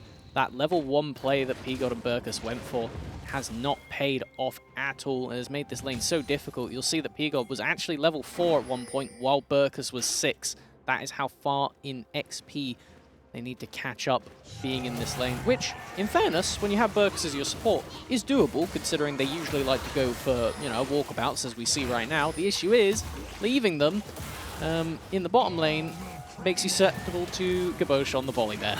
Yeah, it doesn't leave you in a particularly good spot, especially with the volley bear ability to turn off a tower when they dive, negating a lot of damage as, oh boy! Who got it? I'm not entirely sure who got that. I It's feel not like Gabush. it was Twente, but they can't actually collect the Rift Herald. In fact, Twente will lose their jungler and potentially their QTKT top got laner. it. He's going to go X-Flash Mega. out. Mimyu able to escape, and fortunately, the support managed to secure that, so it wasn't a complete disaster, but still a kill over to Yanomas. QTKT on that heist right there, running in behind. Still, they lose out on a kill as well. That could be very impactful in the fact that that's a lot of your momentum that you were going to have off of taking that Herald, then be able to base, reset, come out onto the map with some extra items, lay it down and get some turret plating is completely disrupted. One thing I will say, though, is the fact that the Thresh gets to pick up isn't bad, because when we look at this game state, there is only one place that Herald is going, right? It is going to break open the bot lane tower and try and funnel as much gold into mechanics as possible, as we do now have QTKT back down here with it. I'm waiting for Gabosh to come down. It doesn't matter who puts down the objective if they turn the tower off all the same. This could be a little bit of a fight right here. You can also see Clonky has made their way out of the mid lane too, just to pick up the blue buff, but could possibly have roamed down, tried to get a kill. P-God and Burkus have sensed this, have backed off, and things remain calm but tense. Noticing that there's a 20 CS lead built up in the mid lane. I know that Clonky has obviously got the counter matchup here, being able to resist and shrug off all that Fresh Killer has for the moment. Is the kind of matchup where you try and hit as much poke as you can just to farm off of the first strike, but Xerath shouldn't ever really be in range for casting to get them simultaneously. You shouldn't ever be able to land enough consistent poke after 6 to be able to guarantee kills, at least without jungle and support intervention. So we're just looking at the natural order of things, I suppose, on mid, and the fact that neither of these champions have impacted the side lane yet is very big, because we normally, about this time of the game, see Clonky go bot and pick up a double kill on the Kassadin almost every single time they played it. And yet, for the minute, happy to just sit back, be chill, not get involved. Whereas Basset Oyen, very happy to just sit in this bush. Mechanic's going to walk in. Gonna get stunned up by the Lantern. Control ward onto it. Charmed up. There's the CC. Might just be able to escape all the ultimates being burnt there by QTKT to make sure that that ADC gets out. But just one summoner. And they escape Fresh Killer now. Next on the platter. Manages to get out with the blast code. What a slim miss. I'm not actually sure if it would have killed from that range quite with that potion No ticking. U-card? Let's see. Mechanics. So close to death. Living on a sliver. QTKT also the same. P-God out with mana, still able to provide some autos, but these health bars on Yanomes are just so low. Gabush. Clonky going for the assassinate. Gabush gonna take a lot in response, but if the casting gets the kills, he can get accelerated. And the casting will get at least one of those kills as well. Maybe not the win that you'd want as Twente, but still, you get something back. Do indeed, but that was a lot of damage that you could see laid out by Fresh Killer, and this is before any items actually come through. You need to be so careful of this Serath. Was nowhere near the fight, still able to get a lot done. If P-God had been closer to the fight though, I think things may have gone a little bit differently. While the kills go down relatively evenly by the end of it, the important part is that because EMU rotated first, that's the extra dragon, right? We do the standard brilliant stats coming out from Kachka's Hex Tech Dragon. Yes. Gonna be very appreciative of that one, is everybody on the team. And now, we do have the Soul. See what Soul is gonna come through in just Cloud. a second. There we go, Cloud. It's disappointing, although could definitely be useful on either of these teams. Both of them want to run at you. That's true. Yeno Mesler, I suppose we said they're Shirelia's team. I guess that means they're also a Cloud Soul team by that merit. I mean, when you have an Udyr and an Aatrox and a Vayne and a Rakan, you actually have 4 amazing Cloud Soul users. Yes. So, unironically, would be good. Just a shame they're down 2 dragons. Yeah, they're going to have to fight their way back through 4 dragons in order to pick up this Soul, and it's going to take a lot of very good fighting from them. Also, they cannot lose this game. They lose this game, they're going to be in our 3rd place match tomorrow, will not be in it to fight for the title. And Esports Team 20, they've put themselves in a fantastic spot right now to actually move on, progress, and be able to raise the title possibly. Yeah, it's a 2,000 gold lead, 2 Drakes in the back pocket. Continue going this way, is only 13 minutes, certainly be advantageous for you. Have this Jinx constantly scaling Basta Oyen, avoiding the death sentence, but not the rest of the damage from Twente. Burkus taking the autos off of Mechanics, they're looking for more, there's the Stormbringer, bringing the Storm, a double kill for Mechanics. The bush will go down as a result, but then Clonky and the rest of the crew will be able to clean up and accelerate that gold lead by another 1,000 or so. Oh, I was about to say this game doesn't look inevitable, but it feels a little bit more so now with Mechanics picking up so many plates off of this top lane tower, and that play going wholly in their favor. Have Avni currently quite far up against the Gnar. I don't know if this will result in a kill, but it'll be a very heavy trade both ways. Yeah, it's going to be a pretty close fight right here, but I'm just disappointed in the lack of involvement from top laners. I know we're just 14 minutes into the game. First turret was only just destroyed, you know. It's not the end of the world, but the fact that these top laners haven't got involved yet, they need to. If they had fought each other and won, perhaps it would make more sense. I completely agree with you. It's not the end of the world. We need a world ender ASAP on this game if there is going to be a game 3, which I think everybody having watched the first game must want. There is no way you can't want more Yeno Mesler injected straight into your veins. And there is no bias between the teams because I think Twente would make an absolutely deserving winner. There is a reason. They are very smart and they play the game very well. But every second we get to see Yeno Mesler go for those hype plays is just something beautiful. Yeah, that Baron steal was something to behold in the last game, and for the minute, it's still a pretty calm game. We have significantly less than 1 kill a minute, which is wild considering in the last game it was 2 kills a minute, but that game also started off a little bit slowly, really picked up in the mid game, and the mid game really starts around 20 minutes when the Baron dance begins, and so there is still time. It's just unfortunate for, well, it's very unfortunate when the 2 biggest scaling champions on the enemy team end up with all the kills. Yeah, I think they would have been fine if it was a 6-0 Gnar on the scale of things, but no, having that Jinx be accelerated all the way up to the Kraken Slayer while P-God is putting together pieces in the back cupboard, trying to hopefully walk back out of base for a Mythic sometime this game. It is going to be rough. We do have Fresh Killer now. They've got the Liandries, at very least, that is something. Will start to gain value as you do have 2 big health stackers on the top side of the map, and with the durability update, everybody's got that little bit extra health as well, so you're not going to complain with percent max HP damage. Gotta be pretty careful about just not getting run out of this game through scaling. That's what happened to Yeno Mesler in the last one, and it may well happen again. Alright, well, objective available in the top side, currently being taken by Basta Oyen and Burkus. Remember, the lead is still very much in the favor of Twente. They will get a Rift Herald, Yeno Mesler off the back of this, so at least something alongside that objective bounty to try and push a lane somewhere, maybe cash in another one on the top side, give gold to P-God, but still very much in a deficit and will need to come back from it. Oh, I'm a little scared about this top lane right now. Just having Clonky in the same lane as P-God is a terrifying prospect with the Everfrost and a heal in boot as well. We do actually have Burkus up there at the moment. And Clonky had to flash. They engaged onto him, still alive for the time being, I can see from the health bar, and should be able to get out of those Rift Walks, but They will be able to cash in an objective bounty to the top side. Twente will also be able to trade that with a tower as well after EMU clears out this wave. It's going to be big. We want to get P-God to level 11 before we actually see any more fights coming out, which means, shockingly, we will get a sacrificed objective here, unless we get something miraculous from Fresh Killer. Could always happen.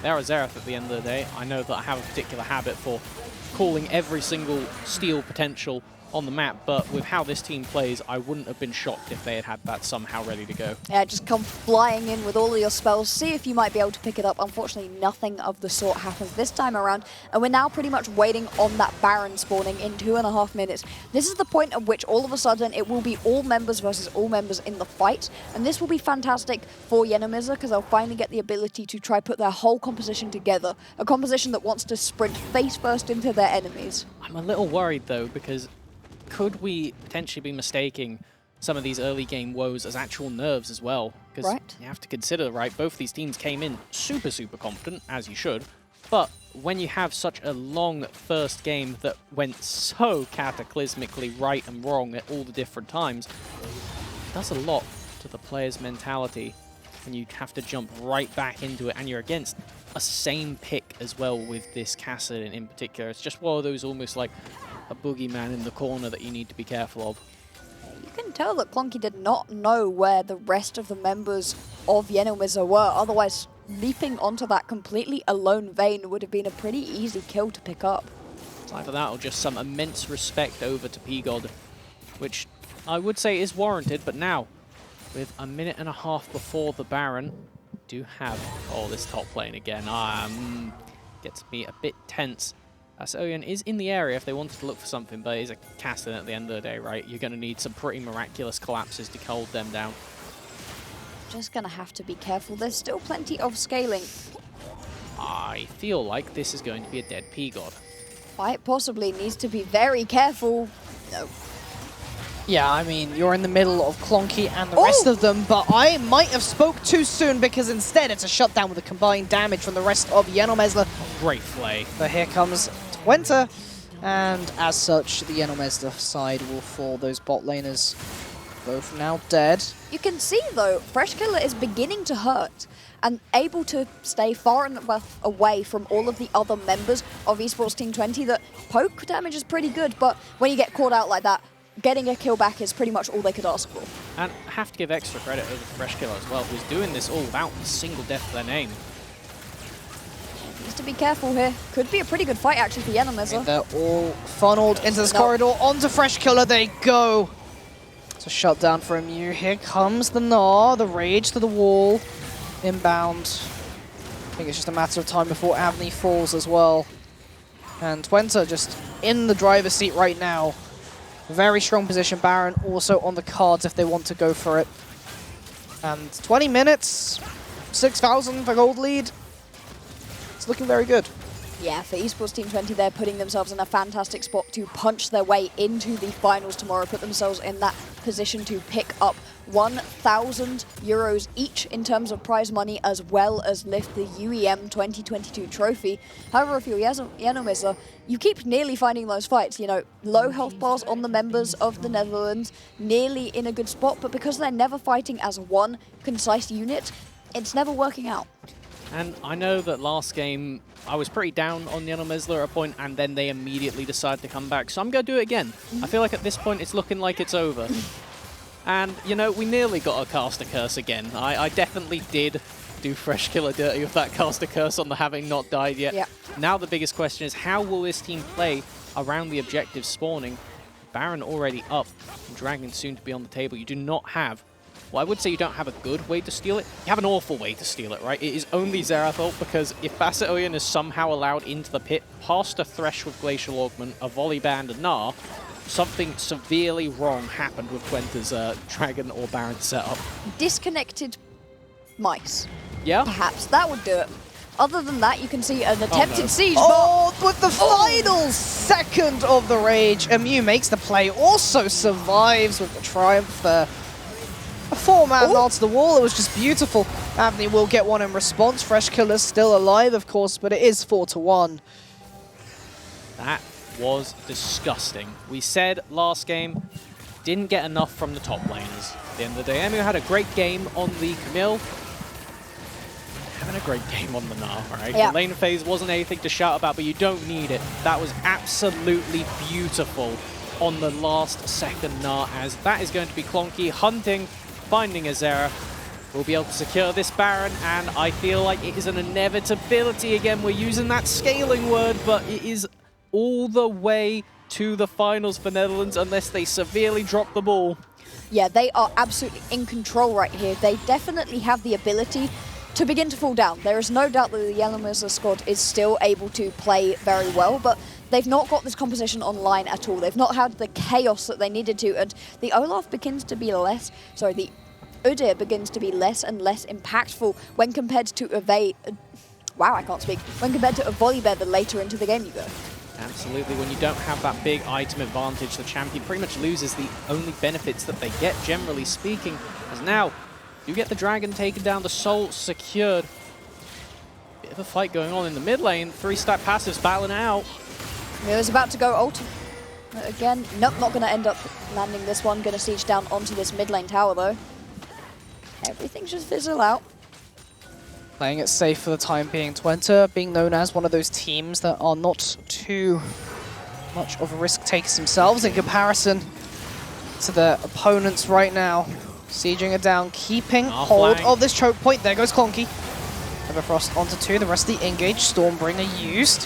Health bar still not quite low enough. Yellowmizzer might actually have the flank. The double knock up there. Very, very nice. Look like 2 kills. The play right there was fantastic out of QTKT, managing to keep that fight going when Still it looked not bad. over. Hold on a minute. The world ender is propped and people are dropping. Avni has got a lot of HP, a lot of sustain. Fresh killer. Healing up. ETT haven't found the angle just yet. Clonky goes in again. Careful. This is so terrifying right now. The HP bars are low enough that you trip over and you are gone. It is a 2-for-1 in favor of esports team Twente. They will walk out of that, but that is a big shutdown claimed onto the Jinx, still having 300 left for mechanics. EMU? Find the Udyr? I think that there's the damage. Yep, right there is one dead bear. And you can see just the amount of damage that Emil does. Just leaps over the wall, takes that kill, and walks off. It's a nice little cap to what was a nice fight for esports team Twente. You just get the feeling right now that if Fresh Killer had 1 or 2 more kills, 1 more item, it would be much, much better for them. Going towards that death cap will be truly disgusting at that point, but if they get there. If they get there is indeed the... It's the critical point right here. Fresh Killer played so well in that last loss, is playing very well right now, picking up good amounts of kills, but not able to quite finish everything off. With the Baron nearly repelled at this point, it has not got long left on it now, only a few more waves. So will be Fresh Killer able to clear them out? It's going to come down to Elder Dragon, I feel, at this point, because... And we've seen how that can go. Yes, Elder can definitely be the decisive turner of the games, as now, we have P-God once again in the side lane. This is a level 15 Kassadin with a Cloud Soul and Exhaust. I would not be here if I were them, but I definitely don't have the confidence of P-God. No, P-God is a very confident man. With Gaboosh coming in, though, that might be futile. Yeah, just too much damage on the side. I mean, he's managing to dodge and dive away, having to pop that final hour. That is now down. Next minute or so. Twente still not managing to make a pick, but they are taking this game slow and steady and will seemingly end this eventually. Wow. See, there's still a siege going down in the top lane, and oh no, with Anvi going down, this is now free siege in the top lane for the Gnar, and the rest of the team is going to have to respond. There's a lot of free farm going over to Fresh Kill, level 14 right now. If they can just continue to pick up these resources, it might be a silver lining, but the issue is, I know this isn't something you normally call an issue, but they have all the inhibs up for Yellowmizzer. They aren't actually just getting this infinite waves of free farm, as now EMU does not have the flash. Is Gnar, though, could get over that wall if they get to it.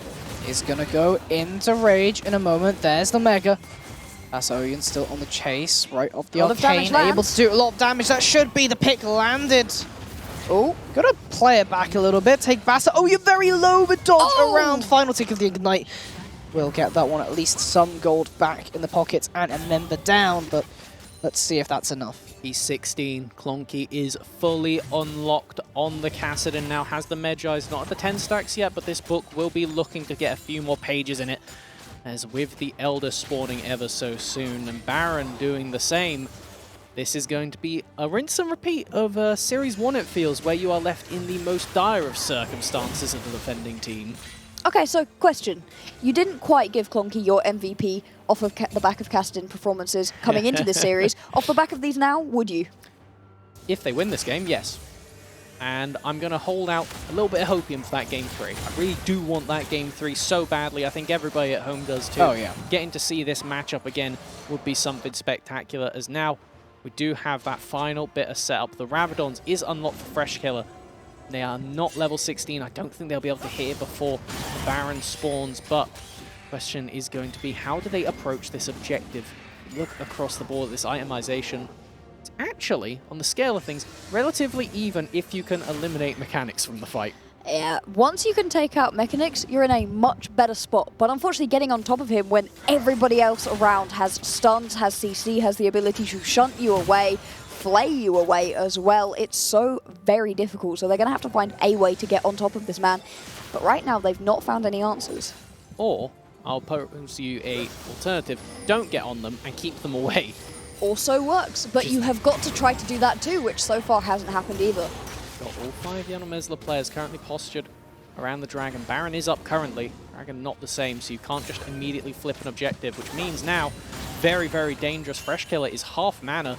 This could actually prove to be important as the objective is burning down. I mean, this is an 8-1 Jigs, 4 items online, level 16. Here comes the right of the Arcane, 3000 HP. Bassa Oyen isn't in range, and Gabosh will secure it. Clonky in the backline. Not able to kill Fresh Kill just yet. We'll go golden for the time being to stall a little bit. Another Rift Walk, another kill. Make that 3, make that 4, make that 5. ETT will close out the game. It was slow, it was steady, but they did it in an amazing style. Get the Baron, push it down mid, that's it. Yanomesla will fall. That will be the end of their tournament, heading into that 3rd, 4th place match. Esports Team Twente, I mean, both teams came in with the utmost of confidence in that interview, but clearly it was merited here. It was not a quick game. It was not a 20-minute series all put together, but they managed to do it in very clear fashion.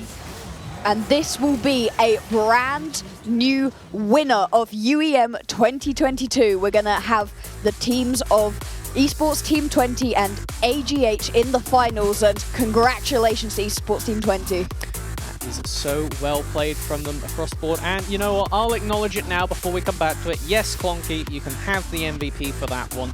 2 amazing Kassadin performances, making the difference in a lot of these different plays with that Everfrost as well, something that I was a bit dangerous. I was thinking that not having that Crown of the Shattered Queen that we saw previously coming out from Magister, I was like, ooh, that proves that you could be picked off. And in the first game, we saw a lot of it. In the second game, no such occurrence. Yeah, it was pretty close in that first game, back and forth, back and forth. In that second game, it was much more what we were expecting from Esports Team 20. It was calm, it was collected, and it was very methodical. They could have tried to force things multiple times, but they didn't. They knew they were in the lead, and it felt like they slowly but surely choked out Yanomesla. Yeah, they achieved the 2-0, maybe not in the 20-minute, 21-minute fashion as they might have desired, but they do get that 2-0. They move into finals. They're in for a chance of the 1,000 per player prize pool. Of course, they already move up one more step in that prize pool already, so congratulations on that factor. But of course, commiserations as well to the side of Yanomesla. But what has to be said is that you've provided an amazing series of gameplay for us, and of course the ability to be able to play with everyone at this level, be able to play on stage is, I'm sure, an experience they'll remember. I think if you are sad that our League of Legends is over today, go back and watch Yanomesla, their final game in the last chance qualifier, and then their quarter-final game. It was just ridiculous, an absolute bloodbath. In that first game, you're going to hear a lot of laughter from me and Katchka because we didn't know what was going on. We'd never seen this team before, and the way that they played was just insane, and it just got better the whole way through. It's unfortunate they've been knocked out, but Esports Team 20 are absolutely deserving of going on into the finals. I think that's the difference maker. Having a bit of footage on this team, having a bit of time to prep, Esports Team 20 clearly came in with a game plan. That Senna in the first game proved absolutely massive. This team knew how they could break apart their opposition, and they did it surgically, step by step. They made some mistakes. They got caught off. They underestimated this squad, but at the end of the day, they still came out on top. They still executed to their comp's goals, and credit has to go towards them. I think that leaves us with a very awkward question of, are we still thinking Twente are the expected crown princes of the tournament? I don't know at this point. I think I might have to throw my lot in with AGH, to be honest. The King Slayers right now, and Esports Team 20 seem like the Kings. Well, we should have an updated bracket again. Let's run it back. Let's have a look at everything that has happened today. Of course, AGH Twente in the finals, and of course, as well, AIX versus Jan Meslev playing for third and fourth to see exactly who gets that slightly larger prize pool. And the glory of saying, well, you know what, we came third, we at least get bronze. It's a medal, right? Yeah. Exactly. You do get a medal position, and also the prize money again. Yes. Not going to complain with that. I'll be the one that says it this time around, because when we come back and look at these teams, I think that all of them, I'm hoping they have had a great time, because we had a great time, right? Oh, yeah. Especially in that first game of Jan Meslev versus Esports Team 20. That was absolutely fantastic, but overall, great times with all of these teams. We've had some fantastic League of Legends today, and we'll do again. All right, well, Cameron is back and ready for the interview with Esports Team 20 to close off their series. Hello guys, so yeah, I'm here on the stage with one of the winners, the captain of the winning team, Katie. First of all, congratulations. How are you feeling after this victory? Yes, thank you. We're feeling very happy. It wasn't as clean as we would like it to be, but we did win the games 2-0, so we can go party again, you know. So very happy. Okay, partying again. You've got to final tomorrow, please. I'm just kidding. Okay, so next question, important as well. You're facing AGH tomorrow, and AGH took you out on last year's semifinals in a 2-1 series. Do you think the same will happen? How do you plan to avoid that?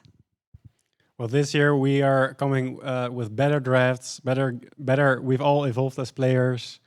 We're a lot stronger now. So I think this year it's them that are gonna go home instead. So. Wow. Okay, AGH, you got the message? You got it? Right. Okay, then there we go, Katie. Okay, and one final question. I mean, you are representing the Netherlands. There have been great teams coming from your country. You have represented your university as well. How does it feel? Do you feel any kind of pressure about it? Well, of course, there's quite a lot of pressure because of all the people watching the stream. And it's very cool that we are able to represent the Netherlands. Yeah. Okay, so thank you very much. I'll leave you go with your teammates now to have some fun and party, even if you have the games tomorrow. But I mean, party is for everyone, right? So with that being said, I'm going to toss it back to casters. Thank you again. And thank you to Esports Team 20 for the win, for the victory. Goodbye. Thank you again, Colin. And well, I mean, Twente might be able to get to party a little bit more tomorrow if they manage to take home the trophy, but we'll see. We'll have to wait for that game to come up. But of course, should we recap a little about what's happened today? Yeah, I think that's a good shout. We started off the day with, I would say, expectations that Twente were going to come out and be our favourites heading into tomorrow. And overall, I'm pretty sure your prediction at the very least nailed it in the first game, and we were hopeful of a 2-1. So generally speaking, got a pretty good vibe of how it's going to go. AGH rightfully going to be crowning and looking to see if they can contest for the title tomorrow. And that really does start to leave a lot of questions for us today. Oh yeah, we saw the ability of Jan Meslev to take Esports Team 20 to task. I mean, obviously they are going to go out and party and have a good time tonight, but also there will be film study, most certainly. You now have tape on your opponents on this patch from today, and you've seen both of these teams, both AGH and Esports Team 20, falter a little bit. I'd say even more so that first game, there was a great bit of tape right there to say how Esports Team 20 can fall down when you just keep throwing things at them. Oh, absolutely. They couldn't handle the onslaught that was Jan Meslev until... well, they could. Yes. Right, that was the main thing. They have everything together in the drafts, and I think that the drafts tomorrow are going to be so interesting to find out, because like you say, we now have experience on the patch with these players, which is something that coming into today, well, we had a lot of questions. I mean, I won't lie. We were asking ourselves, are we going to see like a mimicry of pro play? Will it just be Wukong every game first pick? Thank God we didn't get that. We had a little bit of Wukong, so we didn't get every game. We got to keep our karma, which is close to our hearts at this tournament. Absolutely. Yeah, absolutely that. And I mean, I think the big thing coming into tomorrow as well is the versatility between the two teams, because AGH and Twente have been able to produce a variety of team compositions. So pretty big from that point. Yeah, it's just going to be an absolutely ridiculous day tomorrow. So very excited to bring that to you. It will be a best of 5 as well. We were hoping for 3 games today. We will definitely get 3 games tomorrow. Possibly could go to the full 5, which that is what we're all hoping for right there. But yeah, it's been a fantastic day. Absolutely, it's been great. And thank you all for joining us as well, because, well, if you had half as much fun as us, then it was a damn good time. Yeah, absolutely. Yeah, we certainly had a lot of fun. And of course, before we close out, a massive shout out to all of the crew behind the scenes, the production, everyone, of course, Carmeline as well for hosting, being wonderful today. And, you know, we'll see you tomorrow.